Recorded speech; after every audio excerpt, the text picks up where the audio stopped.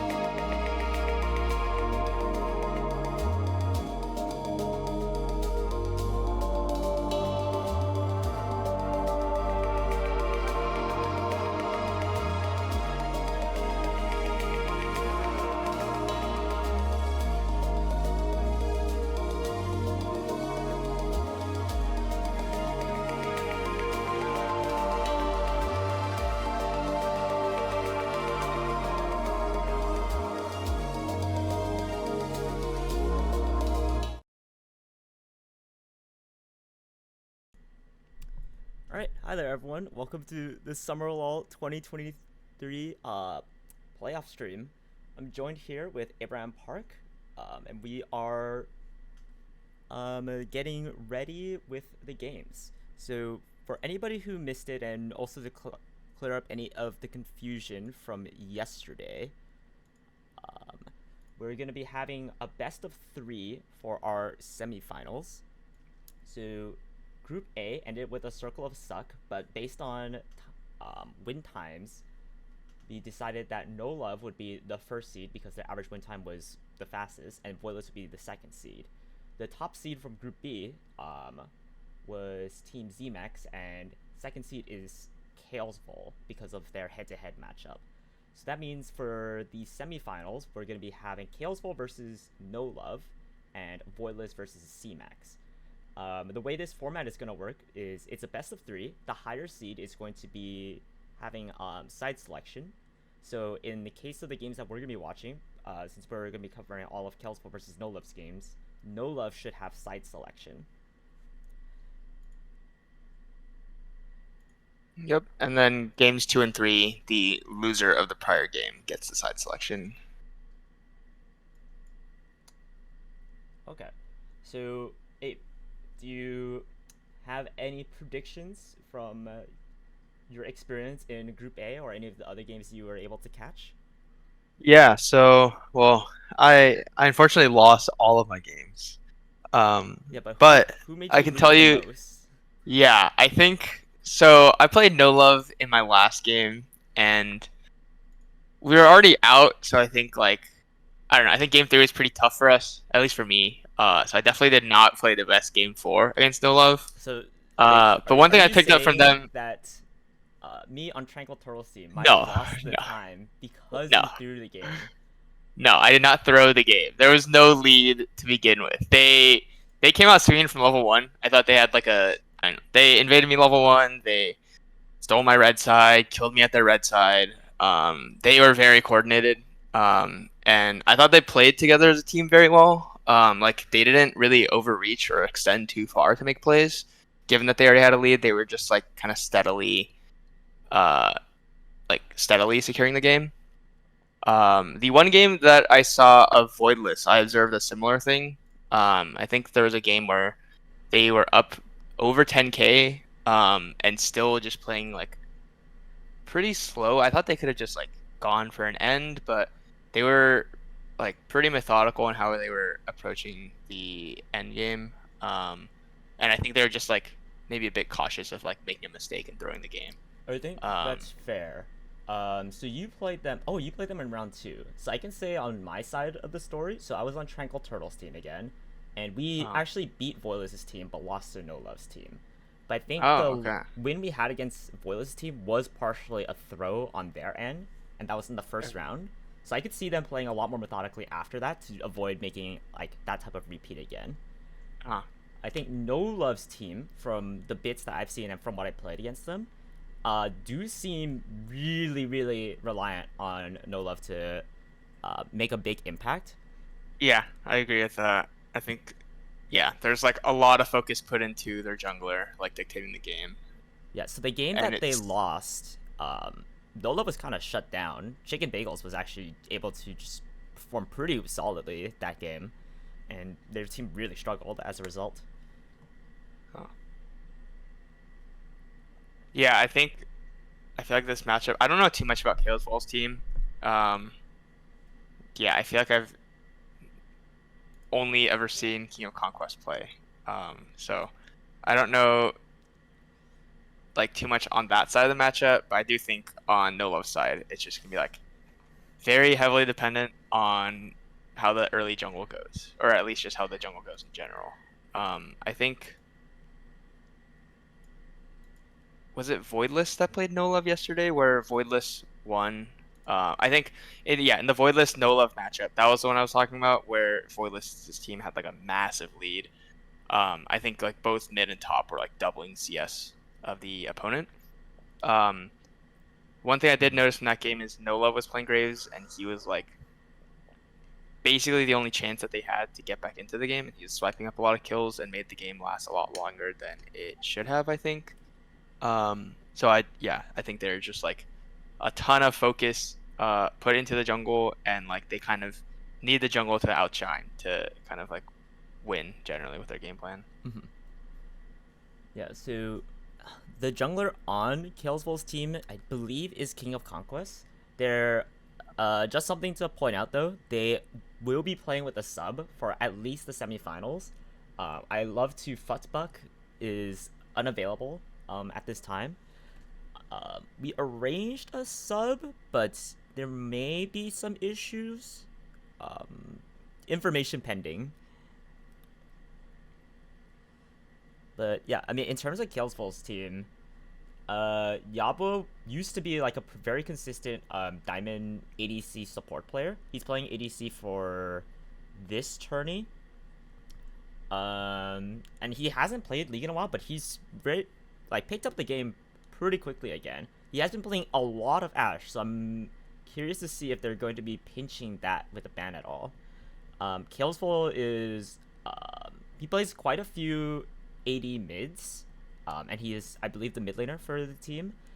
He's like mostly known for his Jace, which I think should be permabanned. Right. Oh, it looks like they did get their sub. So Ari Saxon is subbing in for I Love to Futbuck. Do you know much about Ari Saxon? If that's even how you pronounce their name. I know him as a person, not as a player. So I really Okay. have no idea. How is he as a person? He's a chill guy, you know. I see him maybe once or twice a year. All right. Yeah. He's vibing. Yeah, I really don't know what to expect. I do think on paper my initial reaction would be that I would expect No Love's bot lane to be stronger. But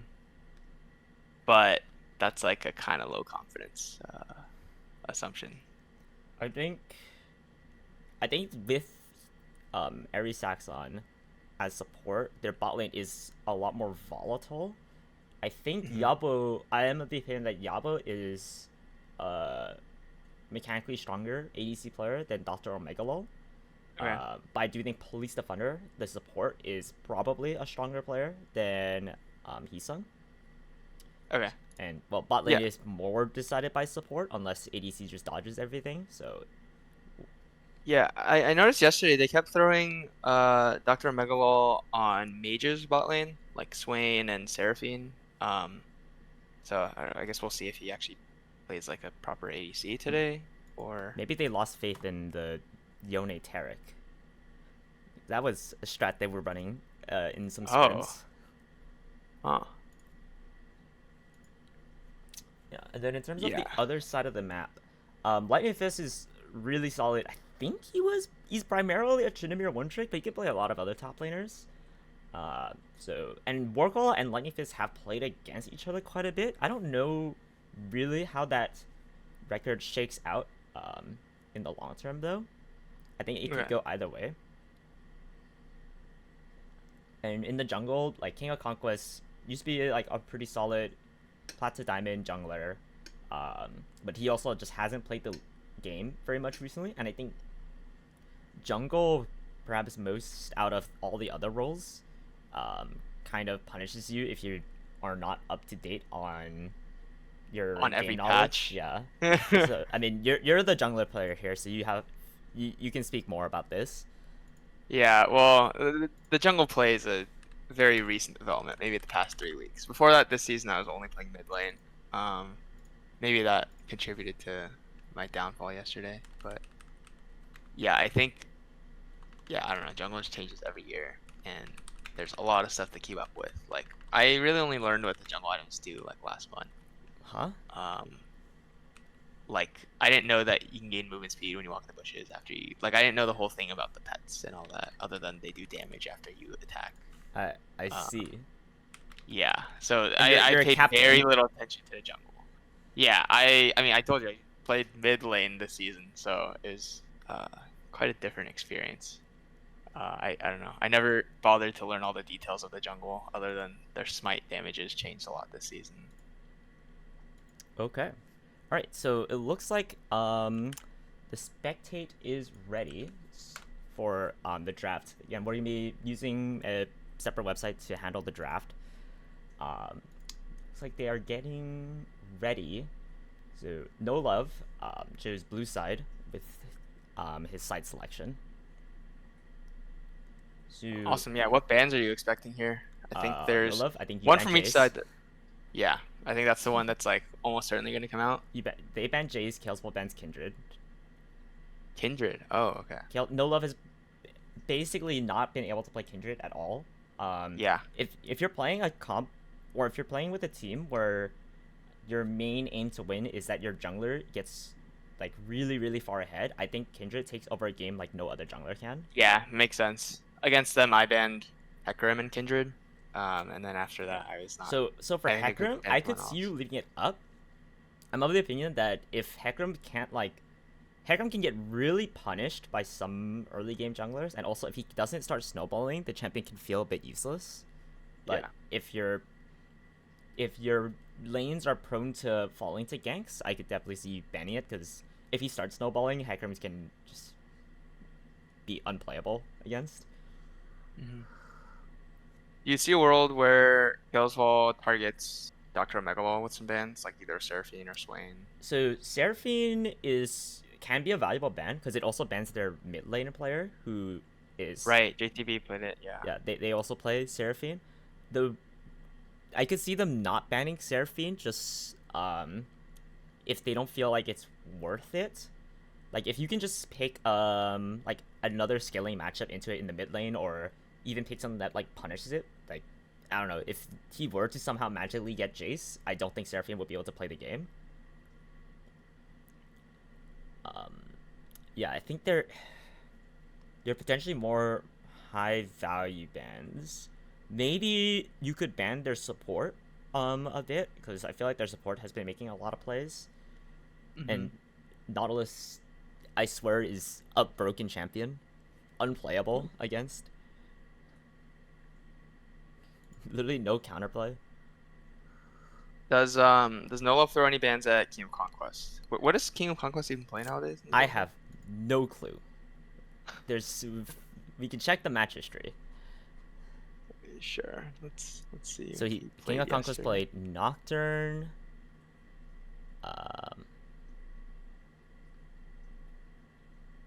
He also played some Maokai. Shyvana. He went 7-2 on Shyvana one of the games. Wow, that is. Oh wait, no, I recall what happened this game. This is a game where Yitor was really popping off on Jinx, and then Kassan hit level 16, and they could not play against him, it seemed. Okay. So you're saying the Shyvana is not the reason they won? I think Shyvana, might have bought time. It helped. Okay. And he played that Maokai game. And he played another Nocturne game. Okay. I don't know about banning Nocturne. I think some of the comps that No Love is likely able to run, like I think Nocturne does pretty well if you are a team that might like leave your ADC behind or don't have like good dive protection. One strat that some like LCK teams and LPL teams I think have been running against like dive heavy Nocturne strats have been like picking Nyla, or I think even maybe Samira, but mostly I saw like Nyla into it because she's able to deal with the dive pretty easily. Now I don't know if Derek plays Nyla, but I do think they can run a similar idea with like a Taric and I don't know, a Yone, or maybe Derek can bring out his Inting Karthus and he's happy to die. Yeah, they brought out the Taric yesterday, so it seems like a pretty comfortable pick for them. Yeah, because then in those cases, like either it's like impossible to dive or it's like not even worth it. Okay, yeah. And they do ban the Taric, just as we were talking about it. Wow. So we're not seeing Taric. So Jace, Diana, these are both. Jace is a Kalesvol ban. Diana is both a King of Conquest and Kalesvol ban. I recall King of Conquest playing Diana before. There's the Kindred. There's the Kindred ban. The Kassan ban I'm surprised by. I think they might be doing it because they want to lock in Seraphine, and they don't want Kassan to free scale off of it. The problem I see with that is like there are tons of other free scaling mids you can pick, and well, there's Seraphine. Like Kalesvol Yep. could easily play Corki, Azir. Uh, what are the other mid Does lane he champ? play other Victor. 80 mids? He plays Or is Pantheon. I don't think he can afford to play Pantheon in his team. I don't recall ever seeing him play like the Win Bros. the Inting Bros? Yeah, the Inting Bros. And yeah, it looks like they're spending quite a bit of time thinking about this first pick.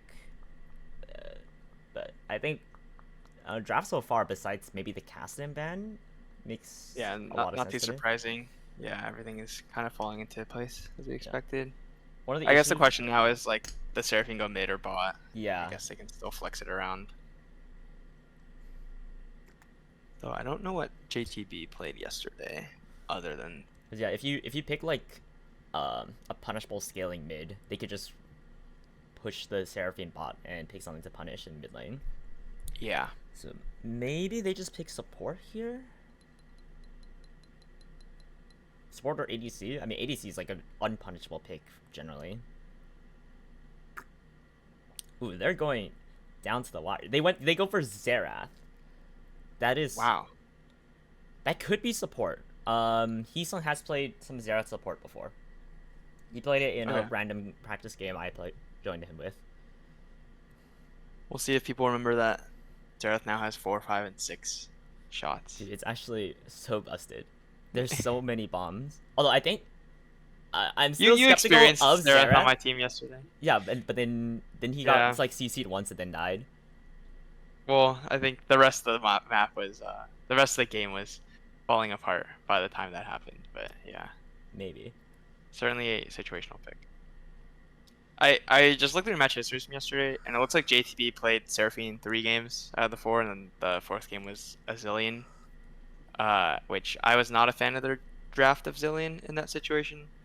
You think they were putting too And many eggs in the Jason basket? that particular game, it felt like they had no damage sources other than I think it was the Graves. But so here I think I like just based off the comfort pick, seems like JTB would take the Seraphine mid lane. Okay, and Yavo Yeah. picks up the Ashe.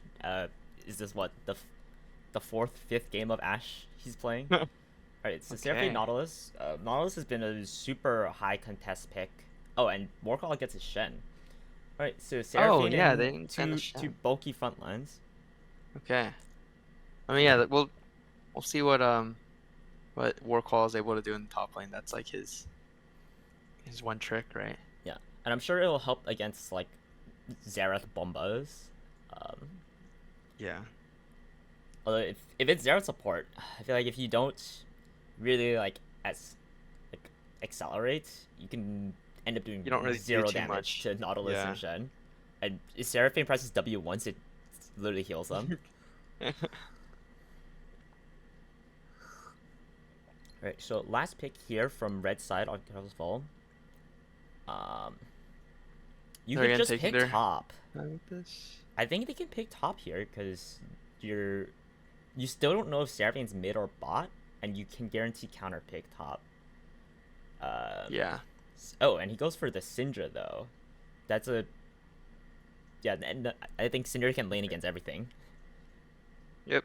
So that guarantees the Xerath bot. Yeah, I don't know if it punishes Seraphine. It's probably a matter of like how good they are at spacing and dodging the balls. I think it's Syndra favored just because Seraphine is pretty weak in lane. But I just think it's hard to punish Seraphine that much if Yeah. she doesn't want to like risk it. I'm assuming, at least from Seraphine's side, it'll just be like a very kind of slow farm up lane, with maybe Syndra being the aggressor and having potentially some prio. But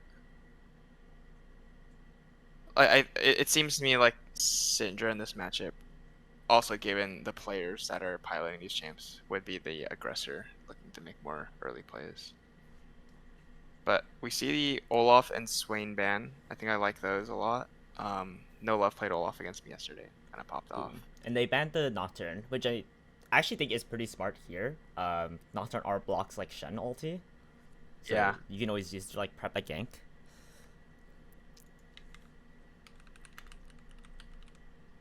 And it'll be really interesting to see what Dr. Omegalol pulls out here, given that Swain and Seraphine are gone.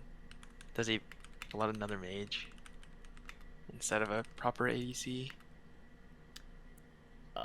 If they pick another mage, They're really heavy on match damage. yeah. But they haven't really shied away from that in previous games.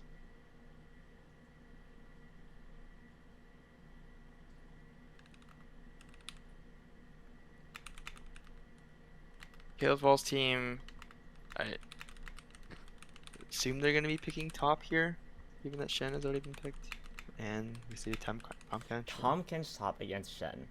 I mean, it should be Tom Kench winning, but I have not seen Tom Kench, I feel like, in quite a while. I've not seen that champ in months. Yeah, what happened to it? Is it just Giga nerfed? Is it not I viable miss the top? old Tom Kench.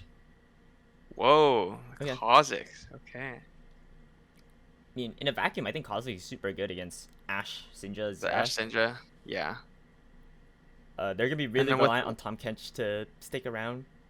Yeah, and speaking of the Kha'Zix with the Shen ult on top of him, seems like he should be able to Yeah, you got the go little in pretty deep. ballistic missile. Yeah, Kha'Zix. a little insurance. And Ezreal for Dr. Omegalol. I feel like that kind of fits in with what I expected based off of the mages being banned. He picks I don't know, Yeah. somewhat adjacent champion. It seems Ezreal's actually like a pretty strong champion nowadays. It does pretty well against like Xerath, Syndra. And there is like frontline, a decent amount of frontline. That's like kind of what makes Ezreal suffer a bit. But like Maokai's gonna go a bit of AP. So he's not gonna be like super tanky. Mm-hmm. Yeah. Which side do you favor more here? Oh man. I feel like I'm a fan of Kalesvol's draft here. I really like the Maokai pick against the Kha'Zix. At least in terms of like later on in the game being able to kind of peel him off. I do think it really depends on what Kha'Zix is able to do early game. I do think they'll be pretty like I don't know. I don't think their early game. I mean, there's a lot of setup you have with Nautilus. So Nautilus. That's fair. Nautilus can get free kills onto if Xerath burns Flash early. Yeah. Then they're gonna be 4-many bot. Yeah, Xerath and Ashe, pretty vulnerable early on. Yeah. I think. Like I don't know what Jason did against you in your game, but I think when I was playing EDC, we got like 3 or 4 men, like 3 or 4 times in a row. Wow. Wasn't it super fun? Yeah, it seemed like they were going bot and coordinating dives with their bot lane quite a bit. Yeah.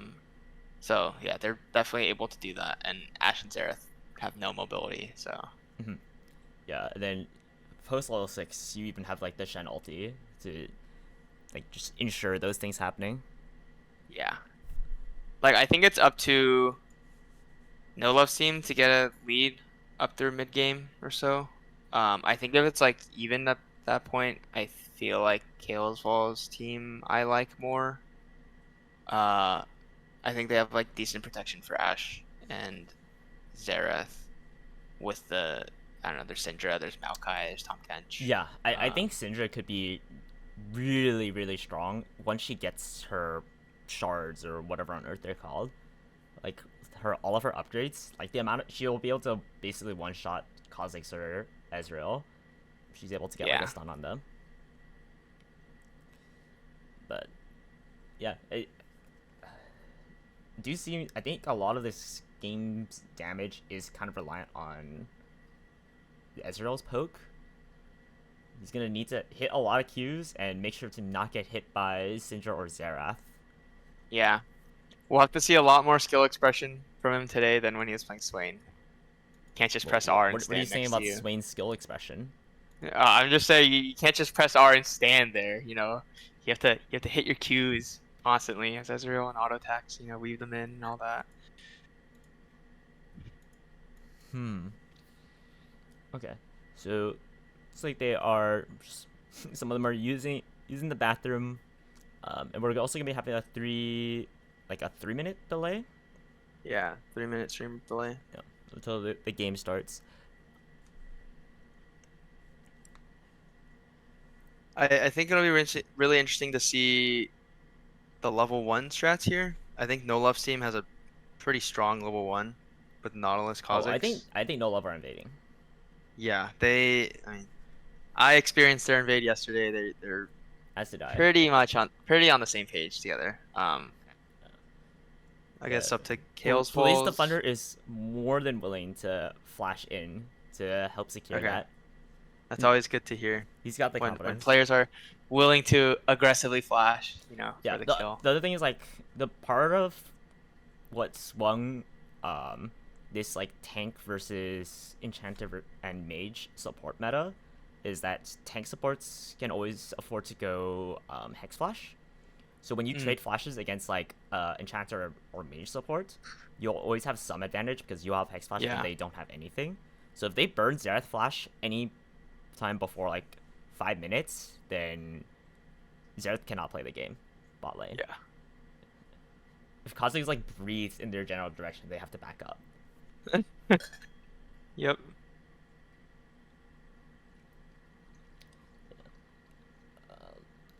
Actually, I'm gonna take a look at some of the stats. I have no clue how this Shen TK matchup actually is supposed to work.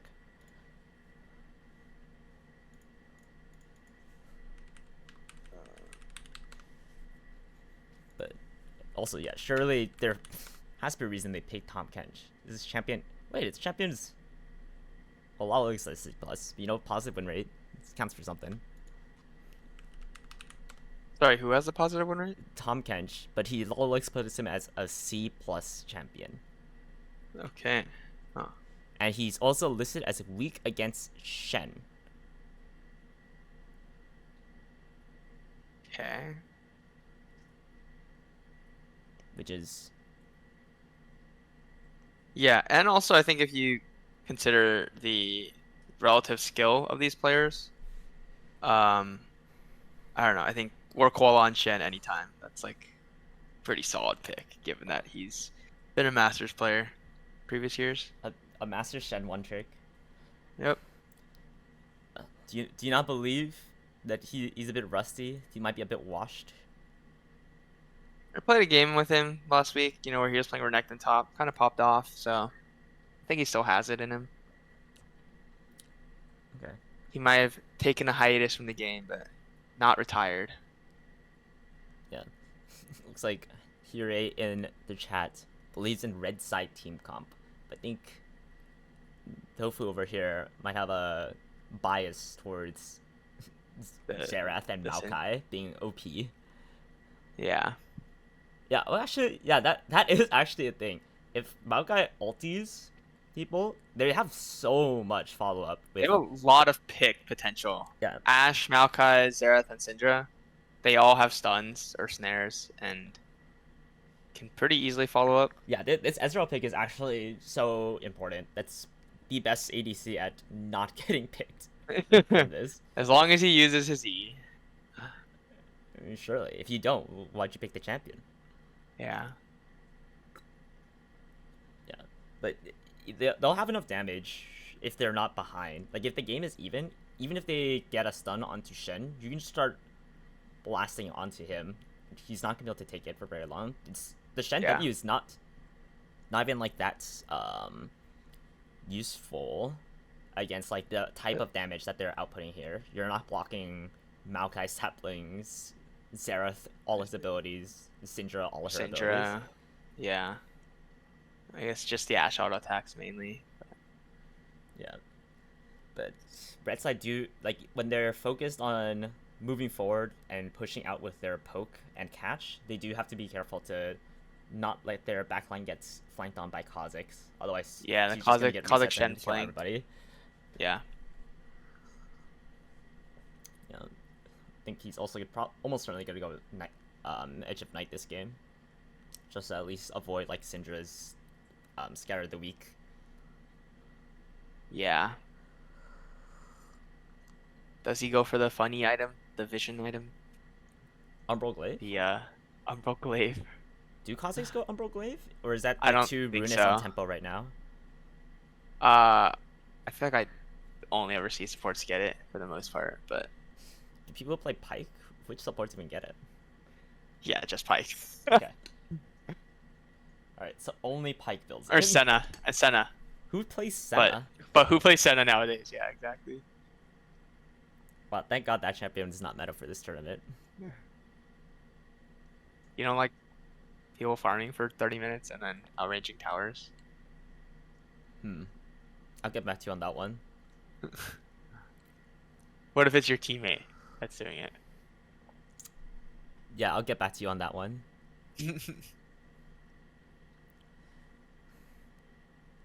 Right.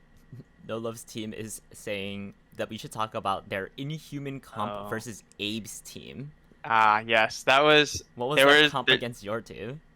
They had like this snowball of death, except it's like of life, of vitality. You just were they can't running do like damage Sona to them. Seraphine or something? They had a Seraphine. They had a Swain and Tarek. Let me check who their top laner was in jungle. Was it not? But it was just like you cannot do damage to them. Yes, they had Malphite, Olaf, and then Seraphine, Swain, Tarek. Oh, and... we fell to No Love's Olaf in a game. Seraphine Yeah, was 8-0. Yeah, well, that game was like my level 1 through 3 was like actually levels 1 through 2 were extremely rough. They played their early game. They played their early game very well. They were very coordinated. They planned for everything. So yeah. Abe, you had less money than their support. It was a tough game, you know. Almost everyone we on your went team out had swinging. less money than their I support. think we might want to show the very end of the game because that's really the highlight of my tournament experience, where our support, he just goes in, he says, guys, we're going in. We got to go out with a bang. Like, we got to try. And then we do, like, maybe a combined 1,000 damage. But it was great. It was exciting for 2 seconds before we died. And you had a glorious Rel ulti with no damage and then instantly died. Yeah. Oh, it was everyone. It was great. We're like, all right, this is our team. We'll ult and then our Nexus will explode. And that's how No Love got their fastest win of the group stage. You know, there had to have been a fastest time, right? That was their fastest win. Yeah, exactly. They had to have had a fastest win. Yeah, that had to have been them.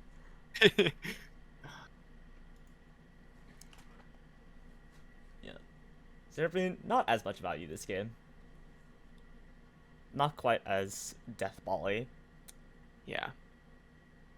But an update for everyone watching the stream, they just got into Champion Select. And so once this Champion Select process finishes, then the 3-minute delay will start. And so we're probably roughly 5 minutes away from being able to watch the game. Yeah.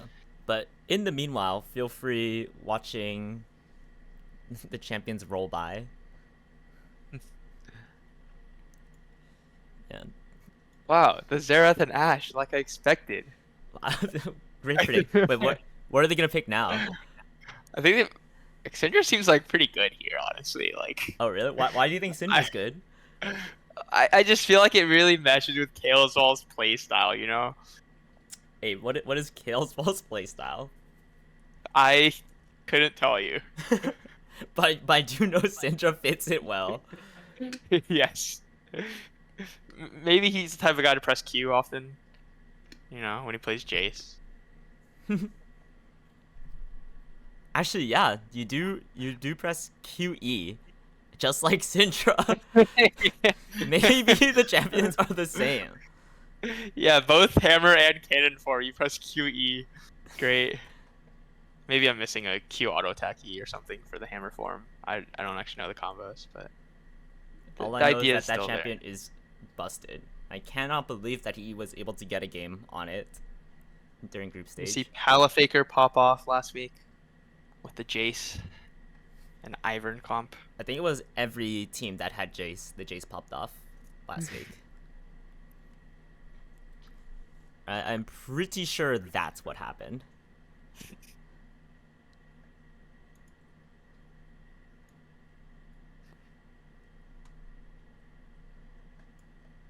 All right, looks like we're just about 3.5 minutes away from game Yeah, time. don't worry, everyone. We're gonna be free soon from us filling time.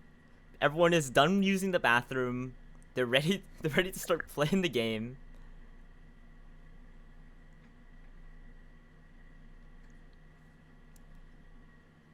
You only have to hear us rambling about nothing for 3 whole minutes. All right. So, hey, did you have a good run today? Sorry? Did you have a good run today? Did you run today? So this morning I was planning to go on a nice long walk in the morning. I had my alarm set for 7:15. I was gonna take a nice, maybe 2-hour walk or so, and then come back and take a nap. I Where do you walk snoozed for my 2 alarm. hours? I don't know. I was just gonna walk maybe towards Fort Greene Park or Prospect Park. Oh, Do a Fort big loop Greene or Park? something. Yeah, but I kept snoozing my alarm and I woke up at like 12:30. So That does not no sound like no walking. the monk mode mindset. I needed some recovery after Korean barbecue last night. The summer LoL tradition. Yeah. Korean barbecue, I think, kind of ruinous on your digestion. Yes. Especially given the amount I consumed yesterday. The amount of onions you consumed yesterday. Yeah. Let's be clear here. Pickled Everyone. vegetables are great.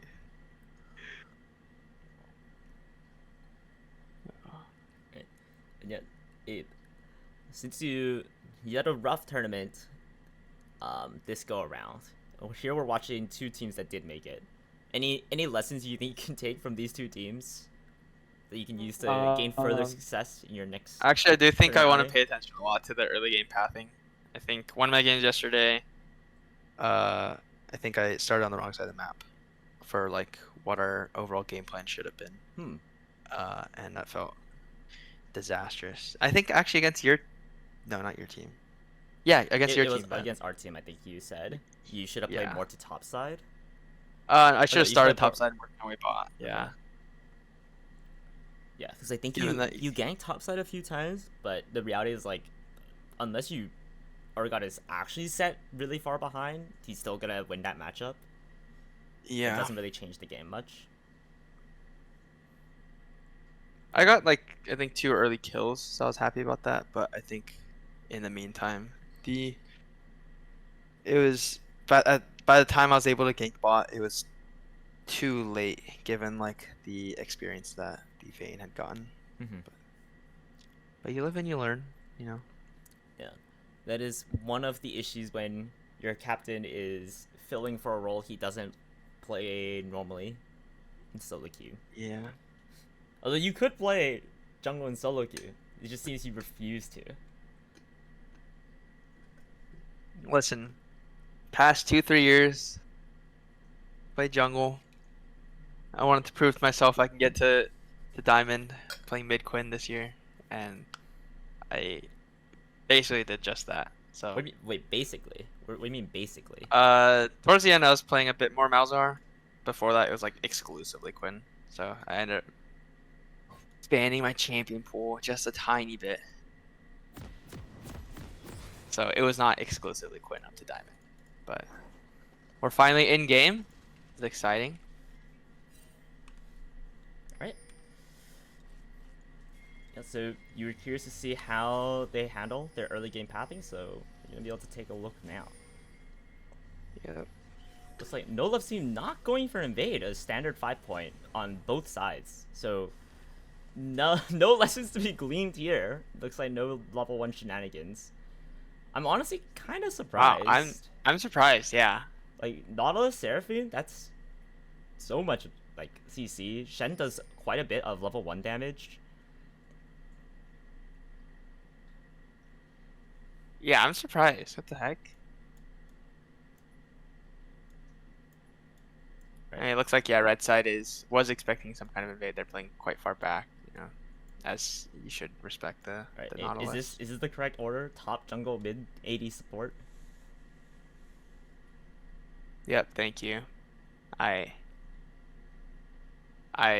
always have to reorganize the champions. Yeah. And sorry about the momentary pauses. I think those typically happen if the amount of the data that the game is giving just doesn't catch up. But now that it's paused once, we should be smooth sailing from here on out.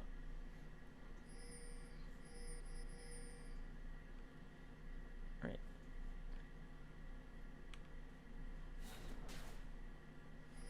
So it looks like Lightning Fist is going for a leash on top. No, quite a few top laners who are not happy about doing this. Feels like it kind of ruins their ability to lane quite a bit. But maybe he thinks he's just strong enough on Tahm Kench that he'll be fine regardless. But also, like, does Maokai need a leash? I didn't think so. Notably, Kha'Zix also didn't get a leash. He just started chickens, working his way down. I don't think he goes for an early gank here.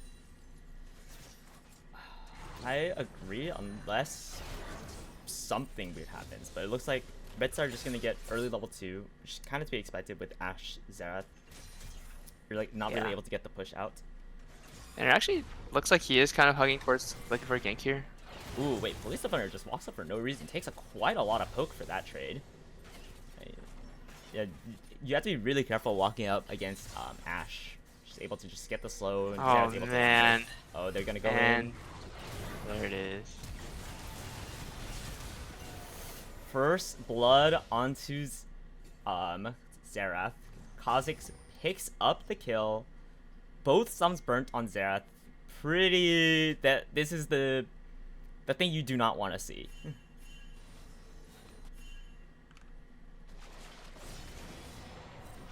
Yeah, wow, that was really well played. I really like the pathing from Kha'Zix there. Like starting chickens going down, anticipating like, oh, we can probably get this early gank off. Massive trade onto Lightning Fist. Warcall is super ahead in this top lane matchup right now. There's no Lightning Fist just used his pots and Shen did not. Like I can't say if this is because of the early leash, but it can't have helped.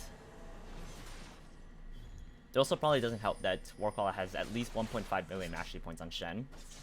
Okay.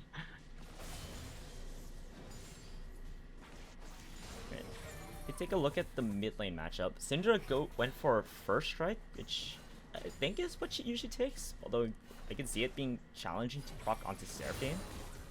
Never mind, she just procced it onto Seraphine. But I think it's more useful later for that damage amp and the gold you get from the insane amount of bursts Syndra is able to offer. Both mid laners are pretty even in CS, which is kind of to be expected considering this lane. Although Syndra went for Sapphire Crystal first, or whatever this item's called. Okay. Is that just for an early Ludens or Leandri's rush? Like early Lost Chapter? Yeah, probably just for the early Lost Chapter. Felt like he didn't need the Doran's Ring. Yeah, with such confidence. Able to last hit without the damage amp on minions that Doran's Ring offers you. Yeah, because once he teams back with the Lost Chapter, he'll be able to just like kind of perma-shove, use his abilities non-stop. Looks like mid lane's also going to be pretty safe. You can see on blue side they have a little bit of vision in the bot river and quite a bit of vision in the top jungle. So I don't think Maokai is going to be able to make any successful plays anytime soon. Nowhere's really gankable. The only person that used Flash is Kha'Zix, and there's no way that Maokai's going to be trying to fight Kha'Zix at this stage. Mm-hmm.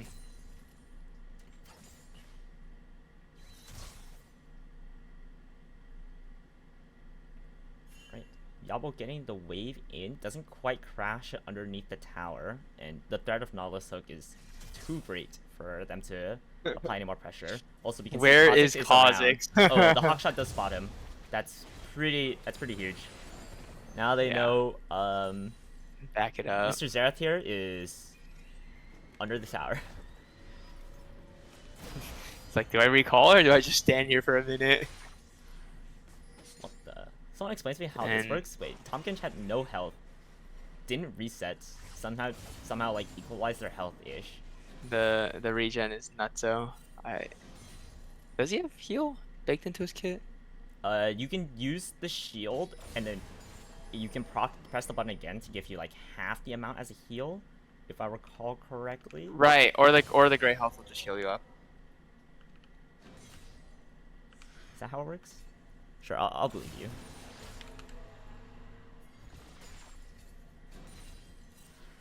Oh, and apparently Tom Q does missing health heal. I'll believe that claim as well. Ooh, looks like an early fight here. They're gonna get the Nautilus. Okay, the Shen flash ulti is W. all for naught. Tom Kench both stopped the All Shen for ulti. naught. I like that call, Ben. That was golden. Alright, thanks, bud. Yeah. Ezreal. Yeah, wow. Not Nautilus quite just level overstepping 6. there. Yeah, I mean, it looks like they were trying to go for a play and for the dragon, but Maokai got there first, and they were just able to just get the quick kill onto Nautilus. Shen ulti Flash down. twisted advance. Ooh, If Red wait, Team is wanted this to, a I feel solo? like they could. Ooh, wait, that's so that was close. It seems like Lightning Fist in his attempt to cancel the Shen ulti might have taken a really bad trade. But Yeah. you know, I guess if you Q, you're gonna heal. Oh, never mind. Let's see if he's able to get out. Oh, Oh, he's trying to okay. clear the Goes wave, back for the but I minion. think a taunt is just gonna. Yeah, result in the a kill. Shen flash. Oh wait, that's a return. That's not a return kill. No, not a return kill. That's so sad. And look at this huge And- wave. Oh man, the Shen flash taunt just worked, or taunt flash, I think it was. Yeah, I mean, you could definitely argue that it wasn't necessary per se, but with Tom flash up, it's just safer to secure the kill. You don't really need flash in this matchup anyway. And now this wave's Yeah. gonna bounce back. Shen has TP. Yeah, this is rough for TK. He was doing pretty even before that gank. Well, somebody say like almost exactly even.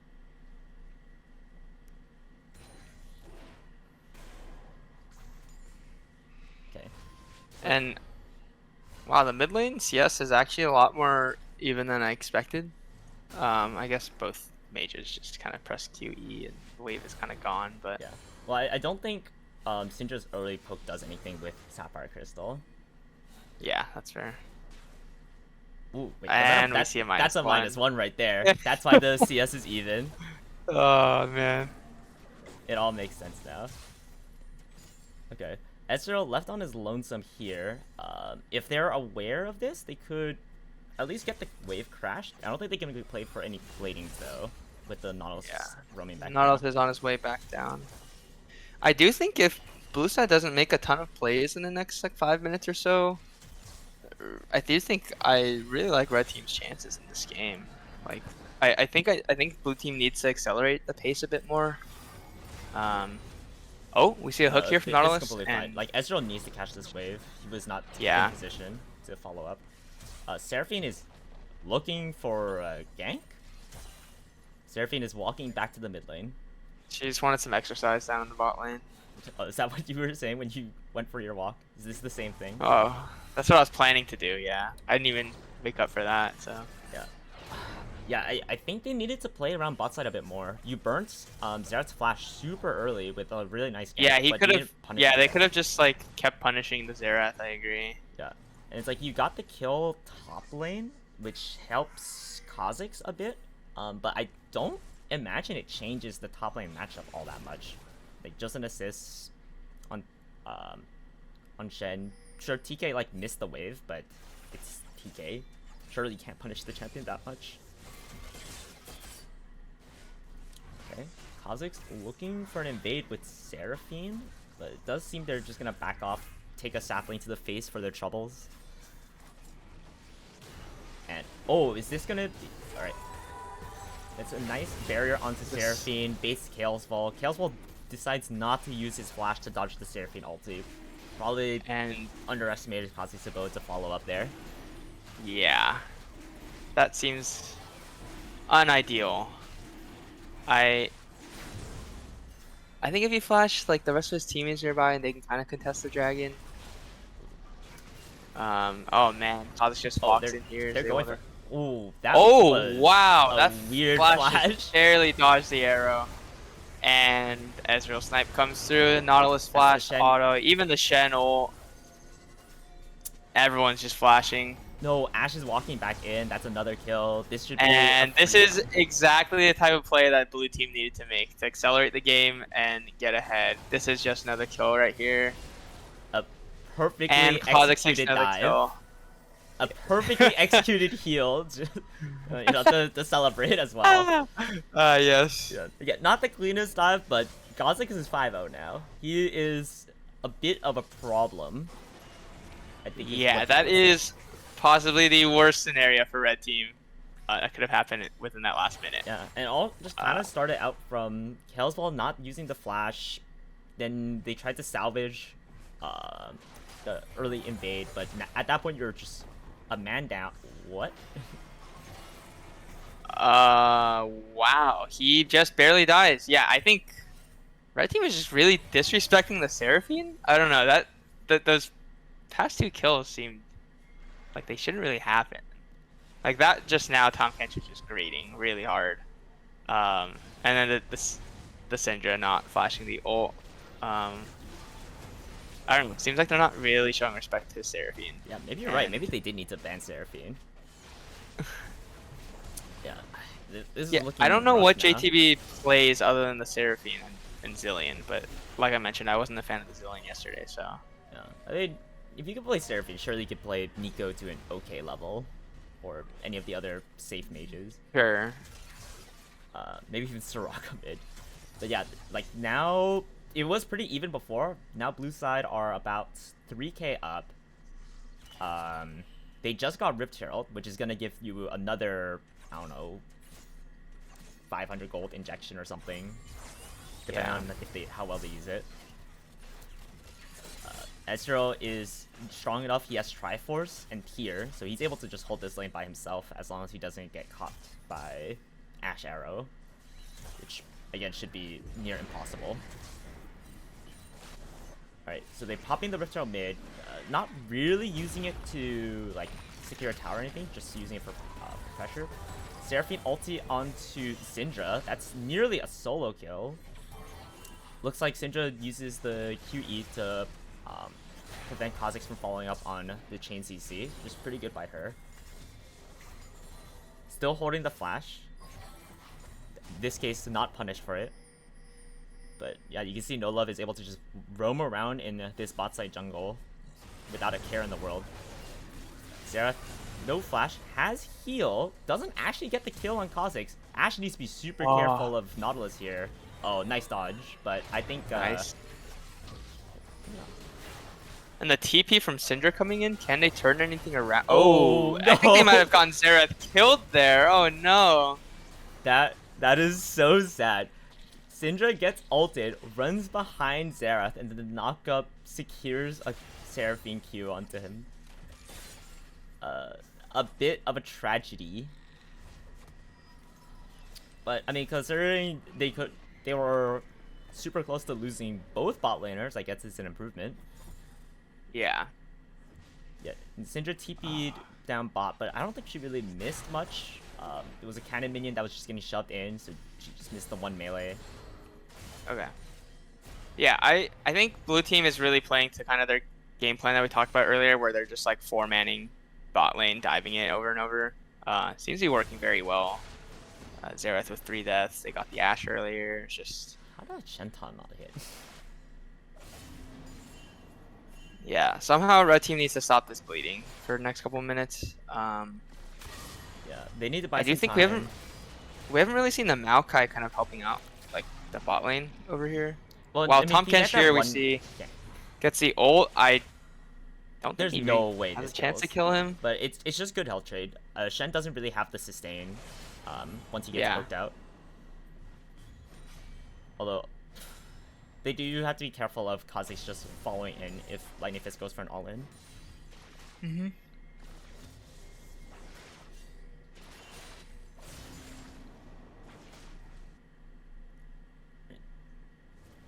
It's like Dragon is up. Blue side are setting up some vision around it. There does appear they want to contest it. I don't think Red side think should. Red team can really contest this right now. Yeah. Yeah. I think they're too far behind currently to really make a stand here. Looking for I guess poke. Borderline is there begging to die. The Q didn't even go through Nautilus' shield. Yep, that's not. Nautilus with the ult here. No follow-up, but that's Xerath flashed down again. And then So- Maokai counter ult, but I think Maokai Red team is biting off more than they walked can in. chew here. And he just dies. Yeah, I don't know. I think Red team's getting a bit careless and not respecting the lead that Blue team has currently. I think Kha'Zix's damage is actually higher even than I expected. That was kind of nuts. I guess Maokai was isolated, but Yeah, I mean, but Maokai has demonic, which is like the build Yeah. you're supposed to go, but you're not tanky early. So he was just going for just casual sapling placement, but you're playing against Nautilus Seraphine. If you're in range, you're just gonna get chain CC down. Yeah, they really need to just play around, like letting Syndra get some more items, getting her upgrades. I guess Tom Kench getting some heart steal stacks. he goes for the ult again. Oh, Oh, That's there a looks like there's a cancel. fight in the river. yeah. Wow, No Love was taking pretty low. Tom Kench canceled his Shen's ult. And does he get punished here for that? Yes, he is. Yes. Oh, but they get the Oh! Kha'Zix on the side. Looks like an Ashe. We might have to see a replay of that in a bit, but we'll see if this fight, if anything else. I think this fight might still happens. keep going. I think Nautilus is looking. And he doesn't- just barely gets the hook. Alright, Ashe is And Ash fighting, does but no damage yet. And Nautilus has ult. Oh, the flash out of the way. Goodbye, Xerath. Sorry, buddy, but thanks for taking the hook for Ash. yeah, Ashe dodges the Nautilus hook with a flash. Nautilus slightly mistimes the chain CC, but fortunately Xerath right And- behind. In the meantime, Seraphine just got the bot inner tower. That's a huge gold injection for her. So a lot of things that just happened. Can we watch the replay of how Kha'Zix died? Yeah, That's gotta be like 900 gold going to Ash, I believe. Oh, so- it's that easy. Oh, he Alright. just walks I also a bit too far into the unfortunately enemy want to point side. out, Xerath did not get an assist for that kill. Well, yeah, this extended fight. Yeah, I think Red team. Yeah, they're still not tanky enough, and Maokai had like what 600, 700 health there. Seems like you shouldn't be fighting that there. And Ash just barely flashed in time. That is wild. Ashe Yeah. using ADC with the Overall, frontline. that fight, I think really the shutdown and the Kha'Zix kill kind of gets negated by the Seraphine gold injection on the bot side.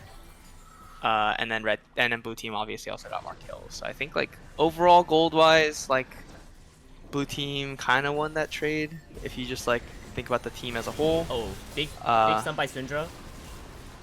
Maokai ulting in. The Ashe ult into the Maokai ult combo, and Ashe gets another kill. Yeah. Yeah, I was gonna say another important thing to point out though is that Red team, they're getting their gold in the right places. Like Ashe is getting the gold in these most recent fights, which is really good for them.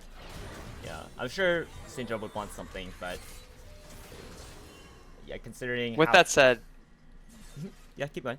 sorry, I was gonna say, yeah, Ezreal's also getting a ton of gold. Like, I think Blue team now it's not just like the Kha'Zix threat; it's slowly becoming like the Seraphine and Ezreal threat as well now, which is obviously much scarier for the Red team as they Yeah, you know, I mean, scale into this later game.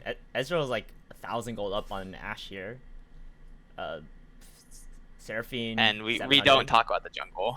Yeah, Top lane is dead even. Wow, that's pretty neat to see. top lane dead even, but it looks like we just missed a kill onto Mr. Thomas Kenshire.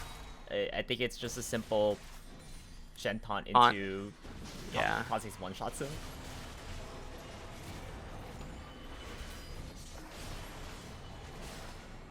And yeah, that's exactly what it is. Yeah, and well, we kind of did a similar thing against your team where we let our top laner like out to dry a ton, just so that we could do things on the other side of the map. The problem is they're not really able to get. They're not responding on the other side of the map. Yeah. In fact, they might. In a lot of these cases, on the other side of the map right now. Okay. Like it looks like Kha'Zix is just kind of able to walk wherever. Nautilus just goes in alone with the Seraphino, and man, this CC is just relentless from Nautilus. Yeah, really nice, confident flash auto attack into like hook ulti chain CC by Nautilus. Syndra uses flash to dodge the Ezra ulti, but doesn't have it up for Nautilus and the subsequent Seraphine follow up. Looks like this should be a Baron for blue side. Red side are trying to contest it now. They're all sprinting over. I don't know if they get to it in time. They do quite a bit of damage on the blue side. They're just melting it down. They get the Baron. Wow! Hey! Zera sniper! Oh my gosh! Alright. How unlucky is that for blue team? Okay, never mind. Ignore what I said before. Xerath is OP. That Baron is actually huge. That's a objective bounty. You get Baron, you get to stall the game. Yeah, that does buy some time, luckily. But also, how does a Xerath with no items outside the Kha'Zix? Can we get a slow-mo replay of that? That must have been like, there's like 100 health on the Baron left or something. No. Like, I don't think we can do that to him quite yet. It looks like okay, they not yet. playing around this dragon. Oh, did Maokai just steal that? He stole the dragon as well. Whoa, that is rough to see. Wow, they are able to steal 2 huge objectives back to back. Stall the game out just a little bit, maybe. Yeah, I mean, like, still seems like he dies, but that's a 500 gold objective bounty split. So honestly, gold-wise, worth. Like blue team sure still has the upper hand, but certainly some of the bleeding is stemmed. And then top lane and tower, looks like there's no more gold objectives. Wow. Yeah, the objective bounties are all gone. Their gold leave is back to just like a little under 3k. Well, unless it go. Tom oh, the TP. There's no CC on Ezreal. He's able to just TP out on, well, relatively unpunished. At least he doesn't die again. Can we see the replay of the Baron steal? Sure. We can see the replay one more time. The slow-mo, perhaps, you know. Yeah, I'll give you the slow-mo. 4. Oh wait! Oh, it dropped went to 1 health. Okay, and what happened with the dragon? I didn't actually see Maokai going in. Oh, he just walks in, which I think is crazy that he's able to walk in. There's no zoning. Yeah, I guess Ezra was looking at the wrong corridor almost. Yeah. So he ultis in, getting chain CC'd by. Is it the ulti that steals? Huh. Oh my gosh. How lucky is that? Alright, I guess we can speed up to present time. It looks like we just missed some plays that happened. Yeah, some people are saying dragon stolen by the slowest ultimate in the game. Which is what happened. So yeah, when we talk about like comeback conditions, how a team can like crawl the way back into the game, you usually don't factor in the jungler just not pressing smite on a Baron and a dragon, giving over 2 huge objective bounties. And this is like a 1 in 1,000 games, maybe even less than that. That was just, oh man. Yeah, but don't get me wrong, the objective bounties help a ton in terms of like helping recover the gold, but but I mean, blue team is still very far ahead. Looks like they're not punished here. I don't think they can chase this without vision. Red team has 5 bot side right now versus 3. I guess Kha'Zix is walking over, but They're trying Shen to is use their able to Baron port buff. in, so we'll see.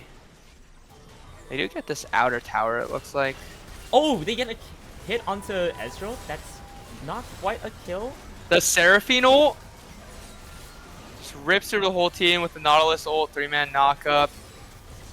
Right. And it looks like blue team is still... Oh, that's a huge taunt by man. War Koala.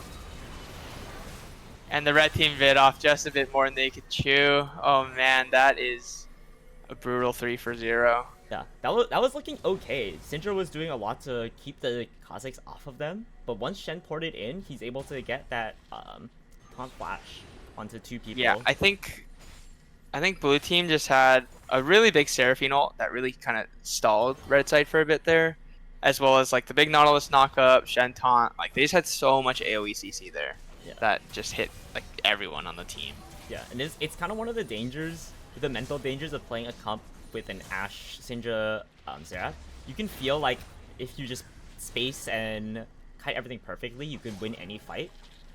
But there, just a slight misstep gets in range of Shen's flash range.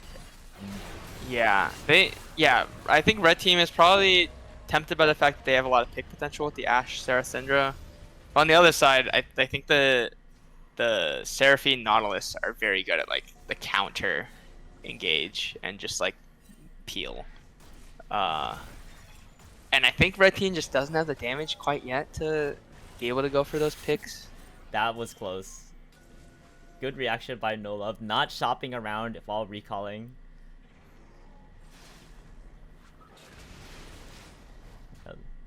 He needs to make sure he's not giving any more of these bounties. Even after dying that one time, he's back to a 400 gold bounty. 3 items. Yeah, I actually just realized red team only has 4 kills, 3 of which are on Nautilus. Like the other champs basically haven't died. So there's a lot of gold to be claimed still. Yeah, most of the gold that they were able to get back was not from kills. It was from stealing a Baron and a Dragon. I don't think you can contest this either. Unless you're able to like really get some mid-prio and maybe try to push in through one side. As soon as like anyone gets a flank, you're so vulnerable. Your front line is just not strong enough to stand up against like Ezreal and Seraphine right now. Yeah. But looks like can we get a quick check? Sorry, on the first strike gold bonuses on Xerath and Kha'Zix. Oh wait, looks like there might be a fight actually. And Nautilus actually taken really low, forcing the Shen This ult. is definitely a kill onto Tom Kench. Tom Kench refuses to use the shield. Oh man. Kha'Zix is up here on the top side. Not quite a kill onto Seraphine. Maybe Xerath's able to get the bombs, but it looks like they're just short on damage. And Ashe is fleeing the battle. Xerath walks in to try charge up a Q, maybe hoping for another steal, but it just doesn't quite work out. Yeah, that was... They had a good almost pick onto Nautilus, but as soon as the Shen shield comes out, they kind of just had to... I think it was they were too far deep, and yeah, gotta respect the Shen ult, I guess. Although that did look like a good potential pick onto Nautilus. Like I mentioned, I think like the fight was looking good for Red Team until the Seraphine ult came out. It just controls so much the area. Like Ashe kind of was having to flash out of the way and no longer dealing damage. And mind you, that was, I think blue team was winning the fight when Kha'Zix was like up on the top, not actually dealing damage to Xerath quite yet. He was kind of like scaring Xerath away from the fight. Which I don't even know if it's necessary. Like Xerath does not do damage. But like below that, the 4v4 was really good. Solo. And yeah, red team is just scared away. They really can't contest that. Yeah, to answer your question, Kha'Zix right now has 595 damage dealt from first strike. Guessing Xerath is 437. Pretty low numbers. Oh, hey, Syndra does have Gathering Storm though. Okay.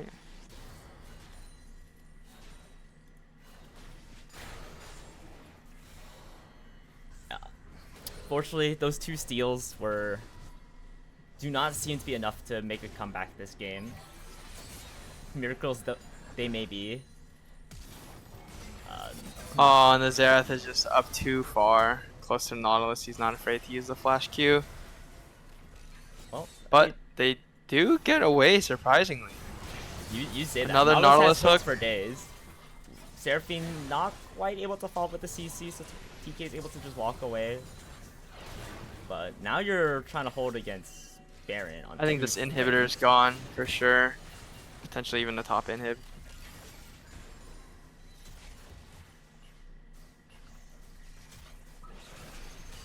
And yeah, there's not even a defense of that inhib. Yeah. Looks like they'll set their sights on top lane. Shen is TPing bot, trying to get the bot lane for Shen. I actually really like this because yeah, it's just impossible to actually punish the fact that they're just 4 up here. Maybe they could just, like, I guess you just look for a hopeful Ash Arrow, but No Love has Edge of Night. You're not, well, in theory you're not supposed to hook. Oh, and the Nautilus body block on the Ash ult. Yeah. Good looks. I mean, they also just have Shen ult, so you can't really force. Mm-hmm. Yeah. Like, they have the theoretical combo of Syndra, Xerath following up on any CC, but the damage just isn't there, especially the Shen ulti. And man, that damage is punishing from the Seraphine and Kha'Zix. Yeah, Kha'Zix is the assassin poke champion out here. And looks like Shen is getting bot tower uncontested. And this top tower will fall in the next push. This is a depressing way to lose a game. Not even through a fight, just a slow bleed out. They're just gonna hit you with their wallets. Their Baron buffs. And also the occasional Nautilus hook. Yeah, and that looks to be game for No Love. And yeah, there it is. I mean, this game went. Ooh, It started off very strong for blue team, exactly as they wanted. You know, with the early Kha'Zix gank bot, and then it kind of stalled out a bit around 9-10 minutes. And then I was saying, you know, blue team needs to accelerate something in the next 5 minutes, and boy did they. They just started ganking bot, getting kill after kill, just like comboing them, 4-man dives, and really accelerated the pace there. Yeah, I think their mid-game coordination was just so much better on blue side than on red.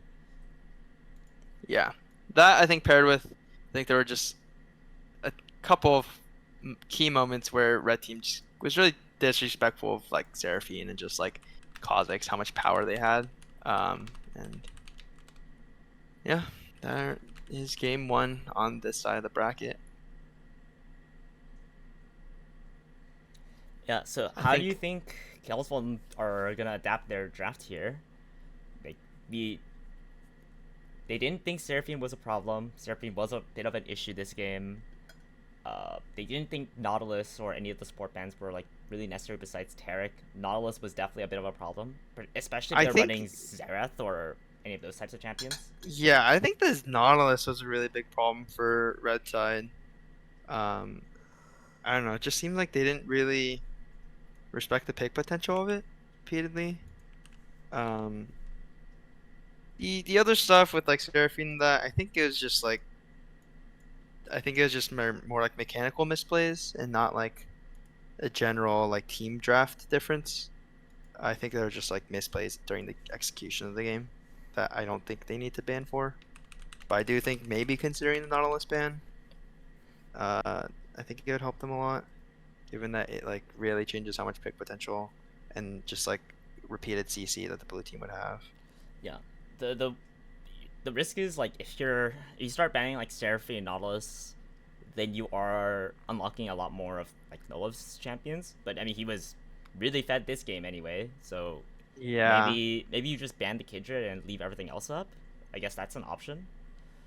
Yeah, I mean, also red team just I think it's more of execution. Like they need to play more towards their team comp's strengths, which like I think going in the idea was like they win later, I think, and they need to kind of stall the game until Ashe is strong enough, Ashe and Syndra.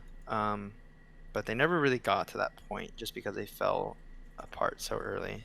Yeah, I think if they're running Ashe, like Ashe Seraph, or a lane even remotely similar, jungler needs to be aware that the bot lane is a massive pressure point. Like, if they die once, the lane is over. Or Yeah. at least they're if they die once, they're not able to apply like even half the pressure that they want to. Okay, Kalesvol kind of repeating the bans, but they banned Shen this time. Okay. That. I guess later in the game it was really frustrating for them, especially with that team comp where they're like, "Oh, we're like Ashe, we're Syndra, we're Xerath. We can try to go for picks, but when they do that, Shen just ults, and you can't actually pick them out." Yeah, no love going for his solo queue special, the Hecarim. I'm curious to see which build he's gonna go for this game. Straight damage. You got it, right? You think he's gonna go the lethality build? I don't know.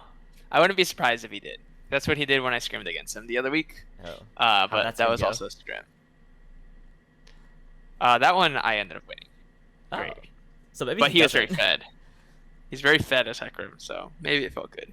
Okay, so regards to other parts of the draft, so Kalesvol first picked the Nautilus, denying that away from No Love's team. No Love responded with the Hecarim and the Swain, so that's almost certainly Dr. Megalol's Swain. Kalesvol picked Nocturne into it, which I am really skeptical of, since they already showed they're not picking like a traditional diveable ADC. I don't really think you want to dive onto Swain. But if they're going for like some sort of split pushy comp, then that actually can work pretty well. Also, red team almost certainly takes Seraphine here, right? Maybe they're thinking if they're gonna pick Seraphine on Kalesvol's team. Who knows?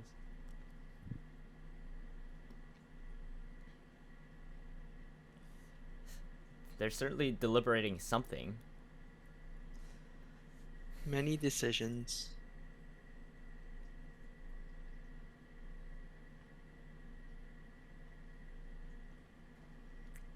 Running out the time. I think they might actually be considering the Seraphine. Who do you think would pilot it? There's no way Kalesvol wants to play it. They're running Echo. Echo. Okay. They're playing. Is that blind Echo mid? Is that a blindable pick? Well, I guess if you know they're picking Seraphine, it's not blind. Yeah. Do people play Echo mid? Isn't he just?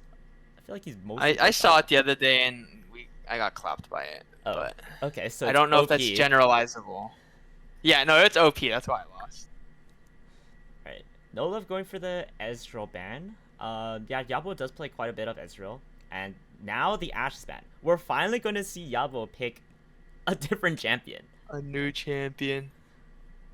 Also, Kalesvol getting the Ornn ban. So yeah, I think they're just gonna pinch top lane.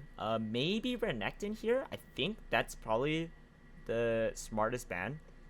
Warcall is very comfortable on the champion, and that champion is, I don't know what they did to the numbers on Renekton, but that champion is able to do some illegal things. Yep. I also think it can work pretty solidly with like no love. I mean, it's double AD, but Renekton just has amazing gank setup. Mundo. Yeah. I don't know. Huh. I didn't think they were planning on picking Mundo. Maybe they know something I don't. Maybe Warcall has been practicing a ton of Mundo, but it's like they're baiting him into picking Renekton.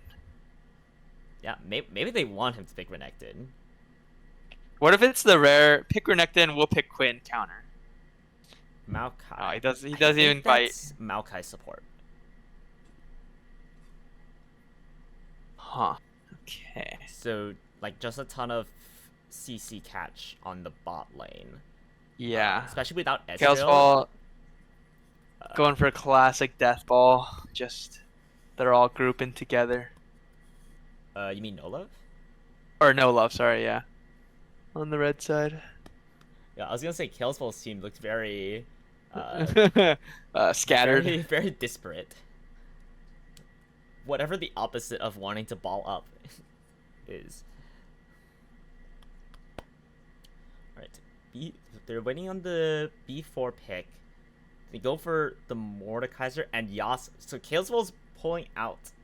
Wait, are they playing Yasuo bot? Yabo's pulling out the Yasuo bot lane.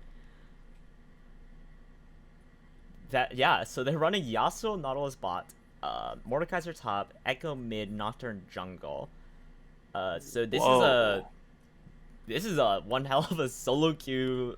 Everyone is sidelining comp.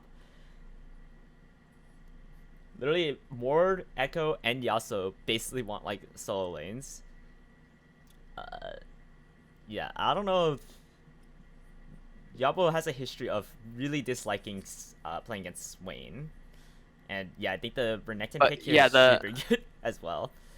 The 5 melee on blue team kind of concerns me.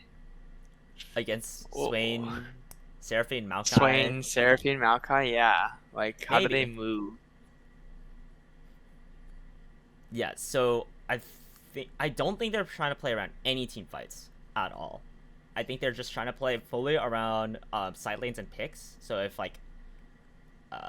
if No Love's team ever over rotates to one side, Nocturne can go for a pick on a different side lane with maybe the Yasuo or maybe the Echo. Macro wise, I think it can work, but it's really, really hard to pull off these types of comps, especially if your team coordination is a bit lacking. Like if you start just giving up kills in the side lane without recovering on the other side of the map, then it just doesn't really amount to much. I also am concerned like their lack of wave clear. Like if red team gets ahead with like a Baron or something, like can't really defend your tower, it seems. Like I think if you fall behind, this game is doomed. Yeah. If you're not able to if your champions are not able to 1v1 in the side lanes, this game is that's done. Your whole comp. Yeah, that's the whole point of your team, I guess. Maybe Nocturne's able to get some lucky kills, but especially with the way Riot has like changed League to be like very objective and with very clear objectives around like Rift Herald and Dragon. These comps are just super difficult to pull off. Because eventually you're going to have to contest a soul. You're going to have to contest like an important Baron. A Baron, yeah. And they have a lot of side lane, but they also need quite a few items before they become like actual tower pushers, I feel.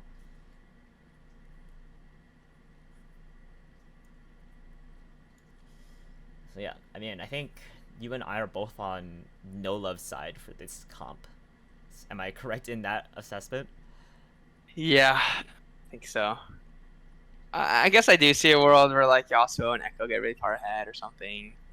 But that, I don't know, is more heavily dependent on individual performance, I think.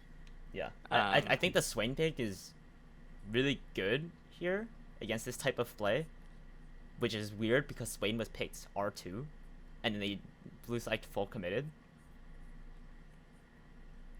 So, I mean, yeah, the main diveable target is Seraphine, but Seraphine's going to be miles away. But, you know, I have seen Echo, if he's fed, he just starts one-shotting people. So, who knows? Maybe that's what happens this game. What do you think the jungler paths are like this game? Oh,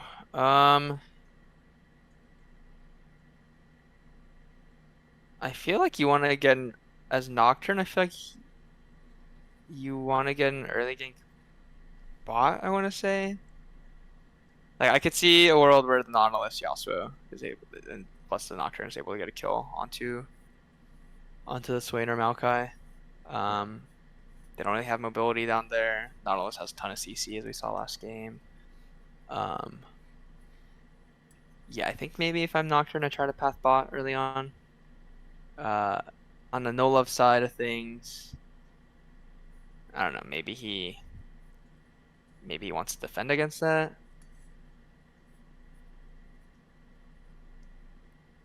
Do Nocturne early ganks really do much? Okay, he's not like really a ganking champ pre-6.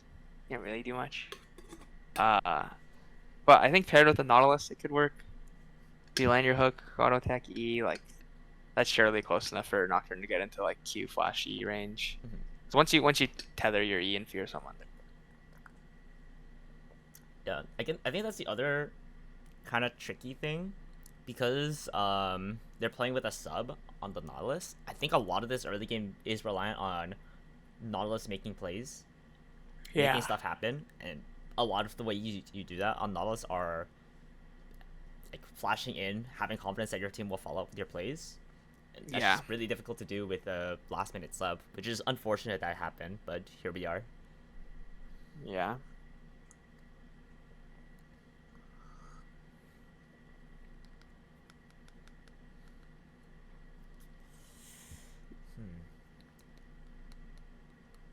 Yeah, so I think right now they're just waiting for one of their players to become un-AFK. In the meanwhile, I'm going to hop off for just a second, but Abe, feel free to fill the air. Alrighty. It's just me, no more Ben Bowie. Wow.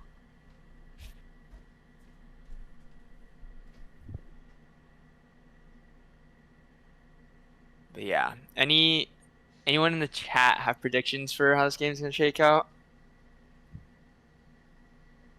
I feel like blue team has a lot riding on this Yasuo and Echo. I also actually have no clue how the top lane matchup works out, the Mordekaiser or Nectin, but I think I don't know. Both top laners, they're pretty good. They know how and when to respect like junglers pathing top and stuff like that. Although maybe not both sides respect the Seraphine, randomly killing them with a Q.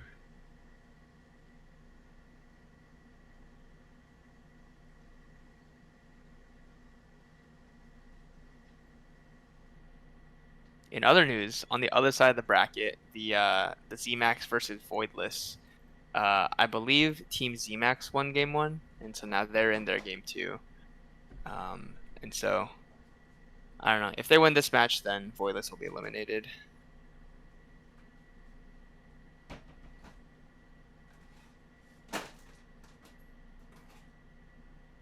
I unfortunately am not running the stream, so I can't change the stream to that game. But I have it up on my other screen, and I can tell you right now, it's 11-4 with Team Voidless ahead. So seems like maybe there's a chance they tie up the series. If so, it'd be pretty exciting to get down to a game 3, and yeah, be a lot more exciting.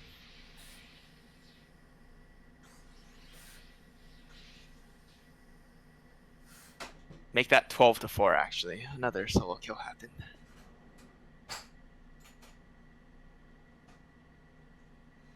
But yeah, I think this is a classic back to our game here with Kalesvol versus No Love.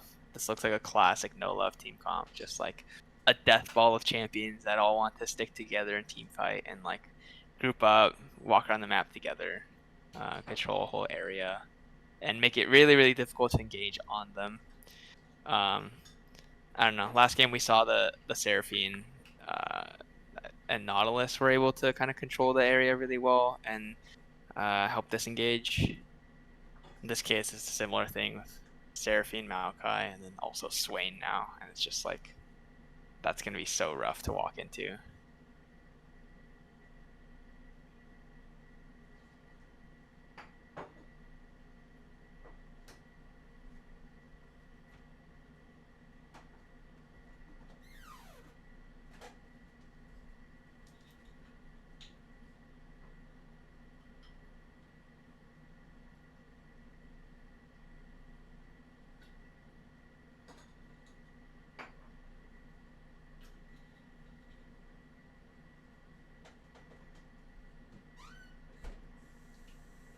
Ooh, the Iceborne Gauntlet Hecarim. No Love is thinking about that. I feel like you should go for some damage, you know, make it spicy. No, I think that seems like an interesting idea. I don't actually know Hecarim builds, but Nocturne Yasuo, they're gonna need to walk around a lot, and then also just 5 melees seems pretty valuable to be slowing them. At the same time, you do have a Swain already and Seraphine. Just gonna probably both be building like Leandries and Rylai's and just like perma slow food side.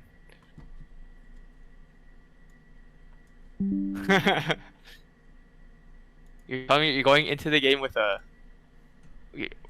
like pre-decided on your build? It doesn't depend on the circumstances of the early game.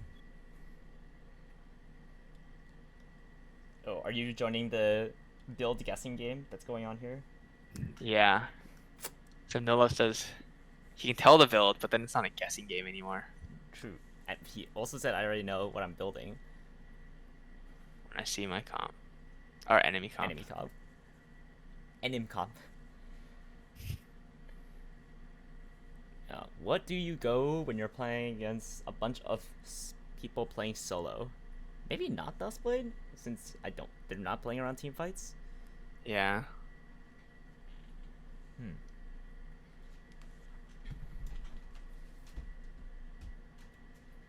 Looks like he just got into game. He's muting the stream. And that lines up with the fact that we are 2.5 minutes away on the stream delay, on the spectator delay. Yeah, just one of those unfortunate things for competitive integrity. So hopefully all of the players that are joining in for chat are at least muting the stream and not watching the stream. Yeah, you can't learn about all the where all the vision words have been sitting for the past 3 minutes, or the pink words. Yeah. Although there have been times where listening to the stream during draft has affected a game. If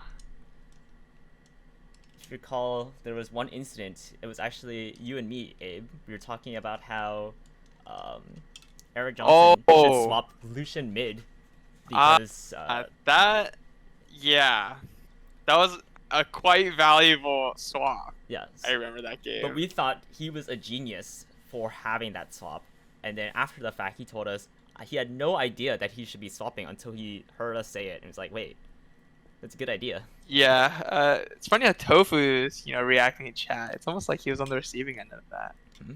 Little casted in mid. I would argue he should have seen it coming. If you were able to see it coming right away. I'm gonna step away for just a couple seconds. All right.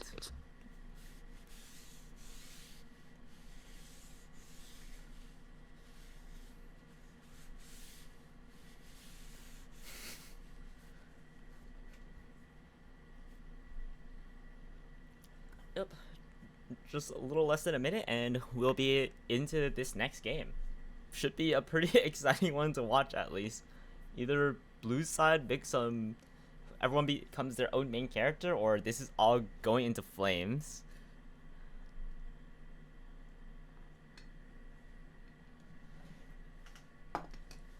Yeah, just a reminder to everyone, so this is a best of 3. We're in game 2 of No Love versus Kalesvol.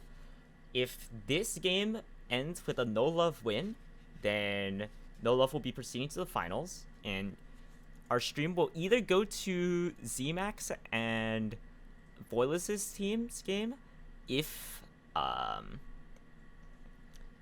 they still have a game going at the time, or we'll go on break until we decide to start the finals. Alrighty, I'm back. Looks like we're in loading screen now. We are indeed. Ready to get into this hopefully action-packed game 2. Oh, I'm sure there's gonna be action this game. I think that's gonna happen. So I have no idea how strong blue side are at level 1, but it looks like they're just going for another 5-point. Oh, actually, blue side are a bit more clustered. No, it's a standard 5-point. No level 1 shenanigans for semifinals. Wow. Yeah, there's a lot more on the line. People don't want to risk throwing the game at level 1. Can we swap the champion order? Yeah. For the scoreboard. Thank you.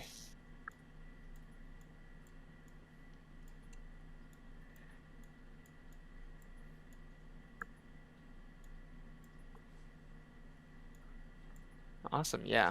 Looks like Hecarim is posturing to start at top side and work his way down. So Hecarim no pot. Is that normal on jugglers? Just might. I feel like I don't know. I feel like I always see people buying the health pot. Maybe the 50 gold makes a difference here for Hecarim. He did say Not he actually knew super the sure build. how sustainable. He can do it in his sleep. Yeah. And we do see he didn't go Conquer. And does the lethality go Phase Rush or does it go one of the domination keystones? Oh, I actually I have have no idea. clue. But I mean, Phase Rush seems pretty good on Hecarim. It is Passive pretty gives good you on the extra AD. champion. Turns out Hecarim benefits from movement speed. Wow. Alright, this is an early start to the lane. I think red side we're going for a fake leash, I guess.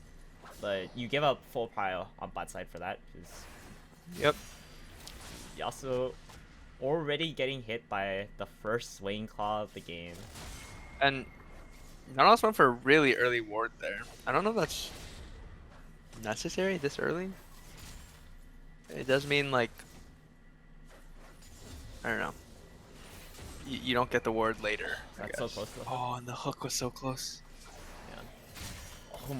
Double claw. These claws, like, they're not doing much damage, but they matter. They're giving Swain They're stacking up in max health. Oh, and we missed a mid gank early. Level 3 mid gank for first blood from No Love. Right, we'll Let's get a hop quick back to replay of that. Wow. Oh, well, need to go back further. So, 3 camp. Kalesvol just inched out too far. Hecarim pops a ghost and it's just a free kill. Yeah. Good job by Kalesvol not wasting his flash. You knew he was so dead at that point. Yeah. That's kind of an issue with picking these sorts of like melee dive mid laners. You're just way more vulnerable than you are on Syndra. That and he was just so far on their side of the map.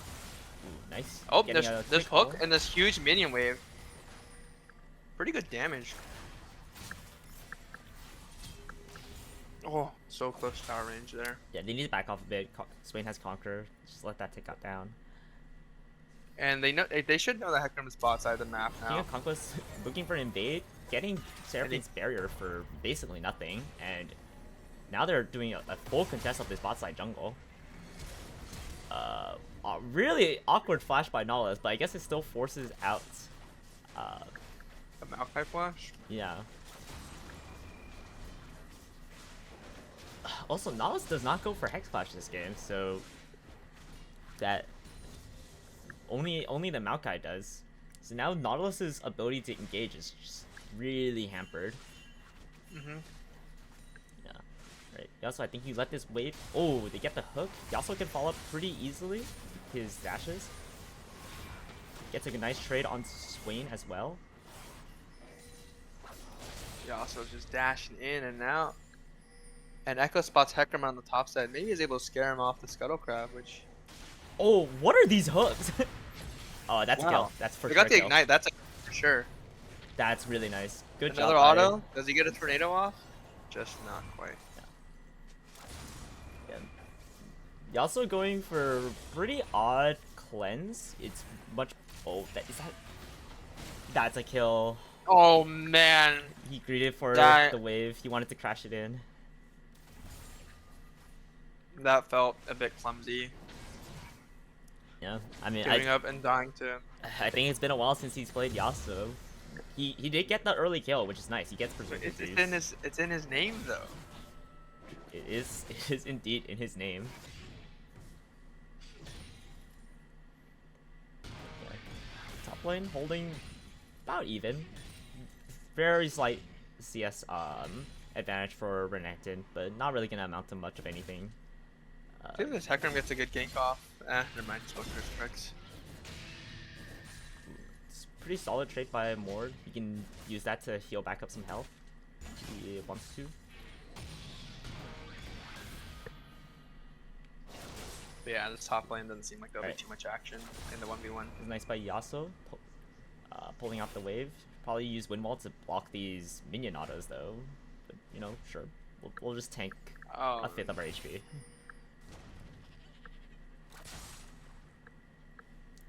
Alright, so now Yasuo Nautilus has got- Berserkers and Swain has Lost Chapter. If Nautilus Ignite is up, I do think it's still all winnable. Without it, I think it's hard. Yeah.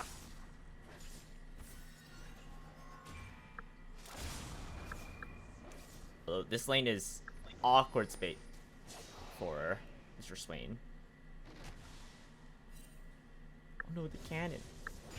Nocturne's looking for a gank mid, it looks like. He's posturing for it. I don't think he can really close the distance here.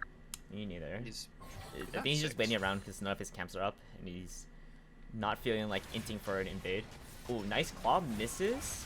They're gonna go in on Swain. Good wind wall, blocking a ton of the minion damage as well. And Nocturne is down here. This could be a kill. Oh, Unless Yasuo dies first. yeah. And now And Hecarim Hecarim is with the here. counter This is gonna gank. be a double kill, at least. Oof, double kill Oh, onto man. Hecarim. He's got 3 kills now. Swain has 2. He is going to be a problem. Wait, do you think you know what he's gonna build now? Dude, that Swain damage was a lot higher than I was expecting. Maybe it was a Swain plus the minions, but Yasuo, I guess he was level 4. Maybe that's why he just got deleted. Like, he died before Nocturne was able to, like, do anything. Maybe it's just not respecting the Swain enough. Maybe they just engaged too early. Looks like Team Voidless beat Team Xemacs in game 2, so they're headed to game 3 if they're best of 3. Oh, they're on game 3 already. Yeah, well, I think they're taking a small break in between game 2 and 3, but they will be going to game 3.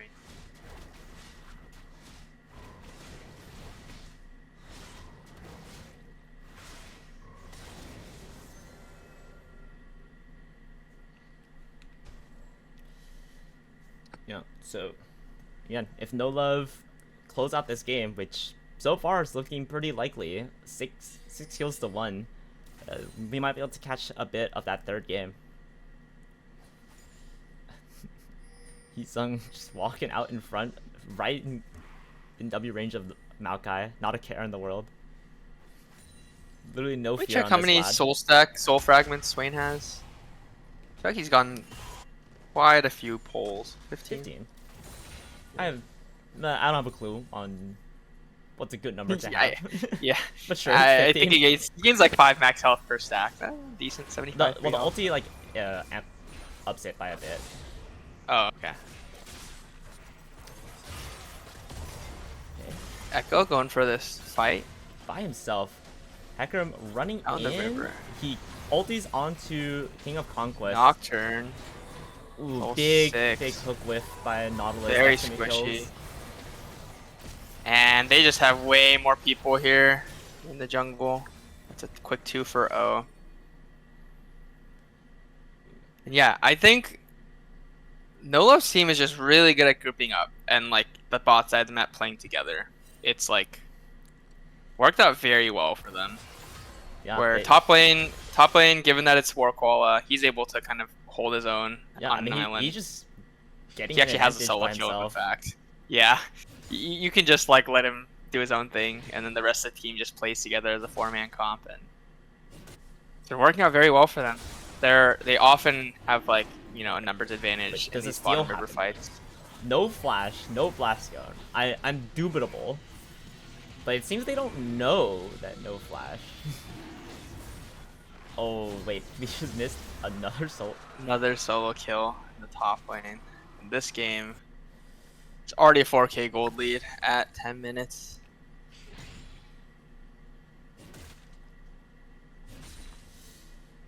Let's see, how does this happen? Ward is full health. Ward is not full health. Oh, and he still just goes for the fight even after not Renekton ult. What is this Oh my champion? Ward is literally full health, and he just got Well, 100 to 0. It was like 100 to 50, and then stay around, and then 50 to 0. But Yeah, that the was time between that stay around was like a second and a half. All right. So Yasuo and Mord will not be able to side lane against Renekton, which is a bit of a problem. That's a blow to their game plan. And another two-man pull from Dr. Megalol. Yeah, they feel like My they have to gosh. go for this. It looks Although like he Dr. should die. Megalol isn't a 1v3, does he flash out? No, he does, but gives over a shutdown to Nocturne. That was kind of close. He also has the Yeah. flash to secure that kill. At least both summons are used on Dr. Megalol, but this is a strong Birdman. He's a master tactician. Is that his title?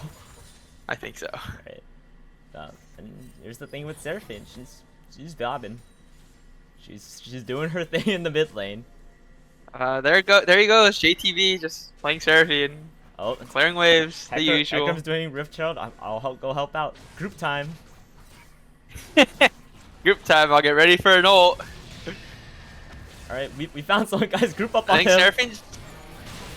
Never mind. I was gonna say Seraphine needs to be careful with Mordekaiser ulting her, but he doesn't even have ult. And once again, they just have a four-man group in the river, doing stuff while blue team is not grouping up at all. And so Hecarim going Red team for just Black has the advantage. Cleaver first, which I guess gives good stats. I think it's a bit weird. You only have like 180 champion on your team, but you know, he's 3-0.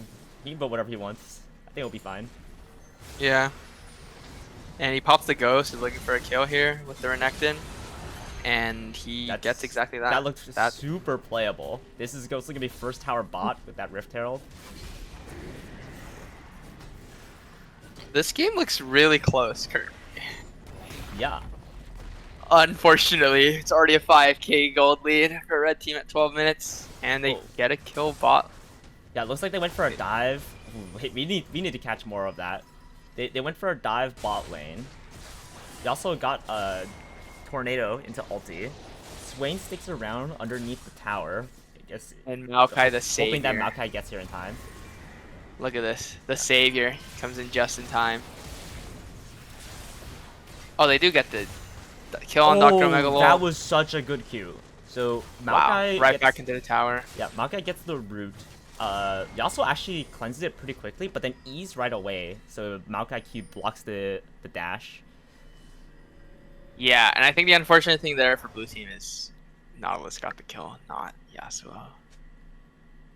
So I don't think they're in a going position to way. choose at this stage. Yeah. It's just everything going red team's way. Oh man.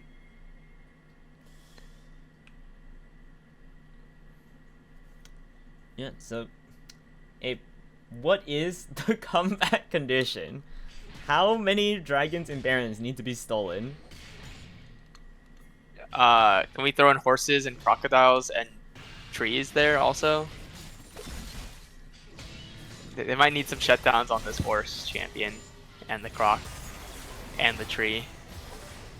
In fact, they might just need to kill all of red team A few times. 2 or 3 times over. Oh, okay. And they spawn an opportunity. Rise Hecarim leaves. I think Nocturne might be able to get the second kill. If he does, that's huge. Here. Oh wait, that's Oh, a and he huge gets a shutdown. huge shutdown. Wow. Why did Maokai And have a Nautilus stays alive 700 too. gold shutdown? Wow, yeah, that was a really good look for Nocturne. Like, you know, he spotted a couple seconds where Hecarim is walking away from the rest of his team and just ults in. He's able to. That was much needed. A much needed bounty. I'm doubtful that Kalesvol can. Really nice Take stun this fight. placement by Kalesvol, but I think these. Oh, he gets out. Yeah. Really good stun by Kalesvol. Makes sure it so stalls out the Hecarim just enough that he's able to get out with his life. They're still gonna lose this blue buff. Yep. I don't think they can chase this. There's No, only they 2. can't. That little crab movement speed thing is a bit huge. And Seraphine is at the ready to vacate the lane and go to the river to join up with the team. As we've seen happen over and over. Dr. Omega no cares about this Yasuo. I think at this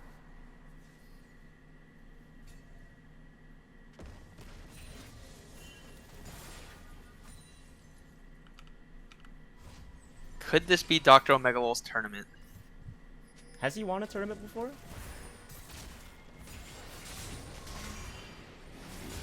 Hecarim TP down.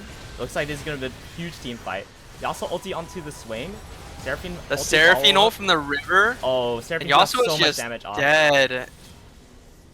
It looks like Dr. Megalol net healed off of it. He just Yeah, that's true. oh hell. That's what happens is Yasuo has no finished items.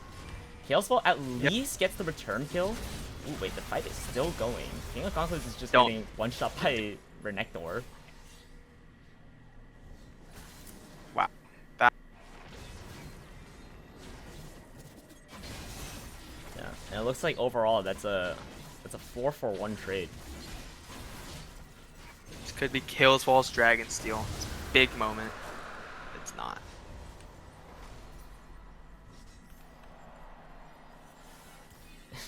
It was indeed not. Yeah. If we got a replay of that fight, they kind of went in on Swain, but he just took no damage. Whoa! A That big burst of green. Greenie. Greenie is still here. Yeah. Green E-pick. But yeah, take a look at Swain. He has 3 people on him, Yeah. and his health never gets below half. Kind of a concern if you. He did end the fight full health. Wow. So I guess we could speed up to get back to yeah. live, as there are some plays we missed. It looks like. They just like the dragon, and Okay. things are coming up. But yeah, how does Blue Team get back into this game, Ben? I think it's like 2 Baron steals, and maybe a dragon steal. Ooh, okay. Just 2. Because I don't think there's literally any way that you win a team fight. I think Swain can press R, take his hands off the keyboard, and Yeah. he'll still be I fine. agree. You might be able to just start casting Recall, and yeah. Oh, it looks like Dive Nocturne bots looking for. instantly kills Lonalis. They're still going. And is this a Hecarim moment yet again? It looks like it The is. Hecarim Swain moment. Yeah, they just don't have any damage. And I think Swain is also, again, he's close to full health, just like that. Swain has 10 Dark Steel stacks. This is a Mage-Eyes angle. I don't think he's killable this game. Yeah, I think they're just gonna keep doing this, 3-4 man bot lane, just like group up, death ball, and like you can't do anything to them. At this point, their team, their champions are so beefy and heal so much, and they also do a ton of damage given how far ahead they are, and it's just can't do anything. Yeah, which is a big problem for someone like Echo. You're never gonna hit like the damage cutoff points where you're gonna be a major threat. Maybe like that earlier bot lane fight, he was able to kill Seraphine when she was literally by herself. Yep. And no one on the died. team. Yeah.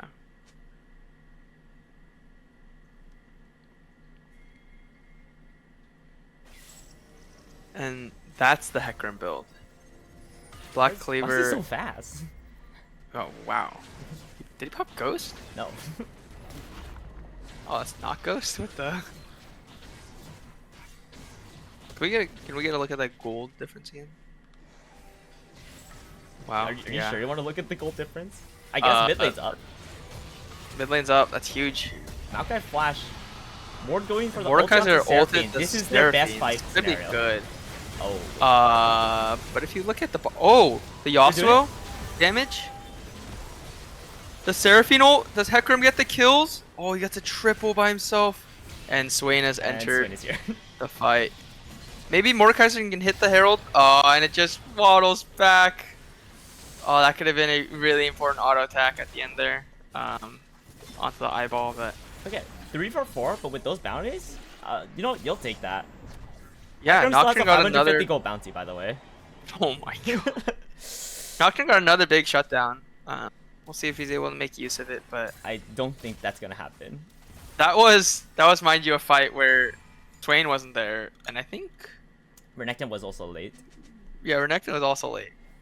Like I think if you have Swain, Seraphine, Hecarim, those three might actually be able to 3v5 at this point. Yeah. If Swain gets Rylai's, I think for sure you can. No one's gonna be able to get out of that. Yeah.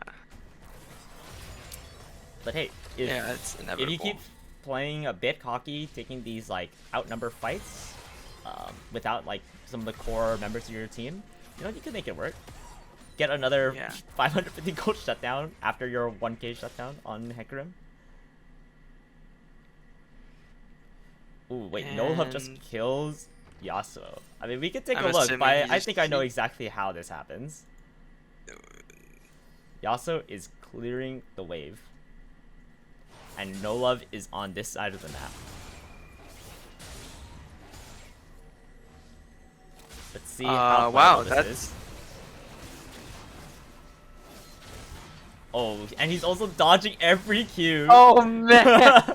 Oh, that's we're brutal. once He away actually from that sidestepped one. all the Qs too. Oh, it wasn't just a beatdown. It was even worse than that. Wow. The problem is he didn't need to do it. He could have yet just he stood did. there and tanked it. Oh, Jason It was might to send a want to do that message. to him.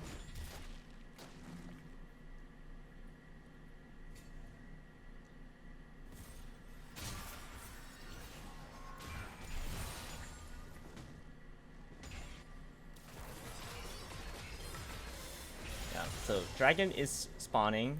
It looks like blue side are grouping up to try and contest it. I think they're trying to speedrun the game. Either they make a miracle fight and come back, or this game is gonna accelerate to a loss. Yeah, maybe they can go for Mordekaiser ulti into Steel, but it looks like they've decided this fight is not gonna work. Which is correct, but if you're this far behind, I think you just need to not go for these plays at all and just try to get gold on the other side of the map. Get anything you can. Yeah, I think the problem is, they're all on the same side of the map, so you can't actually like do anything while they're taking the dragon. Ooh, that is a gold lead in the jungle. Wow. Whole item up. Spear of Shojin ready. Swain 10 stack Mage Eyes. As long as he doesn't run it, that number's gonna go pretty high up. He simply presses R, stands there menacingly. Rift Herald popped by Renekton. Mordekaiser can't really contest these. He's just dying. He's trying. He's trying. Yeah, technically a bad trade. Oh, team fight here though. And Nocturne just gets caught out. Ooh, wait, but Kalesvol was able to assassinate the Seraphine. Really good Oh, stun. and the Hecarim just ults into 3, and it's just doomed. Does Echo, did he just walk into a Maokai sapling that kills him? The Maokai sapling doesn't quite kill him, but then he gets zoned by the Swain W and dies. Yeah, I mean, we saw this part of this coming earlier. The only diveable person on this team is Seraphine, and Seraphine's the only one dying, but you're trading your whole team for her. Yep. And honestly, like, all these other champions don't even really matter. The only one who's like actually able to get the damage off is Echo and maybe Nocturne if he's able to ulti before dying. Yasuo is a walking wind wall, and I guess his ulti extends CC duration. If he stays alive long enough to ult. Swain has 18 Mage Eye stacks. He is a slight issue this game. What is Yasuo's what do you predict his score will be this game? Like the letter rating? It's certainly not an S, and I don't even think it's a B to match up with the Yasuo name. No, so he got a kill, right? So he can't be. What's the lowest? Is it D? Maybe. Is he Yaduo now? Is he Yasuo? All right. Okay, buddy. All right. Looks like red side sees a lot of blue team are up in this side of the map. I don't think No Love is gonna let them reset. Doesn't get hit by the stun. They're going all in onto the Hecarim. Not enough damage to kill. Seraphine gets the heal off, and now he's just healing back He up. starts healing, and that looks like it'll be a clean 5 for 0 once they finish killing Mordekaiser. Yeah, we didn't need to show that one.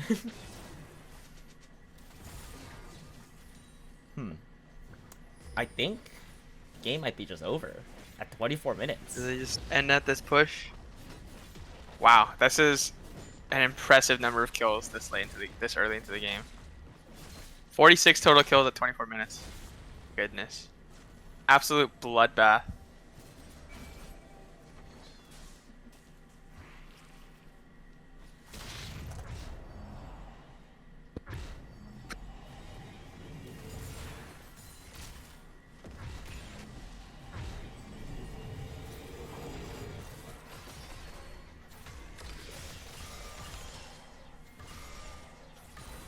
Well, they don't end the game, at least. But I don't imagine this game going on for much longer.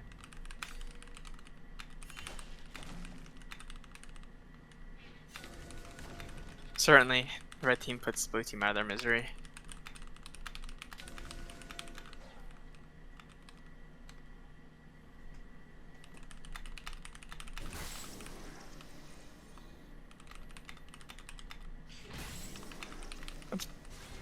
Oh, I'm looking at the stream now, and it is. Yeah, I think I know what's happening. I think the NVENC encoder is being used in like 3 different spots right now, and the 3080 NVENC encoder is not meant for 3 simultaneous things. But yeah, sorry for like the stream quality, but it should be fixed for next game. Yeah, and this game, there's nothing too surprising that will happen, I assume. There's I guess the kill on Nocturne. Morgalla more and just more walking kills. underneath tower, just setting up the kill for Hecarim to spear Mordekaiser through That the was an heart. alley-oop moment. He just starts walking away so the Hecarim can waltz on in and just auto-attack for the kill.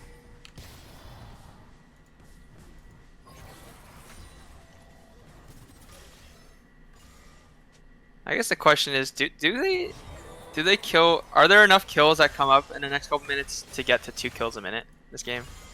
2 kills a minute. Well, That's I'm really honestly half exciting. surprised they didn't just win yet. Yeah, I mean, I guess they only need what, like 4 more kills? Sorry, 6 more kills total. 6 kills is hard. I think if they Yeah, lose that them, is then tough. just Yeah, end the but I game. don't think blue team gets a kill. Or 4 kills. Sorry, 27 times 2 is 54. Yes. Well, they have a minute to get those kills.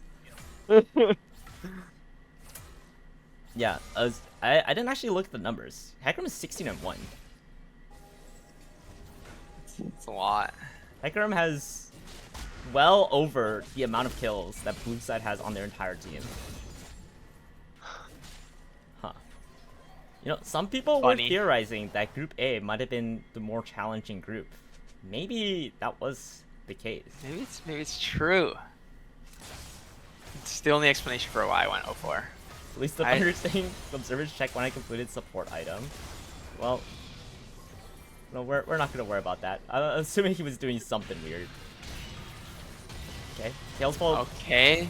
instant ulti out, and I think That means Hecarim just kill ults everybody in. there. And that means Swain waltzes on in. You know, no He's one's he's out of dying. mana, but it doesn't even matter. He's just gonna stand there. Look at this guy. Permanent Swain ult.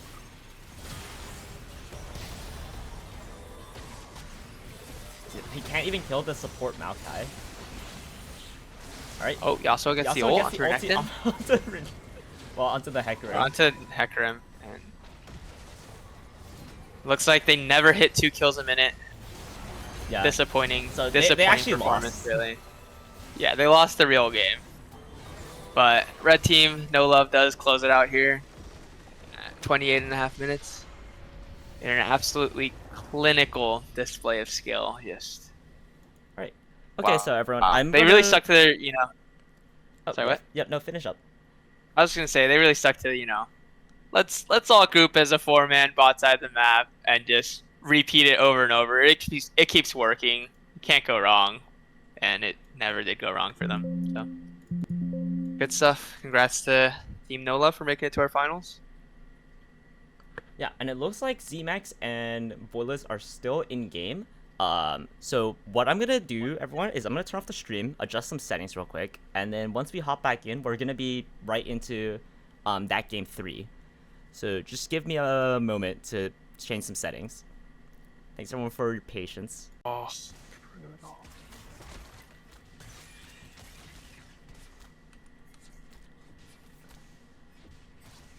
Alright, everyone, we're back. Let me know if the stream issues persist.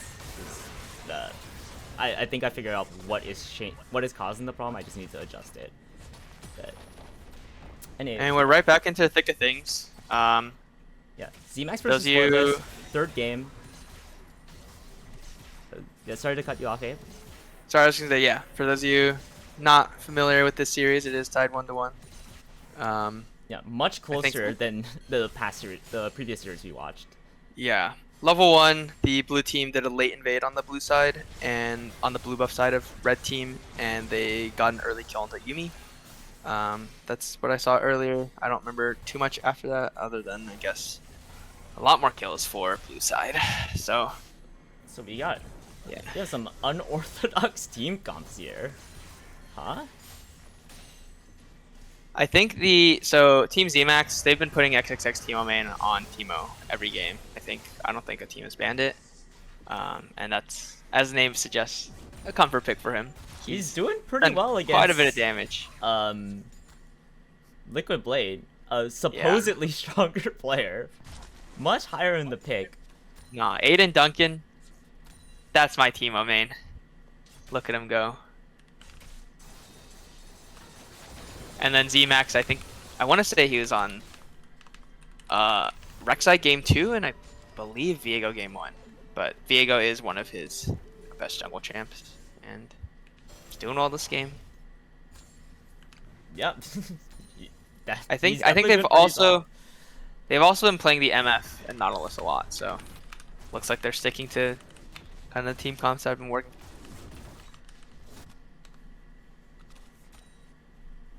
I don't know too much about the other side. I guess I did play against Voidless's team, but they did not play this kind of team comp against us. Looks like Liquid Blade and X Vampy are continuing to kind of flex and switch their roles. When I played against Voidless's team, they ran a Kaisa comp, and they also played around dabbing, like ganking bot a ton. Although we are actually able to hold on pretty well, despite, like, I think I had 5 deaths in lane as ADC, but then still got first tower, so my gold was fine. And in the 2v2 lane, he was not actually able to lane against me at all. But he's actually holding steady with Sivir Yumi against MF Nautilus, which pretty spooky. If you get hit by anything, then MF. I guess he presses the spell button. shields the Nautilus Q, but I don't know if he can spell shield both. Yeah, Nautilus well, it's Q like and ult. Nautilus can always flash auto, which that might too. be There's the spell shield on the Q. like this is what you can't afford to do. Like, and now Nautilus has no flash. Yeah. You either like Sivir's gonna spell shield the hook. The So you hook. either play around like full hard commit, or you don't make that play at all. Or you just land a hook there and she's dead. Wow. Yeah, stepped up too far. I'm guessing the spell shield was still on cooldown. And everyone's here suddenly. Yeah, I've made but- that mistake many times. Nautilus hook cooldown pretty short. Much Fairly- shorter than spell shield. Wow. Yeah. Yeah, Ari roam Alright, down. just TP back. Doesn't miss much of anything, but the actual big problem is that Mundo TP down and XXX Teemo main XXX is just He's just making wailing on money. this. Oh my, look at him go. He even has the BMO skin. Extra taunt. The other thing is, like, I don't know what Mundo does this game. I don't think this champion's gonna be very useful.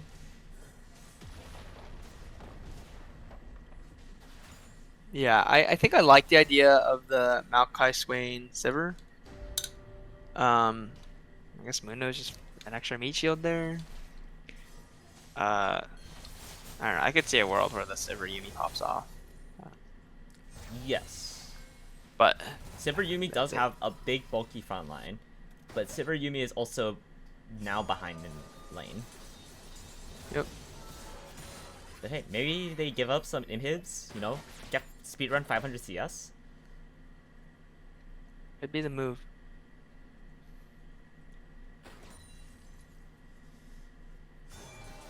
But yeah, the barrier for like mechanical execution is way higher on the Sivir end than for the MF end this game.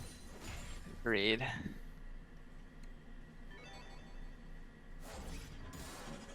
Change a little bit. Maybe you can go for like a hex flash play to this bush. Look for some cheese. But I guess it's Ooh. kind of hard with Yumi being able to scout me. Yeah. And the minion wave's just back at the turret. Alright. XXT Teemo main setting up a gank onto Liquid Blade. Xemacs is He's just murdering this guy with the Kraken Slayer. Wow. And nice fancy. What? No, dodge on the Dr. Maokai. Mundo's back. Dr. Mundo's back. Oh, Dr. Muno's here. He switched teams. Dr. Muno's not here anymore. Oh. What are Teemo's secondary runes?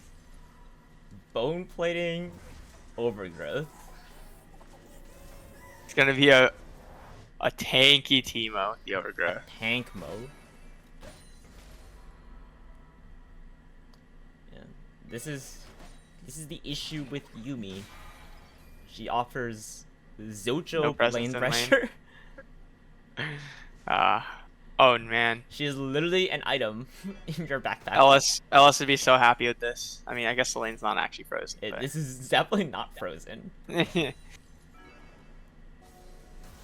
But it looks like they're gonna use this push in order to get some pressure in the bot side jungle. Red team are aware of this. Xemacs is spotted out. Not gonna really to amount for much. I think at this point, MF might as well just push in the lane. You know, maybe you can deny like 1-2 CS at this point, but without Nautilus. Never mind. Sivir's gonna vacuum up the wave. Oh, I forgot the Yumi thing gives a shield now. Nice shield there from Jimmy. Yeah. Also, another notable difference this game. Swain not Giga fed. Yep. 0-2-0. Yeah. And Swain is kind of a champion where if you're not able to keep up your like he only has 5 stacks. If you're not able to keep up your like your stack tempo and your amount of gold, you kind of fall off hard. Your kit just does not work out very well if you're playing No from max behind. health increases. I mean, I'm Yumi starting with to some take cute some poke there. serious poke from the Yumi Qs.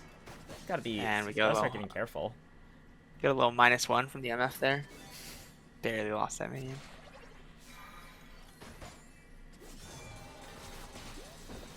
Oh, and a little double. Yeah, Bolos could spell shield those, but I guess he just wants to make sure he's safe from Nautilus engage. Yeah, Nautilus hook or ult.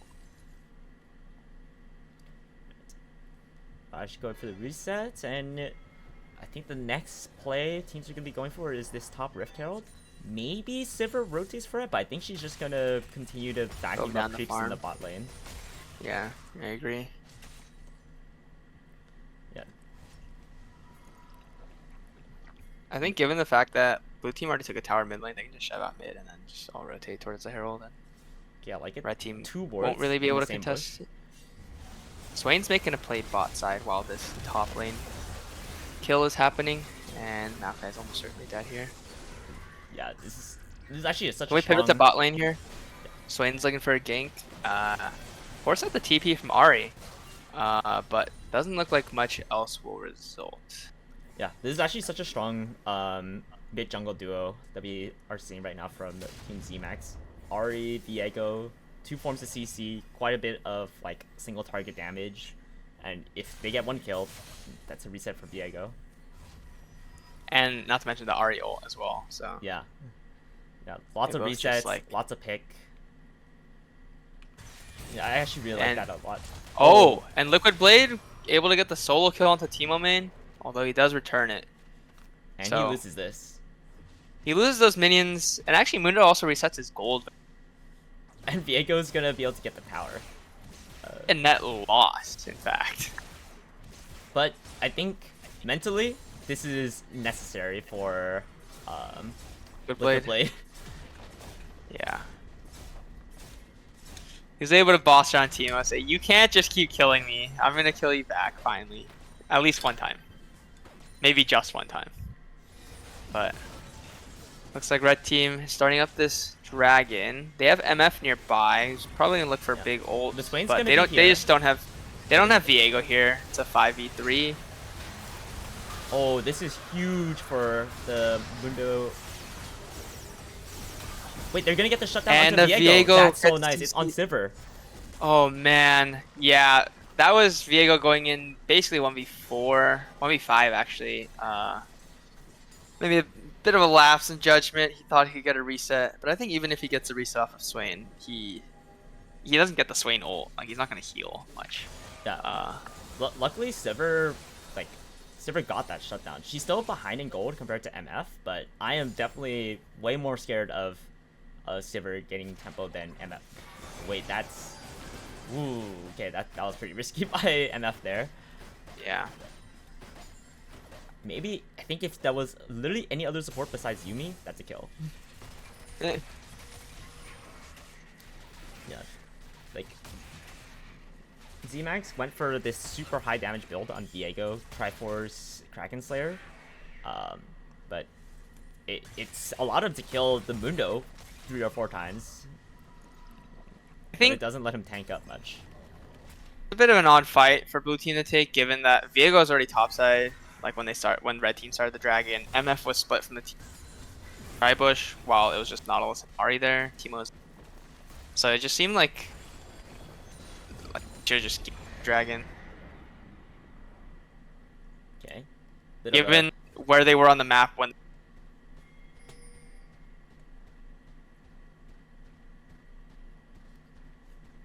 Bit of an odd little crab here. Is this stoppable by Sivir? Maybe I Pick think it- it's stoppable.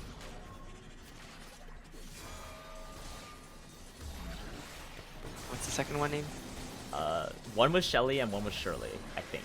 Oh, I think Shirley is the second one then. Yeah. Yeah, Shirley, that's actually just straight up bad. Doesn't that thing give like Give a a ton ton of of XP? gold and XP. Yeah. Like you just don't pop it if you're gonna be throwing it away. And it's on Sivir.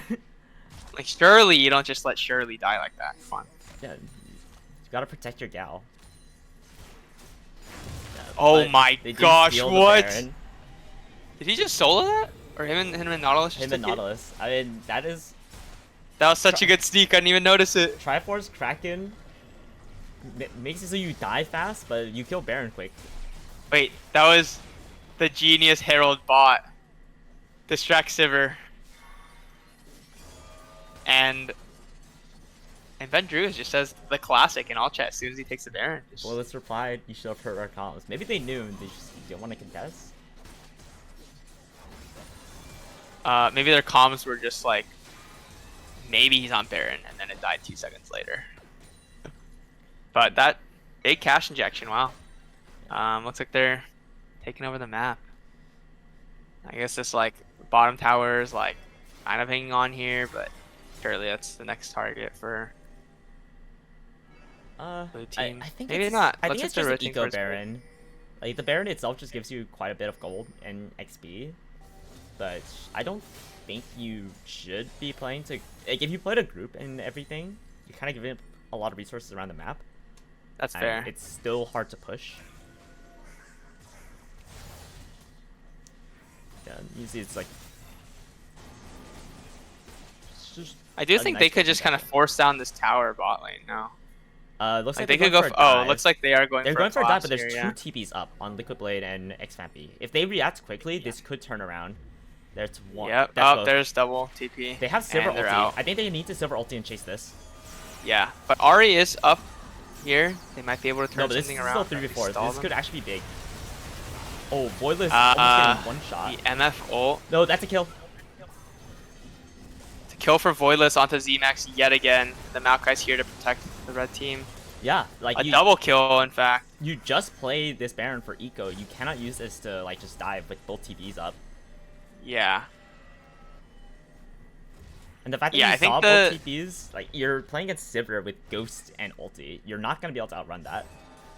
And I think Xemax's target selection there was a bit funky. Like the red team split up with 1 going down, 3 going up. I think he could have just gone for the champ that went down and get the reset there rather I than think it's chase it still to 3. pretty hard though, just because you're playing melee into Mundo, Swain, Yumi.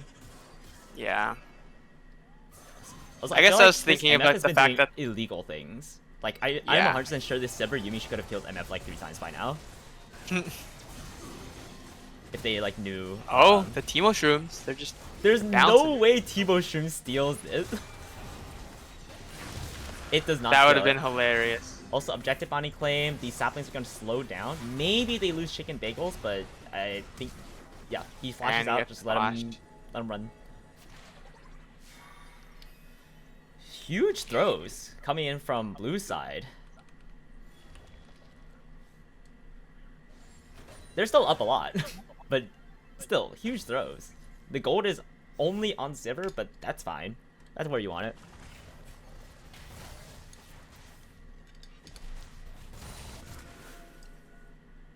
Yeah, where do you think Xemax's mental is right now? Hmm? He, Oh, I he's think just he's giving up vibing. some. I think He's vibing. Beedrews is a player. If he's the one that's ahead, he's happy about it. You got to throw in some psychopathic plays here and there. Just keep Well, the game I don't think you have interesting. to. It's for the viewers. He's an entertainer. Yeah, for the viewers.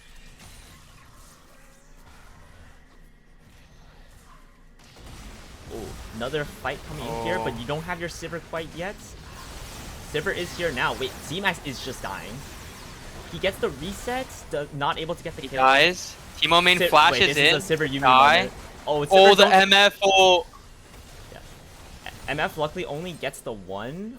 Ahri has a lot of ultis. She could- One more ult. But... The Yeah. MF ult at the end there, pretty big, just raining in. Yeah, that was very fortunate that Sivir had enough health there to be able to walk out without falling. Yeah. But they're gonna be taking inhib.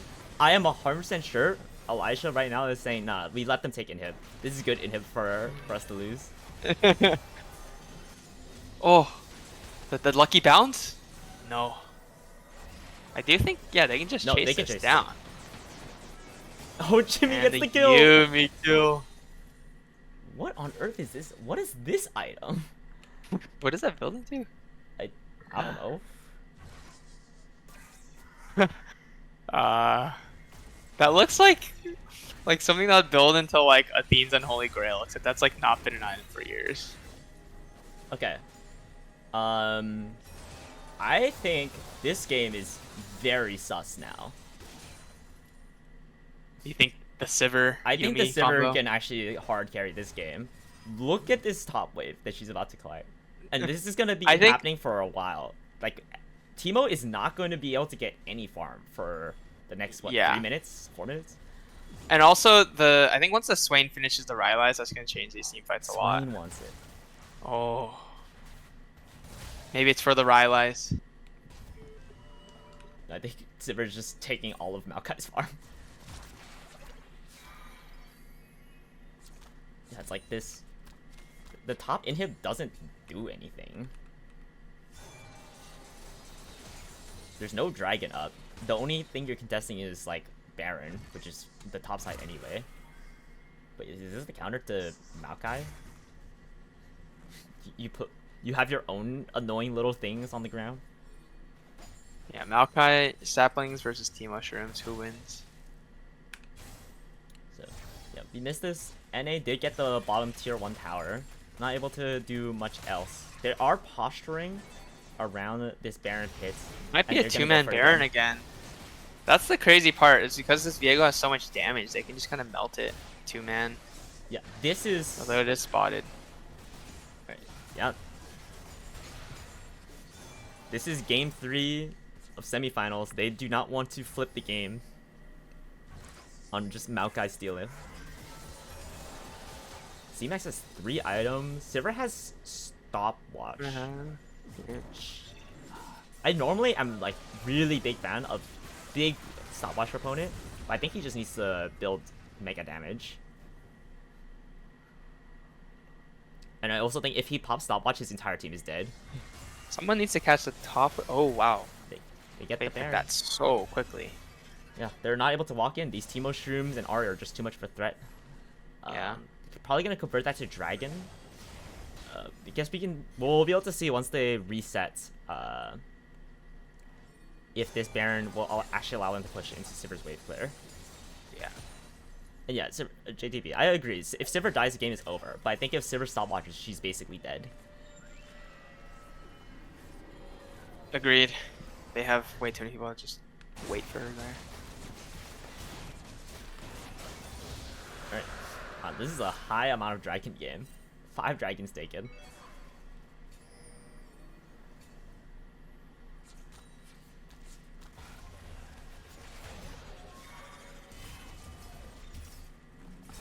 Does look like they'll just be able to kind of stall and let Ari take this bot tower, and then shove in both mid and bot at the same time.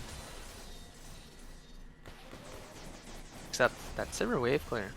Pretty neat. Ooh, Maokai going for the ulti. Sivir's gonna ulti in. They're gonna go for a big chase. You're gonna have to just fight this. You're not gonna outrun. Ari's gonna go for a flank. The oh, MF huge ult. MF ulti. But I think Sivir is gonna keep free autoing. MF cannot challenge Sivir here. She's gonna Ari run back might be able tower. to get an inhib tower here. While Xemacs Xemacs probably is shouldn't be going in to die. Swain. Boilers just needs to be good on his spell shield. No, Mundo tanks it. That's also worth. Keep chasing, keep chasing. Nice. That's another kill. Nice. Not they no more defend the resets. inhib. Oh, they don't get the inhib. Or don't defend the inhib. Oh nope. So yeah, that's the scary thing about The these inhib- team the inhib fights falls on the bot is side. MF is like consistently able to like fall back just far enough to ult and like cover the team, and red team just can't walk into it. Yeah, but Sivir is shredding people now. Yeah. And this wave again, clears. 2 inhibs, pretty good. But you're also against Sivir. And top inhib is respawning now, so it's like scarcely matters.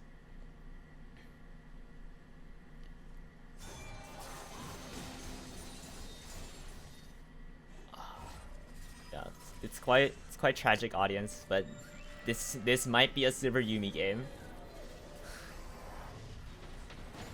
This might be a Sivir Yumi moment. And if his Bloodthirster looks like he's going for GA next. Yeah, what are your thoughts on the GA build here? I mean, if you already went stopwatch, I guess you could GA. She actually doesn't need LDR this game. Yeah. What else could you go? The only other options are like PD or maybe RFC, I guess. But yeah, I'd rather she just not be building the stopwatch. Yeah, I'd GA at rather all. not the GA. Given you already have a Yumi, and I think if your GA pops, you are dead when Yeah. you spawn back. Yeah, your team is literally nothing without you. Those like Yeah. seconds of you not Like autoing. the other champs are not a threat, so Okay. Look at Blade, little cleaver. Swain is catching the bot side. He has TP though, and any fight that's happening is like happening here. this does seem tough to defend Yeah, all the I think the inhibs. other thing Sever needs to be really careful for. The only reason I could see maybe GA is if she's worried about like Ari flash charms. Ooh, Ninja Labib Ooh, flashing wow. out. They are not able to get the Oh, inhib and they're the going Sivir chase. ult, they can just chase them down. I think. Oh wait, that's Although the a MF ult- huge Nautilus ulti. I guess that's where the Oh no, that's GG. stopwatch comes in, but Sivir is dead, and that should be game here. Yep. Oh man. Oh, The that MF was a ult great once turn. again coming in clutch. The Quadra quadra kill kill. at the end. And we were right. The stopwatch was fake. It didn't do anything. It was literally useless. And then people rejoice that Yumi lost. Super Yumi didn't win. And Looks like in the finals we'll have Team Xemacs versus Team No Love.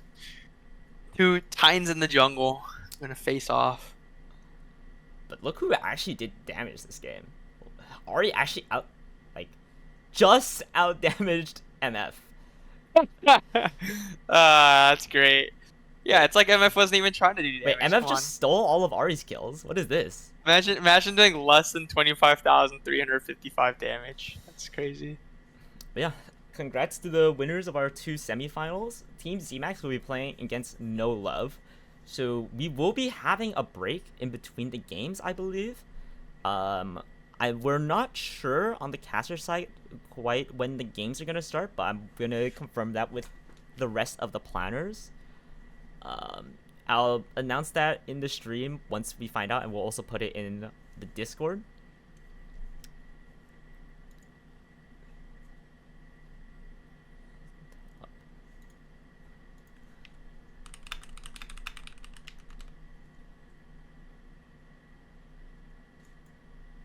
But yeah, any other thoughts you have about the 2 series that we watched? I guess going into this finals, I think Team Xemacs. I personally would like to see a Seraphine ban. You know, let's see what You don't Team think No No Love Love does should be able without to the get away with it Seraphine. another game? Yeah, without the Seraphine, maybe without the Swain, but that does mean that opens up other champs. I don't know. It's really interesting to see. I think also on the flip side of it, XXX Team main bid on Teemo every game. Yeah, Maybe we should change things up. You know, he is a Be pretty Teemo fun. OTP. But yeah, I think both teams play pretty heavily to their strengths. I mean, I think Team No Love generally has I think it's a more generally more obvious game plan for them, where they have like the 4-man death ball that always groups up. I think Xemacs, he kind of gets kills everywhere on the map. Like, he doesn't always just focus bot lane. But he also like gets that, like killed No Love everywhere on does. the map. Yeah, so pretty exciting.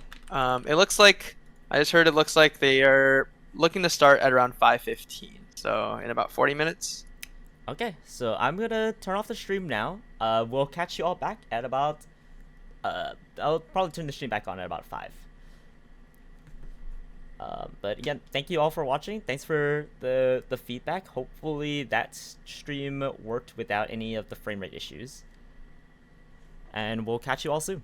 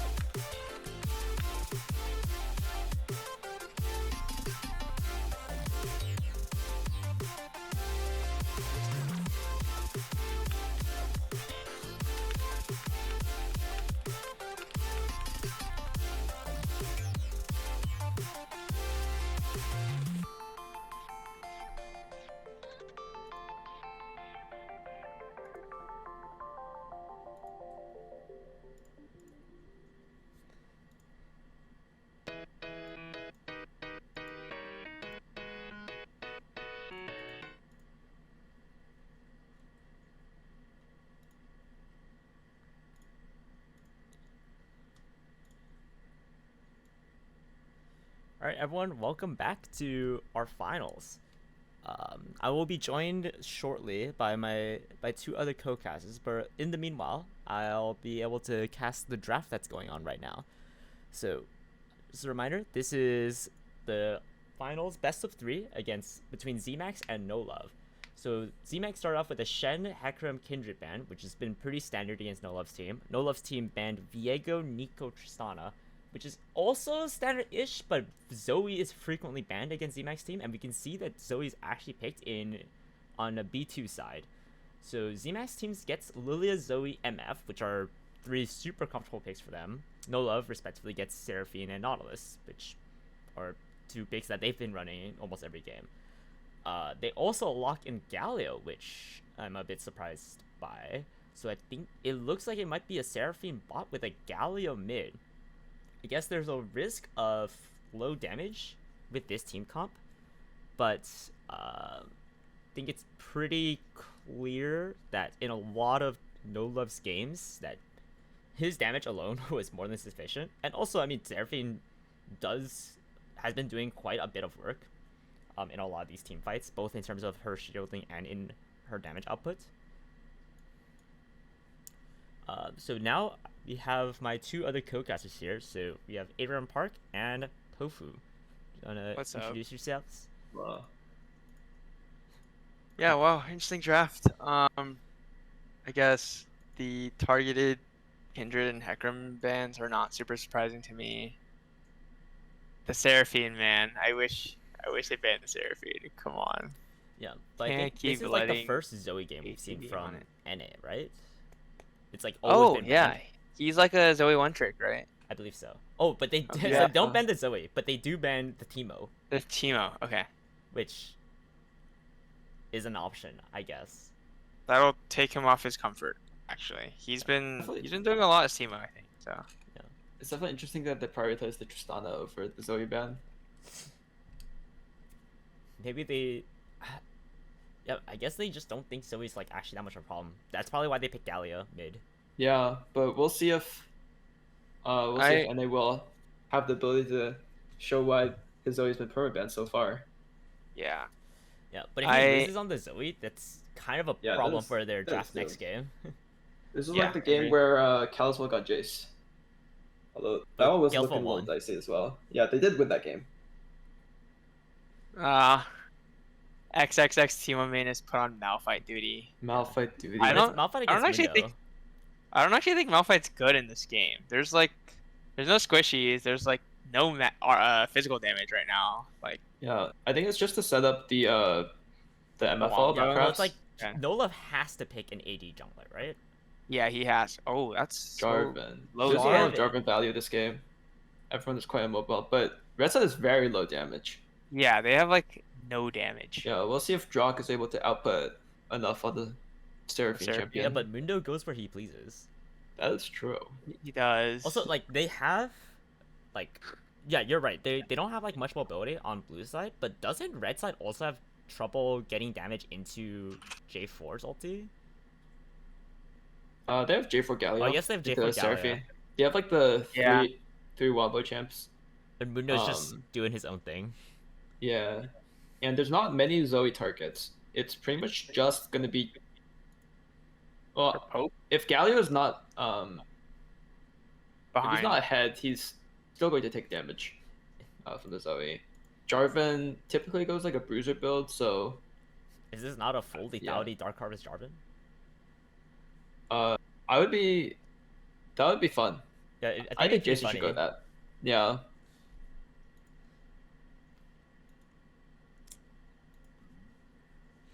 Yeah. Sorry, did you say Jarvan should go full lethality? Well, no, I didn't say he should, but I think it'd be pretty funny if he did. It would be funny. I mean, it'd be funny. Their only damage sources are gonna be like Seraphine and Jarvan. Yeah. Maybe half of Mundo if he gets a lead somehow. I think that if Red Side's team gets ahead with their comp, they have a lot of ways of punishing Blue Side, but I do think that the scaling is in the favor of Blue Side just because they have more damage sources. I think the Lilia might be a problem for them. Yeah, Lilia has incredible value this game actually into 4 melee champions, Yeah. You're gonna which is run crazy because circles. they first picked it. Well, I think their plan is that J4 ulti will just catch the Lilia. Yeah, Stuck I think deer. that's true. Step deer is stuck in the wall. They also do have the Lilia MF combo, the classic. Yep. They do have the thing. They have the They thing, have- yeah. They actually have 2 sleeps. A Zoe MF combo. Wait, does that work? I think it does. They're geniuses. Wow, would you say Yeah, I BG's wonder team if is they a could do, sleeper like, comp? The Zoe bubble into the Lilia E. Double sleep. Yeah. Which side are you two favoring here? I think blue side has just a clear path to victory here. I think that as long as they're able to use, well, I guess one point, I think that there will be a lot of action around like the mid jungle support 3v3, and I think that a lot of those skirmishes early on may determine how the game plays out. So I definitely think that both teams can win it, but I think that if, like by default, I think that blue side will probably win, and red side has to kind of get Yeah, ahead. same. I think it's blue team's game to win and red team's game to like. I don't know. Yeah. Try But to get they do have the the game. tools. They do have the tools to make proactive Yeah. plays. And Yeah. they've Is this a no red love side level has been 2 very gank good angle? about playing around jungle. So I think one Definitely. thing I noticed from last game is like, they really need to be able to interrupt the MF ulti, and I think Yeah. red team has the tools to do so with like the Jarvan dive and What do you mean? Nautilus. Ari did more ult, damage stuff to like MF that. that last game. Huh? Ari did more damage to MF that Oh, last game. I feel like the big problem from last game was that, like, whenever red team had a strong engage with like the Maokai and Sivir ults, MF just like waltzed on back a little bit, pressed R, and just covered the rest of the team, and then red team couldn't engage anymore. yeah. And I feel like think that, that's something concerning here. I would say that this game is a little bit different because they have just many more tools to get onto the MF, and once you're on the MF, then MF has a very hard time playing out the fights. Yeah. I also think Uh, like a lot of red side is able to just walk through MF ulti more comfortably this game. Yeah, You would- that's fair. You would think They're- that, but well, yeah, I feel like a lot of teams this tournament have thought we could just walk through the ultimate. Did your team do that, Tofu? Possibly. We did get MF ulted in our game against them, and we did all die to the MF ultimate. the funny. They Christian did the asks, thing. why is Seraphine still in the game? Dude, Belle Delphine just sells too much. She makes Yeah. too much money I for am- them. I am surprised that blue side opted to first pick the Lilia and give up the Seraphine, but I think they really valued getting MF instead, because I know that Fabulous Yuma, their bot lane player, plays both champions. Those are like the champions that she's played the most of. So they definitely could have opted for the blue one Seraphine. Well, if they but- picked Seraphine, then Lilia Zoe are extremely illegal as well. You Yeah, cannot pick but Seraphine. surely Ben has more AD junglers. Like what, Kiana? You think he's playing Kiana into this?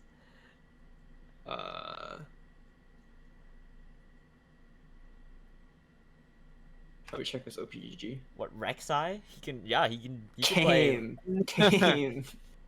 Rek'Sai. Yeah, this Alright. seems like a. I guess it could be a red Kane game. In for form, 4 Yeah, melees. it is actually a turbo Red King game. But I guess they didn't have the information that it would be a turbo Red King game. Yeah, or Before, maybe we're just draft smarter. started. Yeah, maybe we know something that they don't. We have the neurons. Belveth. Actually, it's not good. How are you gonna play Belveth here? I don't know. I've never played. I think I've played Belveth once. I don't think I've ever played the champ. Yeah, she's a little bit of an odd champion. Yeah, this seems like if you're playing Belveth, you're not gonna get topside prio ever. So yeah, I just think there are like a few difficulties with the objectives you need to secure to make that champion viable. Willis is saying that Winter Blessed Seraphine could be coming.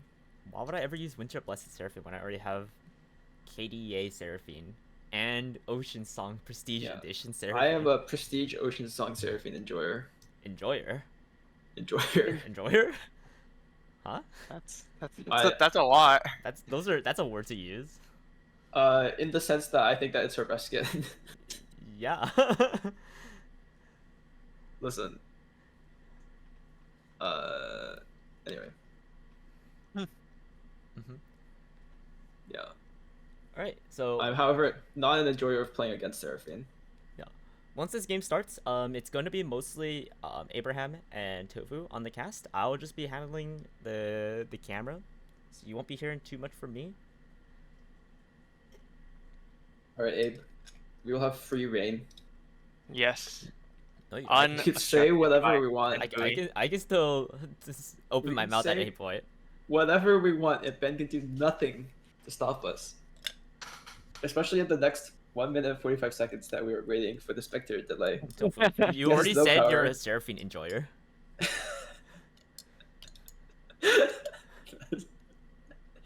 My words can be easily misconstrued.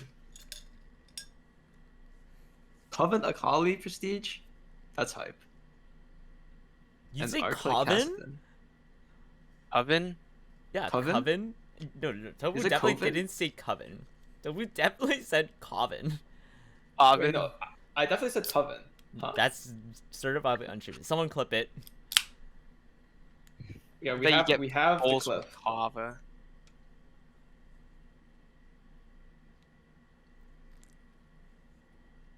I will clip it myself. Alright. I'll verify. Also, my two co-casters.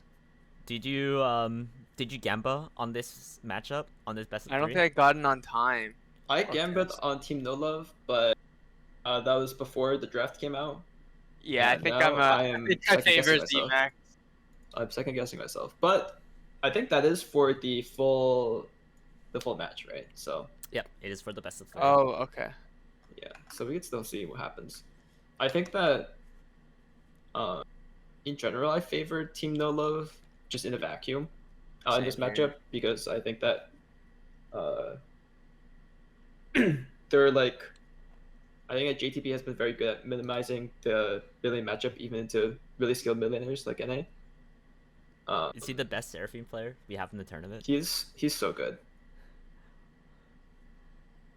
But yeah, I mean, we've seen him, play against Kalesvol, another midlane captain, and he was laying the Seraphine ultimates onto him, securing the leads for their jungle.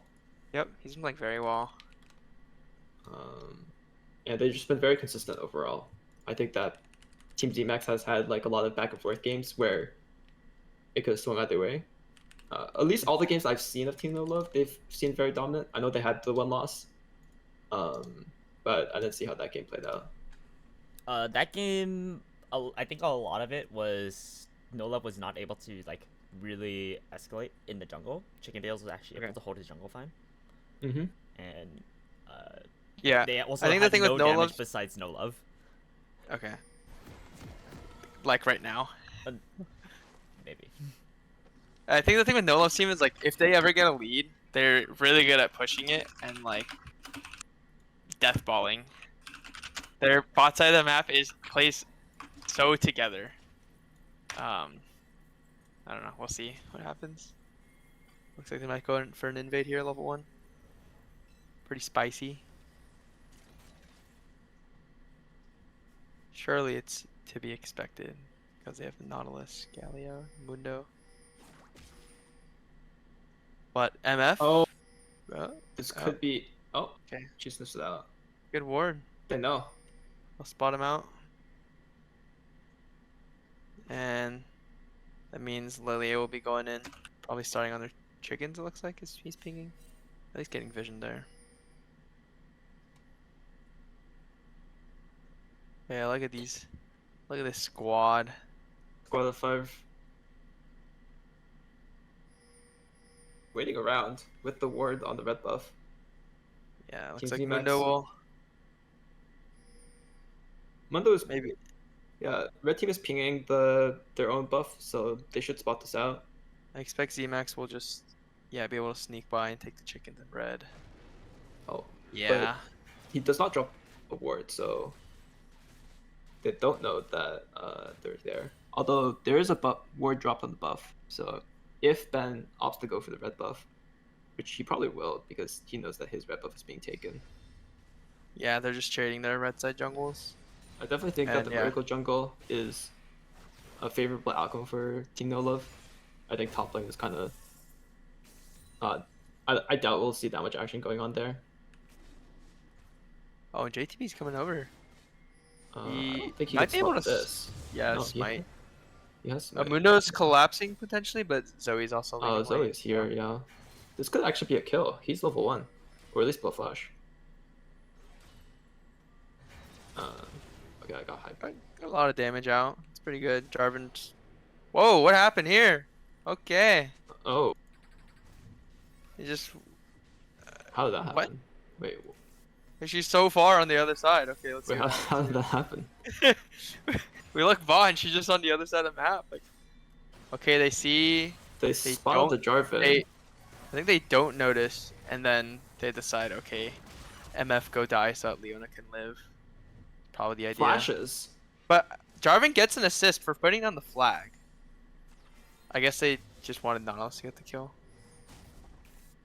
Oh, this is. Well, this is red side's win con.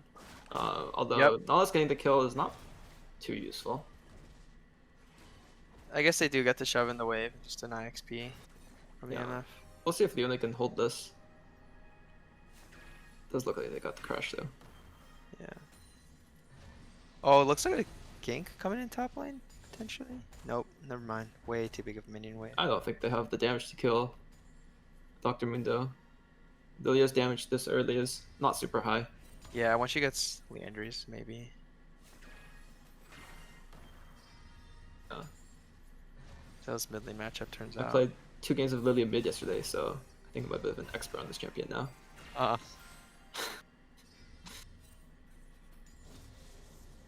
Wait, why did you play Lilia? What? I was just inspired. 309? Yeah. Oh, they're going for a lane gank. This could be bad. MF has no flash. Nala still has his flash. They need to clear these. We'll see if, and the wave is shoving. We'll see if they step up for the minions. They might know something is going up, given that Nala is posturing so aggressively. And the wave is pushing back in. Yeah. Looks like Leona's. Oh, wow. Oh. Hook just barely missed it. Oh. That was close. Maybe they go Jarvan's for still the here. here. Yeah, maybe false sense of security. Oh.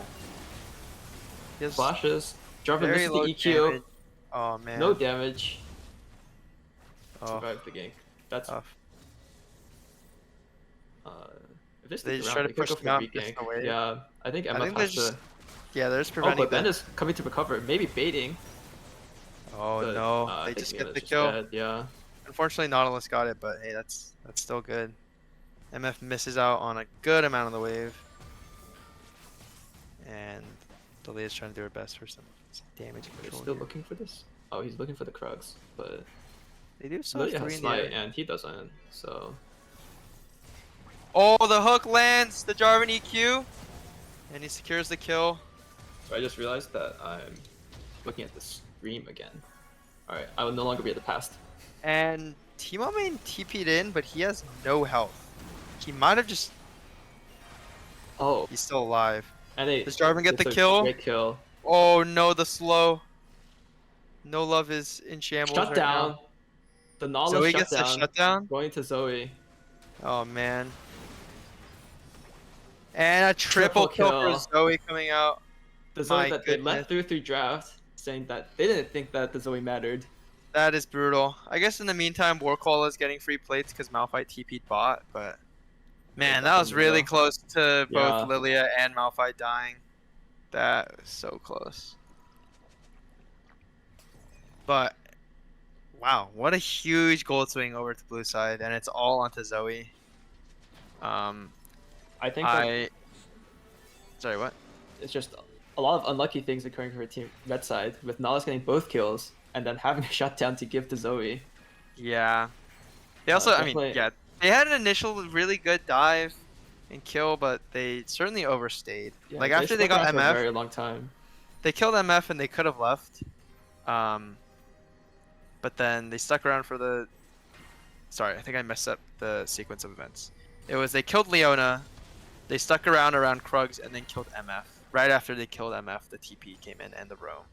So I guess they could have just left after the Leona kill, because MF missed so much of the wave. But man, this Zoe Zoe- is just popping off now. Does so much damage and Oh, does gets get the free kill on flash, gets Galio. out. And Police Defender can't do much to help the Galleon there. And is in a great But- position to carry this game now, 4-0. Yep. With a huge bounty. Yeah, we'll definitely mid lane, we'll probably have Ludens on next back, and mid lane's gonna be rough now. yeah, we'll see if mid lane is actually a strong role. I'm expecting No Love does the same thing with like a 3-man bot or something, but Flash is up for MF. This dive should be pretty hard to pull off. But looking to invade. Leo has only the boots, so she doesn't really have any combat stats for this fight. But if the Zoe arrives, yeah, she they has the really magic can't, hand boots, is really going to be chunking out with every single one of her Qs. they really can't risk fighting with Zoe on the way. Yeah. And I'm Looks surprised. like there's a fight. Galio like ults for they- Leona should be a kill. Oh, Do they Zoe finish the misses the Lily Q. off? Not quite. I wouldn't have been surprised if the Zoe Q did half of Seraphine's health. But didn't hit, so it doesn't matter. And No Love gets another free kill. Wow. They are continuing to just keep pummeling in on this bot lane, as was expected with their game plan, and just like knowing how they play as a team. So fortunate that the Lydia didn't go down there.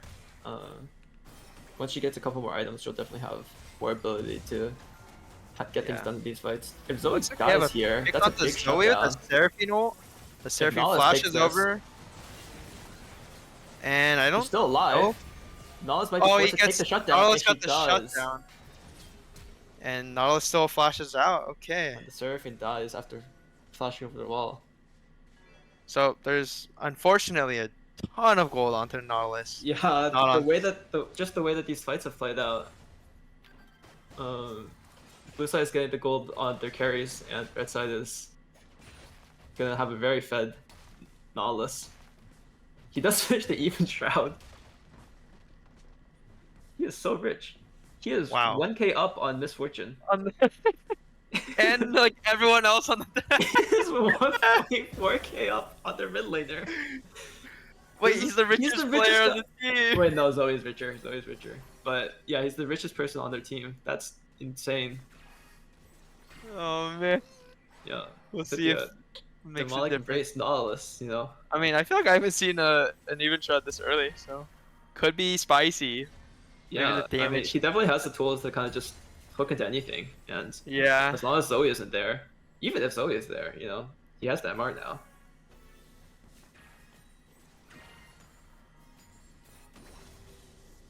But yeah, I think something to keep in mind is Mundo is just getting played by himself top lane. They're just locked in an island.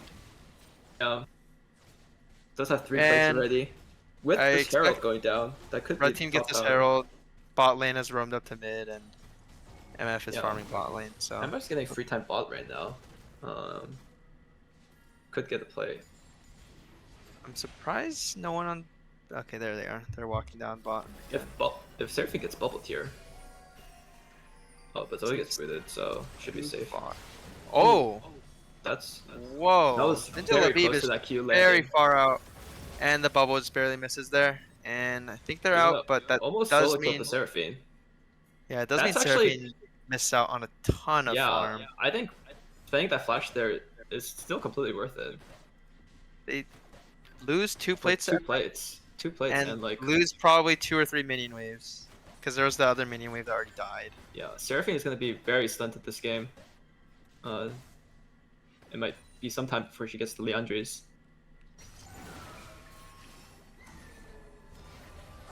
Lilia ults, but has no damage. But is also taking no damage. Oh, and is kiting their team. Oh, the Nautilus? But gets Nautilus hooked. They trade Jarvan 1 for 1. Jarvan finally gets killed this time instead of Nautilus. The bubble just barely lands. I mean, misses. But this Nautilus and Jarvan, they're just going at it. 2 kills for Jarvan. Unironically, in the even shroud. Yeah, I will say that with their tanks being this fed, Only Zoe 89 has- bonus damage.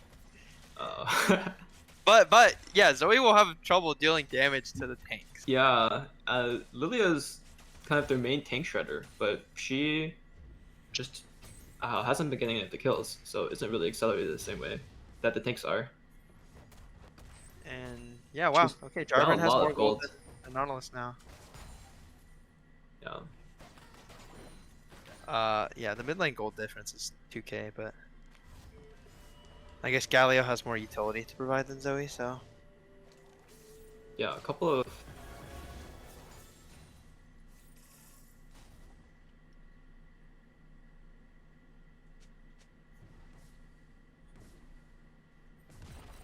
and bot lane is basically dead even in terms of gold in MF and Seraphine. Mainly due to the plates going down, I believe, but it's interesting to see that Cody Niles in the top lane taking 3 plates, having 100 CS, but still completely even gold with their Nautilus. That just shows you how fed Nautilus is. yeah.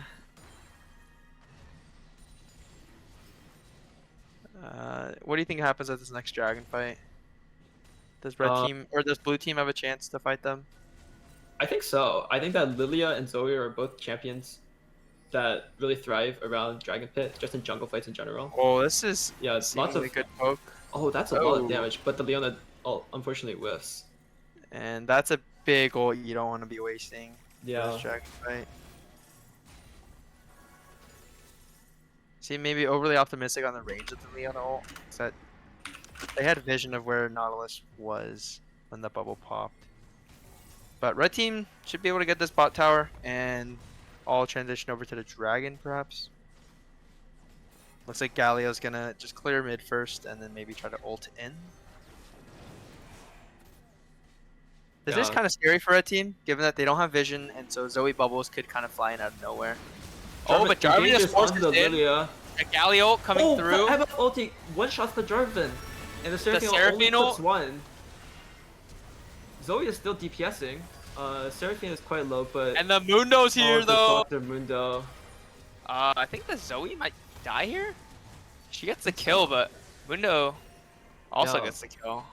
Top lane with the top lane TP advantage, they're able to clean up that fight. Unfortunately, Malphite didn't have teleport, and since he was pinned down by Dr. Mundo pushing in top, was unable to join that fight. Yeah. But the shutdown on Jarvan went over to, I think, Misfortune, and that's definitely a good outcome for blue side. Yeah, that was rough. MF The MF is just like staying in the back and ulting. That's like basically how they've been playing the MF like every time. Yeah, Jarvan yes. engaging with Jarvan ult and Galio ult onto the Lilia, but Lilia doesn't even have one item done. She's not Yeah. really the biggest threat here. The MF was just outside the Galio ult circle, so the ult did not get interrupted. But I think, yeah, it looks like red team's first to group up for this dragon, and they're able to just take it down. That's This Huge Chemtech trick for actually them. has a lot of value with Seraphine, with even Galio shield, with the Mundo, Nautilus shield. and Mundo's really accelerated from that fight. He hasn't even bought items from that last fight. Yeah. But red team seems like they just took a huge lead in the map. Able to get top tower after that.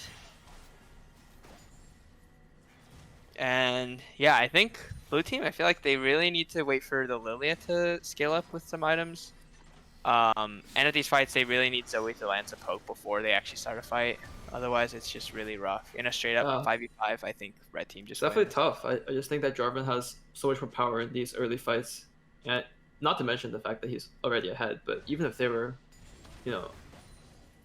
even, Lilia without one item doesn't bring too much to Yeah. the fight. just her sleep. I think and right now, her yeah, damage. her utility right now is just the sleep and then like MF ult layering or something along the lines of that. MF finishes the Yomus. And we got some different lane assignments. Bot lane going mid after the tower fell down. But yeah, wow, Nautilus has only died once. What a Chad. Although it does mean he has the gold bounty Yeah, now. he's protecting that bounty now once again. Yeah.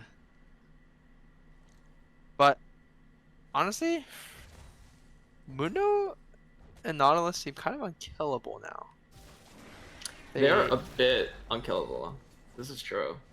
The only Lilia way they finishes the demonic. die, yeah, is if Lilia is able to kill them later in these fights. Yeah, I really think that blue team just wants to get another set of items on all of their carries.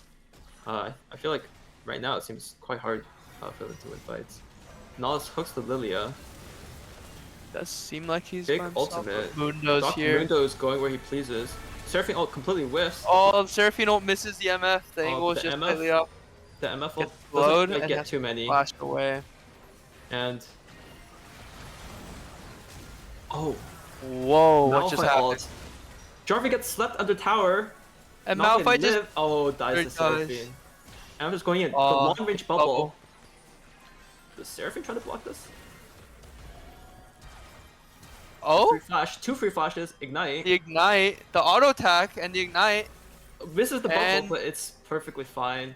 And it Wow, cleans what up a the fight. close fight. A 5 for 3 is that? Yeah. What a messy fight in the jungle. Wow. That was a perfect, well, not perfect, but it was a great situation for Blue's side. They have a lot of champions that really appreciate enemy champs trying to come into them, and Red side kind of gets sucked into a fight into the Blue side jungle. We saw Jarvan getting slept under the tower. Yeah, I think Jarvan maybe jumped the gun a bit too hard there. They dove under, and they were the only ones there. Yeah, the Seraphine ult doesn't Yeah, land on Seraphine his ult- targets. I think that it was interesting. The Galio ult was used, but like when the blue team was running away, so the Galio ult didn't really provide anything. The Seraphine ult missed, so it didn't really provide anything. Yeah, Zoe is now on two completed items. Her poke will finally start hurting, I think. But they do have Shirley, so they will be able to shut down this tower. And potentially get a second charge here. Looks like Lilia gets Oh, hooked again. no, This is Lilia's how the just- previous fight turned out. Oh, but a huge MF ult doesn't manage to kill anyone though. No, it's just too tanky. But yeah, Lilia is just stepping too far out there. Getting a Yeah. bit too close to Nautilus. Can we get the champion cooldown stuff on the side really quickly? Thank you. Just want to see what the summoner spells are looking like. Okay. Looks like for this next dragon fight, red team has good amount of flashes, but blue side does have the flash Malphite ult if they want to go for that. Yeah, and Zoe does have her real flash. If you think about it, red side having more flashes just means more flashes for Zoe to pick up. Bro. So it's actually good for Zoe. Except that means she has to walk onto where they were. But if they're running Yeah, away, but she has her real flash to get there though. yeah. Hooking onto the I don't- Malphite Oh, ults Malphite out. ult out.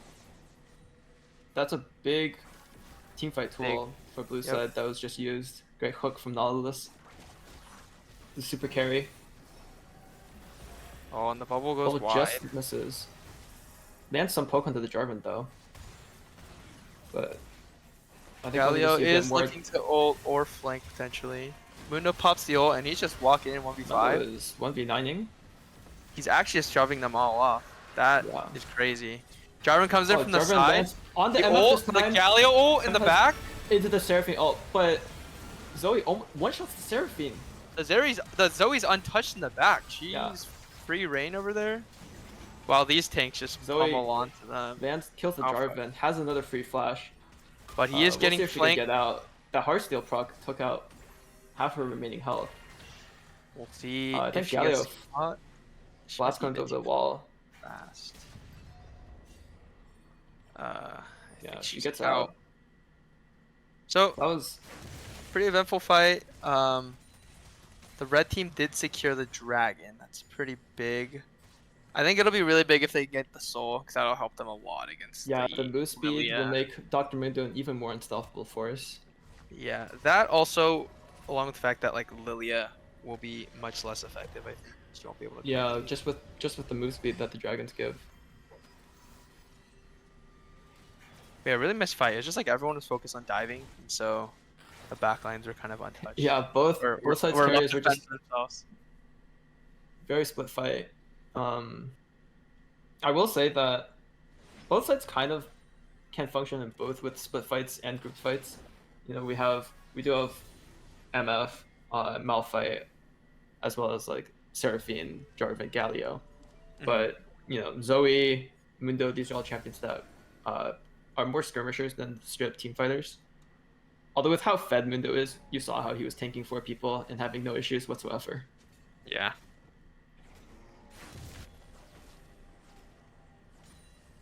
Wow. Yeah. 3K gold Do you lead in think- the. Wow. Do you think 4K that gold had lead. Teemo instead of Malphite? How this game would play out any differently? You know, because do remember that red side banned the Teemo. Yeah, I think blue team. I don't know what Lily is buying next, but her damage He certainly. has a stopwatch, not there has a yet. null magic mantle. Could be going Jack Show, the tankier build. Oh, I think Nautilus that actually makes a lot of tankier build? sense. But he just eats the. Oh, the but ult. The Galio ult coming through is gonna 4-man ult here. Good interrupt.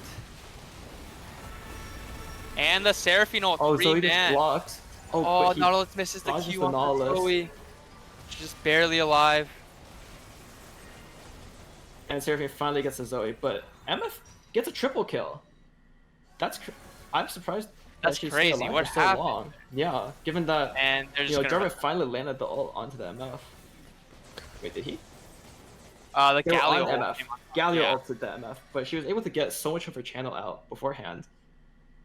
I think it seems like from the past 2 fights, the problem is I don't think Jarvan and Galio do enough damage. Like they dive in, but they don't actually kill MF. Like she's able Yeah. to just stand there and ult. She kind of just ignored the divers and channeled her full ultimate. Not afraid at all about the Galio ult. Because at the same time that Jarvan and Galio are diving in, the Zoe on the other side is just like wailing away at Seraphine or Nautilus. I think that Ene is really pulling his weight here. He knows that in order for them to win the fight, Seraphine can't be focused on just following up on the engage. She has to be, you know, wary of.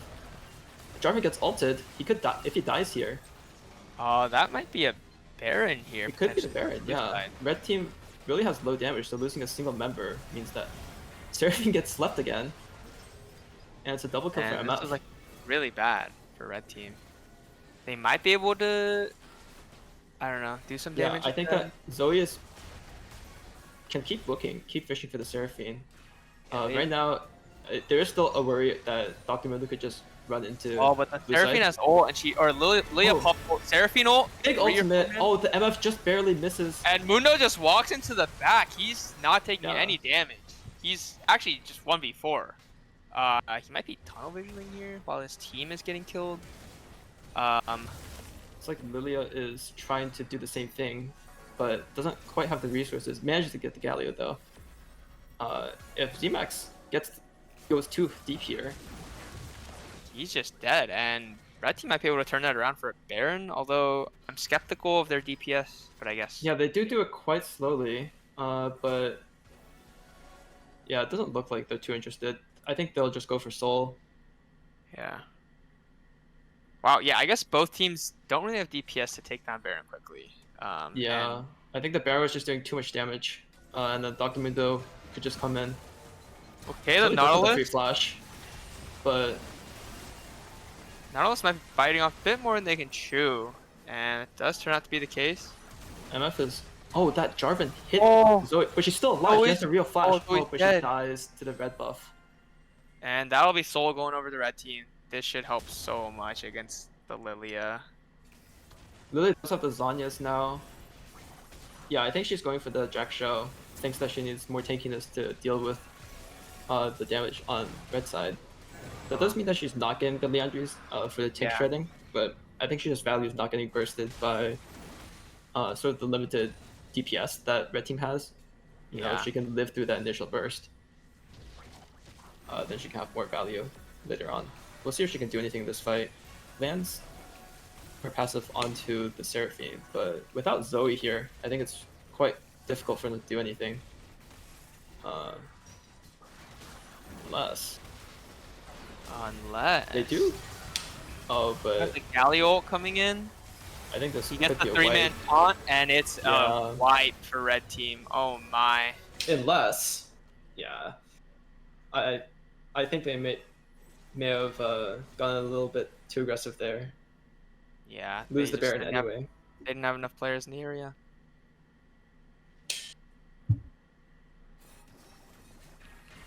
I do understand though. I think that they have quite a tough time surviving through a Baron siege without too much wave clear. So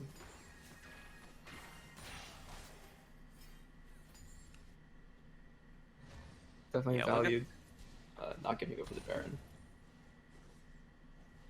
Gosh, red team just look at their health bars, man. They're just so thick. How are you supposed to deal damage to them now? Well, the MF does have the last whisper item now, at least. Okay. Oh, she didn't go LDR. I guess she's not autoing too much. Mainly for the ult. Yeah, I think the heal cut does have quite a bit of value. If Leon gets caught here, Potentially game. If the red team can kind of push this well enough. yeah, we'll see if anybody else gets caught out. The hook lands onto Oh. the Zoe. MF ult gets channeled, but not able to kill. Jarvan goes in. Jarvan goes in. Oh, He but doesn't get Gets the his GA kill. popped. I'm surprised Galio didn't MF is ult haunted at all. though. Flashes. Oh, but that's the Jarvan gets a kill. And Lilia is also dead. If Jarvan survives And he here, stays oh, the alive. synergy healing, Oh and man, I the think that Nautilus might are just be coming game. in. Wow, clean 5-0 from red team. They're just swinging with their wallets and health bars. Look at that. Look at this 5-man goon squad. Just ripping through the towers. Yeah, the Seraphine healing finally coming in clutch at the end without Zoe actively stopping her from during the fight. You can see how, you know, as a 5-man unit, this team composition just really hard to deal with, and they secure the win. Nice. Yeah, I think again, textbook team no love. They just 4-man grouping all Team the No Love, time. known for picking tanky champions and a Seraphine and just running at the enemy team. Yep. All right. We also have another person who's going to be joining the cast for our next game. If Voidless wants to hop into room 1. Room 1. All right. Yes, please. I am asking for Xemacs' team to ban Seraphine. I don't want to see. You think the Escape. Seraphine van needs to be in? Or they could pick blue side and then just first pick Seraphine. That is also an option. I think that's a good angle. If they were to ban Seraphine, what ban do you think they should drop for it? Is Abe you're advocating for the Seraphine ban? What do you Yeah. think? What did they ban this last game? It's Hecarim, Kindred, and Shen. It's the same champs that my team actually banned versus them. Ah, okay. I think they should just play it. I think that if they can choose blue side, right, because they lost this game, Mm-hmm. and they can either force out the ban or pick it. But They had the option this game, right? theoretical game 3. Say they are a red side, they can't first Yeah. pick it. But, right. Do you really think it's ban over am I- Lilia 3? Am I crazy for saying I don't think they need to ban Hecarim? I think Yeah, you're if you crazy. ask No Love, he says that Hecarim is a terrible champion and should not be banned. If you also look at No Love's match history, you'll see it is he's by far the best Hecarim I know. Yeah, he has popped up on all of his Hecarim games. thus He's far. a So it's a monstrous risky player on proposition. that champion and terrifying to go against. This is true. Yeah, Shen can't be that OP, right? I think the Shen. Oh, I don't know. At first I- I was like, oh, it won't be that. Or at first I was like, oh, you should always ban Shen against Cody Niles. And then I saw a game, and then I think someone swayed me to be like, oh, maybe it's actually not that big a deal. It's just kind of its island. And then What- a game last series I saw, it was just like the enemy team tried to keep going in bot lane, or like make some plays, and then the Shen ult pops up, and Yeah, You I just have- think that they could pick the Shen, right? Surely they will not first pick Shens. They could just pick it. I'm of the I don't know belief if that No Love had a really XXX good Team draft here. has any games on Shen though. Yeah, I don't know if he's played it yet. Oh, but Xemacs is a known former Shen player. They could play the Shen. River Shen. River Shen, the Forbidden. I do think Cody Niles' Shen playstyle shines excessively well when you're generally, obviously at a variety team comp this game, but generally if No Love is on something like Graves or Viego and you're playing around a single carry threat, I think Cody Niles' low economy playstyle really shines in this team comp. That's fair. He is a solo bolo islander.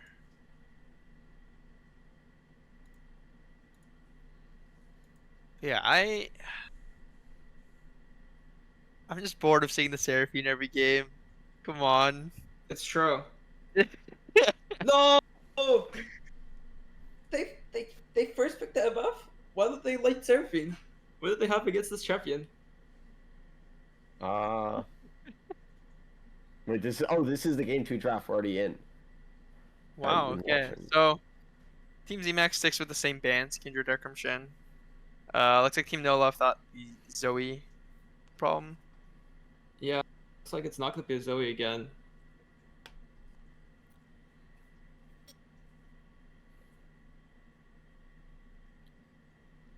Both teams are just drafting the same bot lane.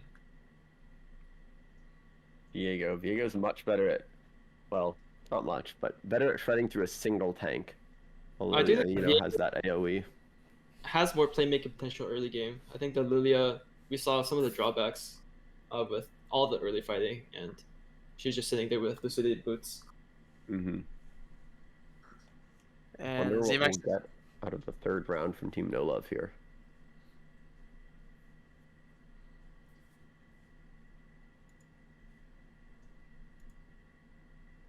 Graves, all right, back on one of his great carries. He goes for a big lethality build, usually Collector, Duskblade, really finds those angles to one shot. Oh, yeah. I am very happy to see that Ahri ban. I think that's the most important ban to pair with Viego. Yeah, Ari Viego. Yeah, they ripped through. Was it your team? The third game. The Viego Ahri combo. Yeah. Yep, third game. Yeah. We banned it the first game.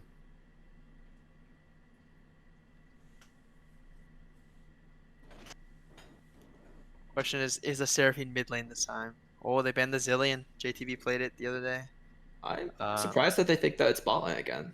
I think that Seraphine mid lane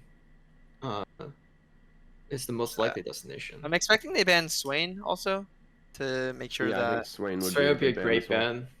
Yeah, that's Yeah. Team No Love A classic. champion against Viego, against Leona, has so much value. Yeah, let's see the Drox series. Hey, let's see it. They banned the Mundo instead.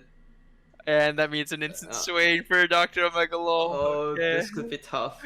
I've seen this one before. The Seraphine, Yeah. Swain, and Nautilus. Oh boy. I think if Xemacs has to pick a really high damage control mage to be able to shred through this Swain with Seraphine shields, I think Azir is probably one of the best picks to have here. yeah, Azir would be really good into all these close range champions. I also but- think, unfortunately for, yep, there's the Azir. And then I know they're probably going to go with the Malphite, but I really don't Okay, like guys, it. but hear me out. Aurelion sold this game is of Azir. Thoughts? Um, Thoughts? I Aurelion Sol? am not the biggest fan of Aurelion Sol currently. I think he's a Yeah, little. I think that Aurelion Sol is I think he definitely a relies a loss, little too but much on the enemy team not doing anything, and Team No Love really does a lot of things in the early game. So Yeah, but they- in they do theory, stuff. The Ornn. personally, a hot take about pretty much no one in this tournament or just in League of Legends in general plays this, but I think Cassio would have been probably Yeah. the best mid laner to play here. I think Cassia, I like thought about learning Cassia for this tournament, and then I think that champion is just way too hard, so I decided not to.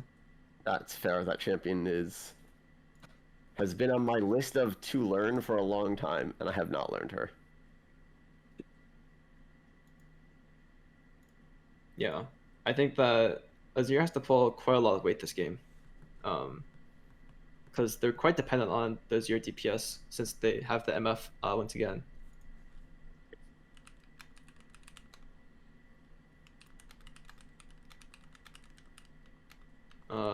Azir does have the potential to, shuffle Seraphine. That is true. A big Early shuffle on. on Seraphine could really swing the game. Yeah, I think that I think a lot of Azir lanes, once you hit level 6, I'm also there's hoping to constant see pressure maybe on the enemy mid laner. a little adjustment in the MF. I would really like to see an MF that's more focused around killing the tanks, as like last game, early on she was able to get some big ults, but later once Mundo chased her down, when she can't get through that health bar, kind of nullifies that champion. Elijah, do Yeah, you think what the would that MF look might be like? listening to the stream right now? Do you think No. they're hearing? I Surely don't not. think so.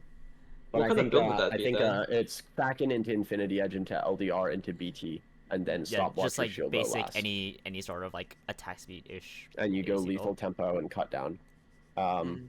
I think into a team that is this tanky and similar to last game, I think you need something that is going Really? to have that scaling damage. Yeah, I do think that this game, the team is not quite as tanky as the previous one.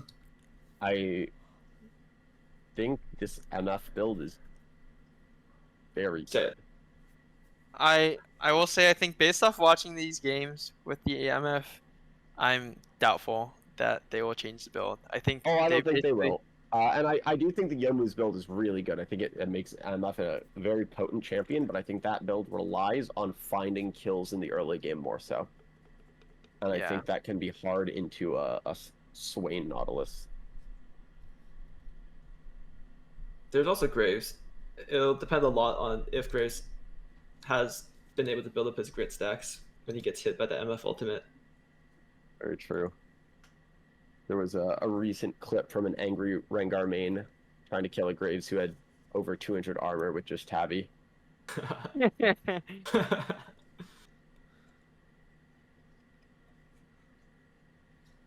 Right. Oh, Elijah, Brishan from the chat is asking, what Leandri's MF?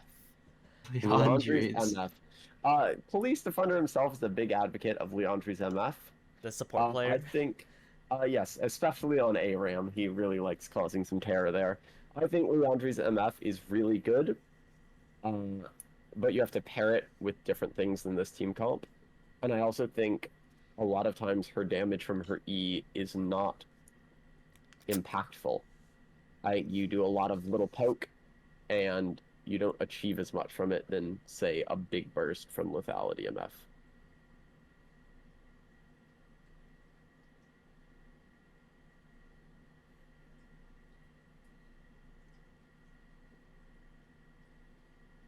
I feel like Red Side has Exodia.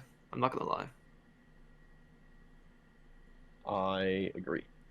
I think if maybe we had I think the top lane matchup is especially hard too, because this is a matchup that Ornn can really win hard.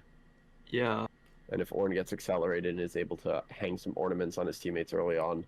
Also, just- so many ways to cancel MFL. Ornn Yep. ultimate, Seraphine ultimate, Swain Claw, Nautilus hook. Nautilus or ult. ultimate. I miss yeah. Swain Claw pulling off of allied CC. Oh, Oh, that was nasty. disgusting. I think this game is so reliant on NA making just massive, doing like 80% of the damage Crazy. on Azir. If Yeah. yes, if Like you he can has to actually go Chovy mode this game. Spenny is saying it's actually crazy to think that Viego doesn't win this. What do we think of Viego his ability to win this. I think Viego early on will get a lead similarly to last game. I think he might get to, several kills. And it might look very strong for them, but I think after around 20 minutes, that scaling is going to fall off. He won't be able to one-shot as fast, and when he goes in, he will get CC'd and die. Yeah, there's not really many good targets. Graves, but everyone else, Yeah, I think it's just Graves. the Swain, piloting Swain is not that amazing because you don't get his ultimate. Seraphine is very squishy. I suppose if you manage The to burst Ornn. down one of the tanks, yeah, it's not too bad. Especially Ornn. But I think Ornn will be hard to kill. Yep.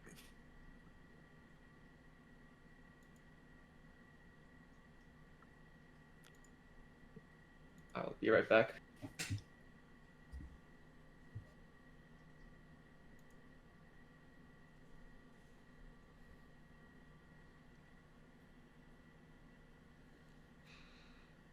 Yeah.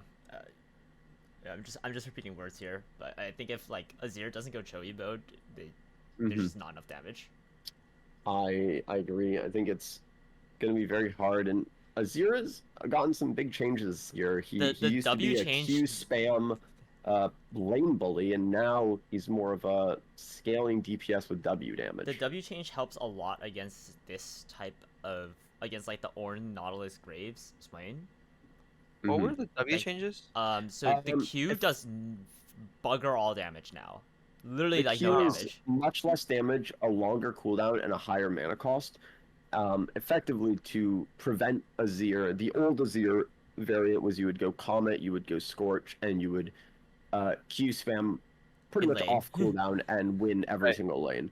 And there was Okay. actually a direct correlation with number of Q casts in laning phase and elo on Azir players. It's pretty funny. And it's similar to Zeri actually. Zeri, high elo, elite, and pro Zeris on average cast something like 15 or 18% more Qs than low elo Zeris. Yeah, but they decided that like having an Azir press Q on you in lane in pro play and like high elo where there's like a literally no counterplay was not actually super fun or engaging. Yeah. And they realized like the identity of the champion or what people think is the identity of the champion is more like this auto attack with soldiers. So now the W soldiers, the auto attacks do a lot more.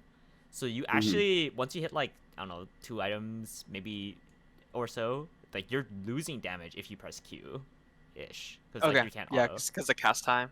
Yeah. That makes Yeah. sense. But like the amount of damage the soldiers do on auto attacks is huge. It's humongous. And And the actually, when they were ulti is doing redonkulous. when they were doing the Azir changes earlier this year, I know they had prototyped. They considered things about reducing his late game power or his soldiers, but that is sort of the Azir fantasy of you are this commander of your army. And I know they also actually considered removing the shuffle at one point, but that is too iconic, and so they decided to keep those. And so the one they chose to sacrifice was the oppressive lane phase. Yeah, the Shriba shuffle. The Emperor. I do think it himself. was kind of crazy that Azir had strong lane phase and hyperscaling back And then. playmaking potential. And playmaking. And safety. That ward will spot out all 5 every team, moving as a unit as they are accustomed to. One pick which we did not get to showcase as we only faced them one game, but I was hoping to use was Corki versus No Love's team. Quirky. Why Yeah. quirky? The ability for Corki to scale uninterrupted in a lane is really good, especially when you're playing into a low economy, high rotating mid laner. And I thought the package being able to split the way they perma death wall could very easily win fights. Oh, that's true. And it also gives you rotations mid game to match when they 4-man dive top or bot.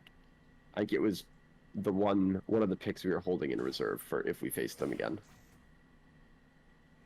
Okay, but what about Zerat? I think that is a mistake to play that into this team.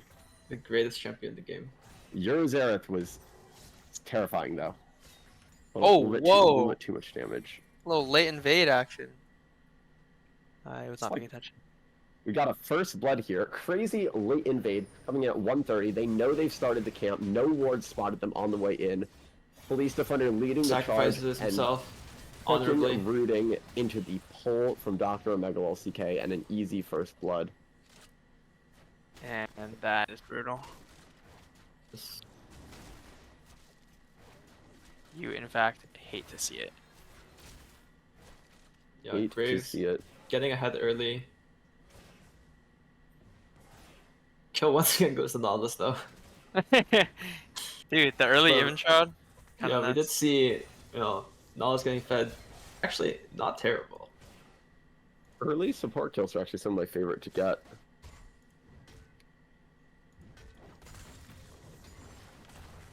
Oh, we might see a 2v2 mid.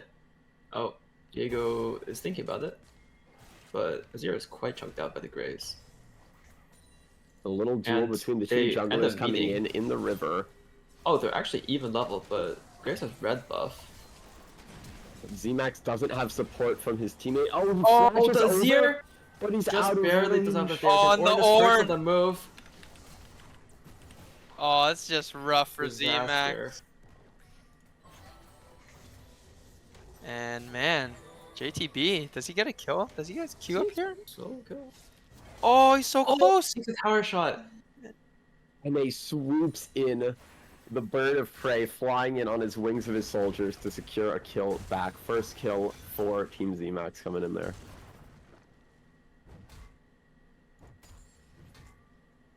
Seraphine pings the barrier. Realizes that she did not use it. I didn't even notice that Seraphine had barrier. I did not either. That's an unusual summoner spell to see. Yeah. Especially against Azir.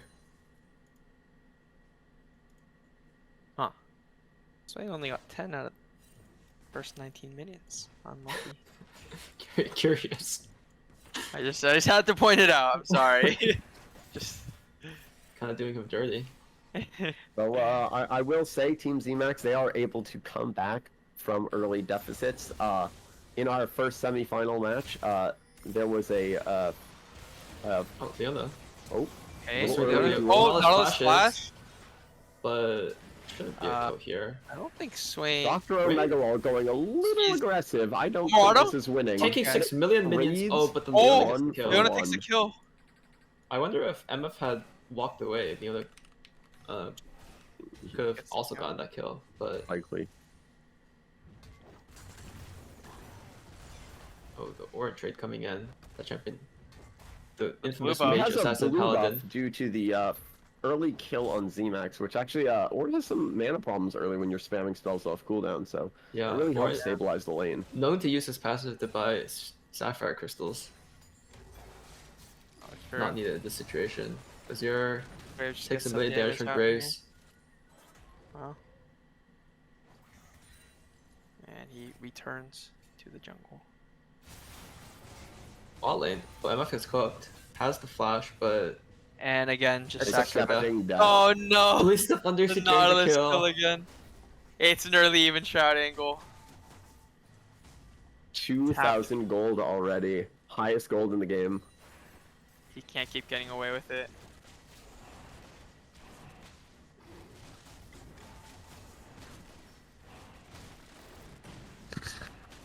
After seeing all these games, I'm starting to feel like Nautilus ban might have been in order. Over. I don't know. Surely Kindred can't be that OP. Surely. It's definitely not the best jungler in the game. Shed can't be that OP, right? I think the Shen one is the only potential one, but I do think one of the only punishes to this team is exploiting when Cody Niles plays a low economy playstyle not on Shen.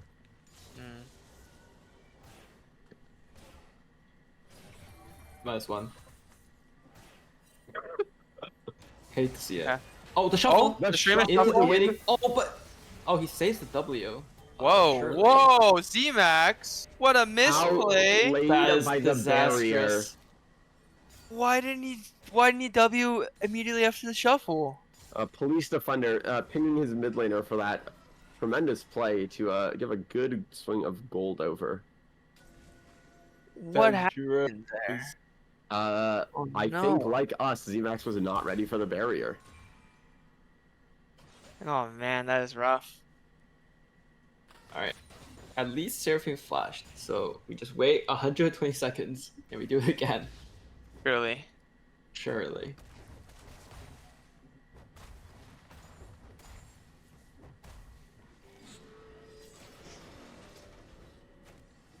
Wow, JTB just shining in the mid lane. Yeah.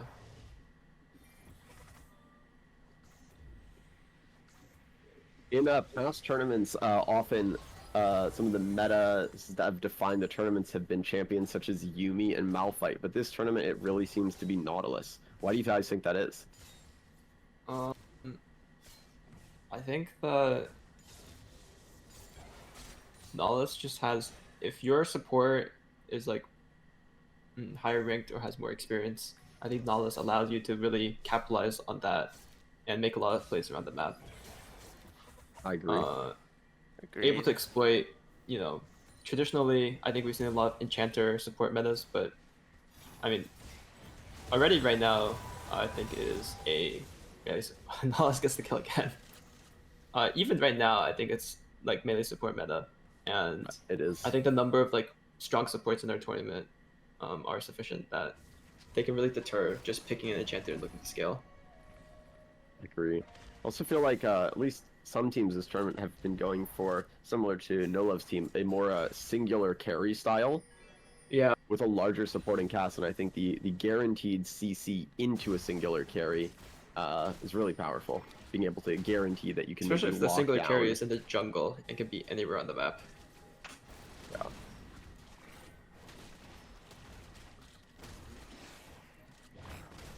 Yeah, we've been seeing a lot of presence of champions like Swain this tournament.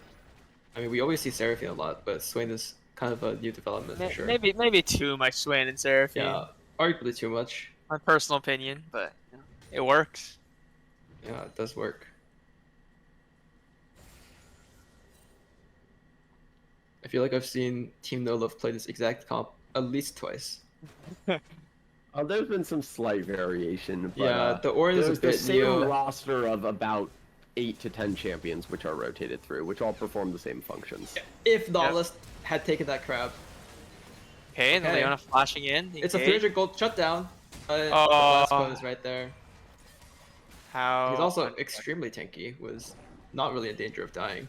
And the Herald Aftershock, did. many Nautiluses choose to go for that Glacial these days, taking about 90% of the time, but Aftershock still gives ridiculous resistances for those few seconds it's up. Yeah, And it really mattered there, actually. just too tanky. Too tanky, man. Too tanky. Yeah, how early does he get us even trapped this game? Early, I'm thinking a nice 11:45. 11:45. Yeah. I believe it. Going Maybe on an sooner if he invade gets. here. He finds the enemy jungler. Here's his Maybe a first little flash. too quickly. Forces the flash. Hex flash.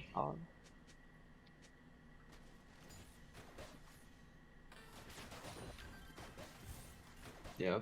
People are trying And to commentate minus- that the Nautilus funnel, you know, single carry composition is working quite well. Yeah, the guaranteed CC coming out for the Graves to the Yeah. Nautilus single The carry. Smoke Strain, known to be the strongest CC spell in the game, actually. Certainly one of the most annoying spells. Up there along with Nasus with her. Okay, it's a 3-man top. We'll see if Cody Niles is able to escape, but it doesn't seem like that's the case. Malphite used. And And it's already burned a lot of damage Diego back all on them. misses, Wow. but Oh, I Andrews think is now late on the board. later in Nautilus, the game, Viego's I able think, spotted to. out. Sorry, what were you saying? Sorry, late in the game, Viego's able. Oh, the Whoa, shuffle misses! this Oh shuffle. no, disastrous! They didn't know the Graves Oh was there as well.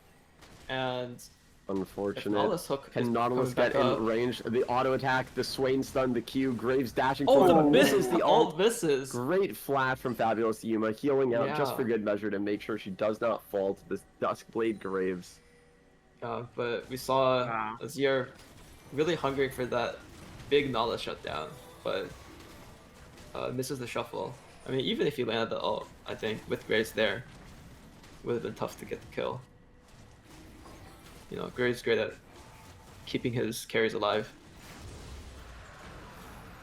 Oh, I was saying earlier, if Viego steals Orin's body after like level 14, I think he's able to upgrade his teammates' items if he's like close enough. Oh yeah, I think that is a thing. You I have to be also out want to of say combat. even Shroud came in at 11:55, so I was off by 10 Ah, seconds. Wow, Oh. very close. Very No, close. Viego can no longer upgrade teammates' items with Uh. Orin. That was removed about one patch after Viego was added. It was an early bug. It was removed fairly quickly. Doesn't sound like a bug to me. It sounds like a feature. So it was a great feature, but removed a few years ago. I've been working with outdated information for Abe's years. a man of the past. Oh man. Abe has been picking Viego into Orin for years without knowing that doesn't Yeah. work. And Graves just kind of Oh. waltzes on down, you know. The Swain champion. They pick up another 2 kills for Dr. Omegalol. No, It's I don't want lame. to see this champ anymore. I've seen this too many times. I've seen it too many experienced it times. The snowball personally. is beginning. Can it possibly be stopped? We were just talking before this series. I was playing ARAM with members of Team Kalesvol. We were like, surely we will see Swain in this champion in this game, and lo and behold, there he was. But that Swain was not as effective as Dr. Omegalol's Swain, fortunately. It appears that Swain is the greater emperor than Azir currently, Yeah. or general, He's a tactician, I believe. Master tactician. His master title. tactician. Pretty Yeah, sick he- name. Swain tactically presses ultimate and sucks his enemies. And another kill going over to the red team. They're just completely in Uh-oh. control of this red jungle. And I was in my series, so I didn't quite see it, but I believe Team No Love, they were undefeated in their semifinals. Oh, Malphite lives with the Yeah, sliver of health. they won 2-0. And yeah, wow. I think he had less than 10 health there. That is unfortunate It for was calculated. Barely getting away. Iceborne Gauntlet completed. Mythics starting to come in on blue And side here. Nautilus but flashes in for the Nautilus- flip. Oh, Graves is the there. teleport by the Malphite with no Oh, ultimate. man. We'll see if we can Unfortunately, get the Swain shutdown is on here the to back Nautilus. up with his ult. No, Swain ultimate.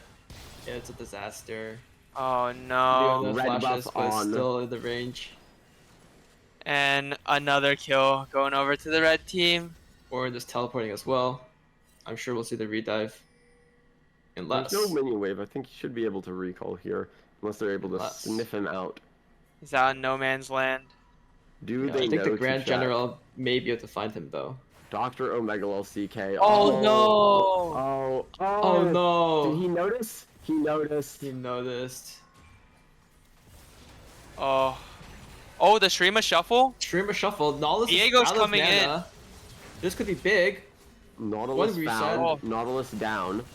Orin gets one Goes in. knockup. Nautilus is very tanky though, and Unfortunately, Viego is not. Graves. Oh Here's- my. Double kill coming in for Warquall at the end there. Yeah, I And wonder. everyone is quick to rotate. I wonder if Ben would have been better served by just staying as Nautilus. Often, I think that when playing Viego, you have a certain need to pick up every soul. I often see Viegos pick up Sona or Yumi souls and get instantly one shot. But becoming Yumi is so fun. Becoming binding on Tofu, advocate of Yumi hate, now praising Yumi. Well, They're so quick to turn. dude, we barely saw Yumi this tournament. Yeah, Surfing only has played been by a much one lower really ratio. cringe team. And, Team Voidless, a I little think. misclick by Leona there. Just Yeah, ulting it's thin air. pinged out by red side. It seems like they saw that misclick. Should be up for Hexic Drake, but I think it's almost impossible for blue side to fight it. Hextech Drake will be a little bit horrifying against the Seraphine later. And the occasional Swain W.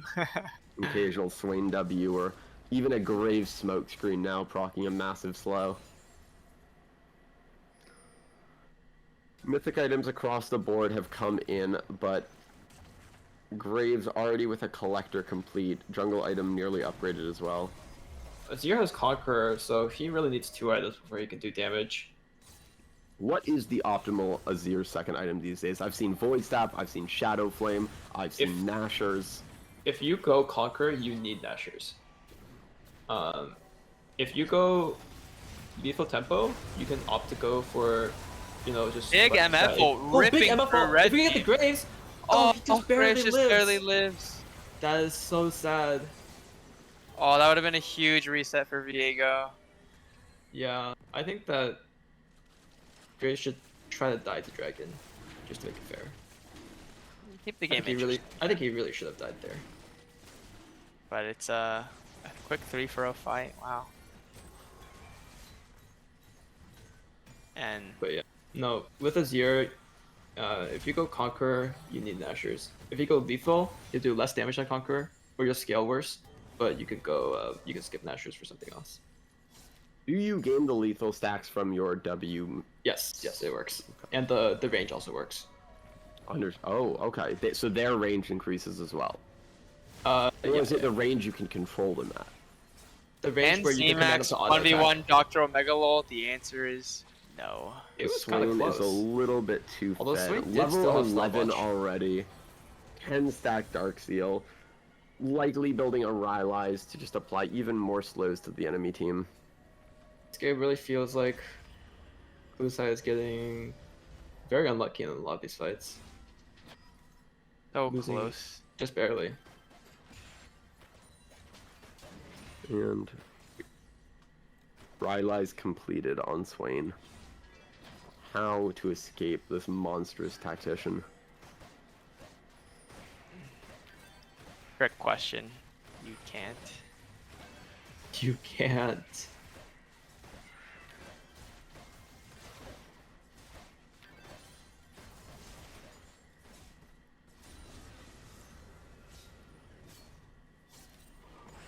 So when does oh, it's only not even 19 minutes in yet.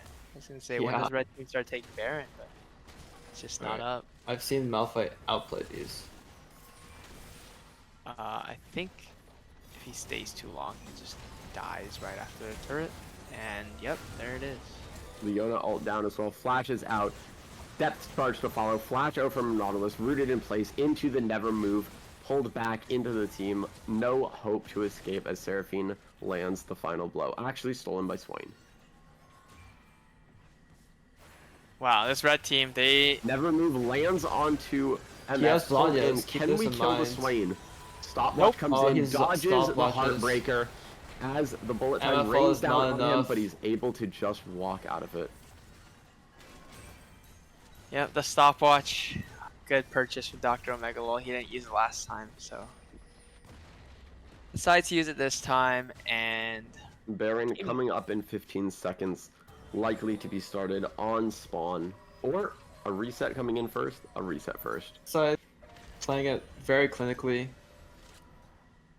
Team No Love surely securing vision. No Love.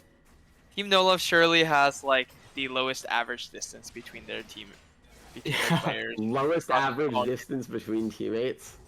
Yeah, Hmm. surely. That'd be an interesting statistic to check between the teams. I mean, Warcaller has often been on the other side of the map in That's many of their fair. games. Yeah, That's fair. but if you exclude top lane, Even if you Yeah, include top lane. that's true. That's true. They're often like in the same screen, like on the same screen as each other, the other four. So they do play as a team together very well. And Yeah. looks like they'll just start Baron. I also know that this team has practiced and scrimmed the most games out of any team. Yeah, and So If not saying that's Swift the been only labeled reason scrim that they are gods. winning, but recommendation to teams next year. Extra practice does wonders. Previous years, my experience says the opposite. I win too many scrims true. and then just Yeah, lose on this the day year- of competition. possibly one of the first years where the scrim gods do not choke the day of. Viego's in the back Xemacs is and in the back no line, just longer. one shot. And Green Flash ignores forward, the MF kill ult. onto MF. Seraphine Wow. out. That might be the game. Well, Baron I don't being think they will started up end. by Graves and Seraphine. The rest of the team just hunting for this Azir. Yeah, Look at this. I feel look at like this technician. with Seraphine, with Swain, Drain tanking everybody, Usa just doesn't have enough damage to kill anyone. Agreed. Yeah, if Look at Azir those was like wallets. 5 items, maybe. They haven't even gotten ornaments yet on the red side. Yeah. I mean, this game was pretty disastrous from level 1. The late invade really set Viego behind. Got Viego the bot lane off is to a currently good in roll. debt. Currently in debt. Orin walks into 5 people, takes 1/3 of his health, takes half of his health, possibly could be going down here. He Okay, finally Viego falls. becomes- That might be a soul denial if they're able to fight, but they took Okay. so much damage from that fight, they might not even be able to contest. Yeah, they Allies- use it. Azir And if ignited he Oh, gets the shield shielded. was the... enough Gets to the shield. live. That hook landed on Leona. That is crazy. Look at this Nautilus wailing Nautilus away. champion. And there's the Hexexol going over to red team. Looks like they'll just get this inhib on the shove. Here sells the Quality. dagger, buys and needs the large rod. Seems to be going Shadow Flame. But it would appear as 4 members speedrun the portal out of the base, moving into bot lane, gonna claim this inner tower really quick. Burned up minions, no way to prevent this tower from falling.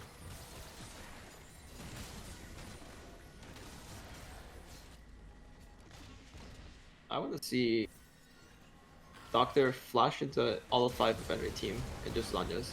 Oh, like no love Graves. just did. No love doing that, yeah. He Seraphine ult hits 3. got quite ahead of One. his team. Oh my gosh. Oh, Blue team's Graves. just all dead. doesn't even matter. They still have the Seraphine. Seraphine Orin ult did some crazy damage there. The Stalker from the Hextech Soul applying on Swain, W, Seraphine, Q's, E's, and R's is making it very hard for anyone on blue team to even move around in these fights.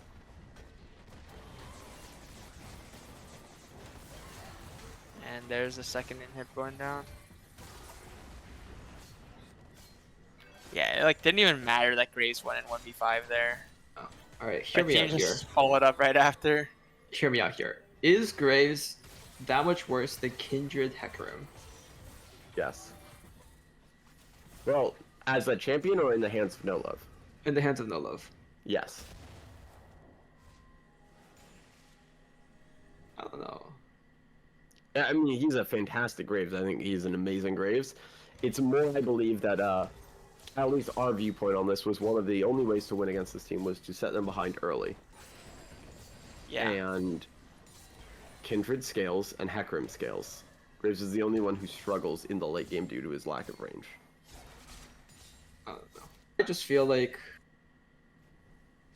champions like Seraphine, Nautilus are just a bigger differential than Kindred Hecarim for Graves and other champions that No Love plays. So if you were to say, for instance, ban Seraphine, Nautilus, and maybe Shen, Yeah. then they would pick Braum and Ashe and Zillion. Yeah. They would And, pick does, the villain. and that performs But the thing is same that Braum function. and Ashe, like a lot of the things that like Team No Love has been getting ahead pretty much every game by just Mhm. playing off of jungle plus police defender with Nautilus hooks. You know, he's been Just really like excellent that. with his Nautilus hook. Yeah. Wow.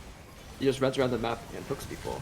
And I think that champions like Braum just can't have that kind of threat. I think I agree with Tofu. Having scrimmed this team 6 or 7 plus times, I will respectfully disagree. The only game I beat, I scrimmed them twice, and I beat them when he played Hecarim. Felt great. I Except do got- know that they lost that game. That I was, believe they also had Lux that game as well. Yeah, I just got really fed as Poppy. That was it. Poppy is a good counter. And as the Nexus falls, almost a 20,000 gold lead. Oh, they're going The for the final kill. kill's coming in. No but they're one was not able able to kill to the take down Graves. the king. The B to flash as they win 2-0. Yeah. Team No Love, 2023 Summer LoL champions. Congratulations to Team No Love, War Koala No Love, JTB 102, Dr. Omega CK, and Police Defender coming out with the dub. Wow. Just every game, I feel like they were so consistent. Like strong Yeah, early they really- game, get They ahead had their bot way of side. playing. Yeah. You know, they had their just game plan and they executed it every time, without except fail. for their one loss, I suppose. I didn't see yeah, it, so almost every time. Yeah, I didn't see it. It didn't happen. Swing damage. wow. Yeah, congrats to Team No Love. That is Yeah.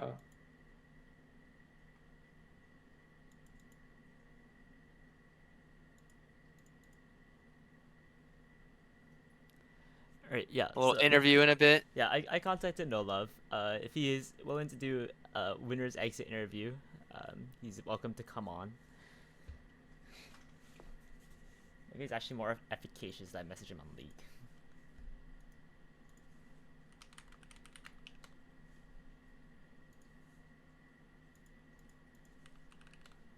Alright, so we're gonna be doing a winner's interview, but with the full team. All right.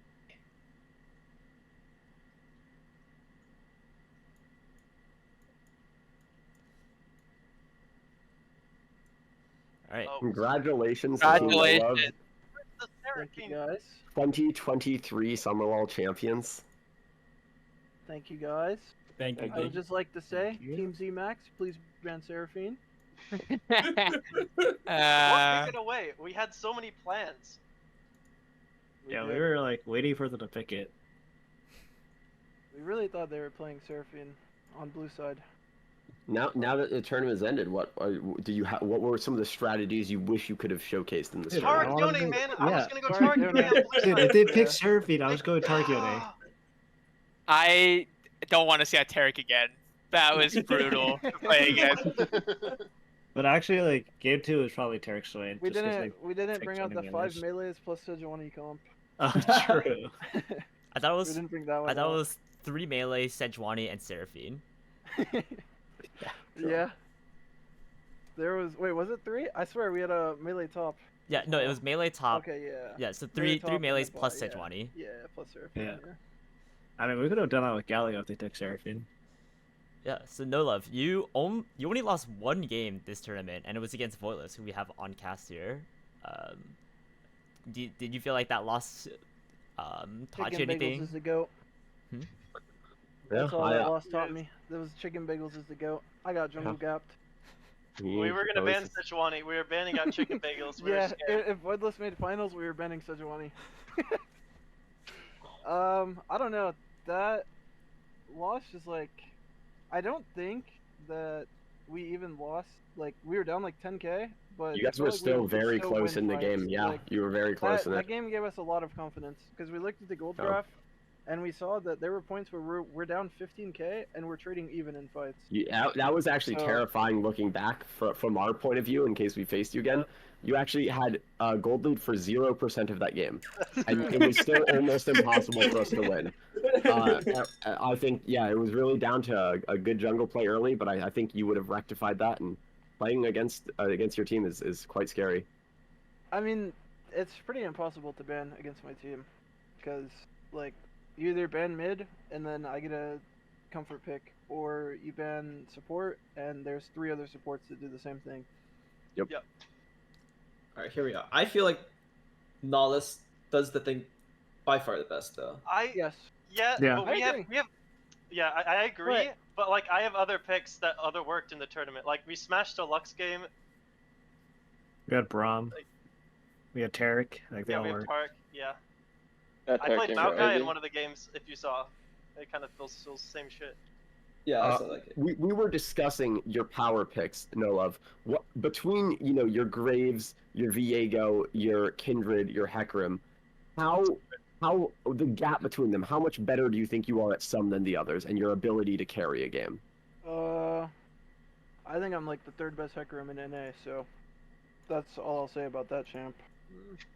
And then Graves Doing all Kindred are sports. pretty even.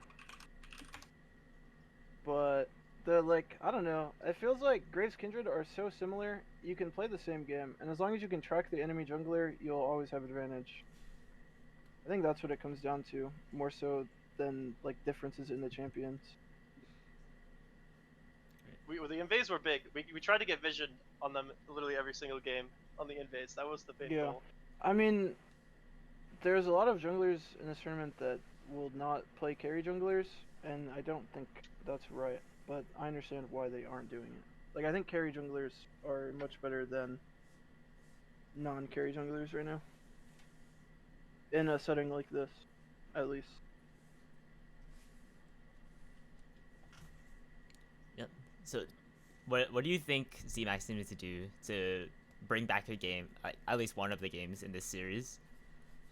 Ban Seraphine and Nautilus, and then just let me play one of my junglers and try to punish it early.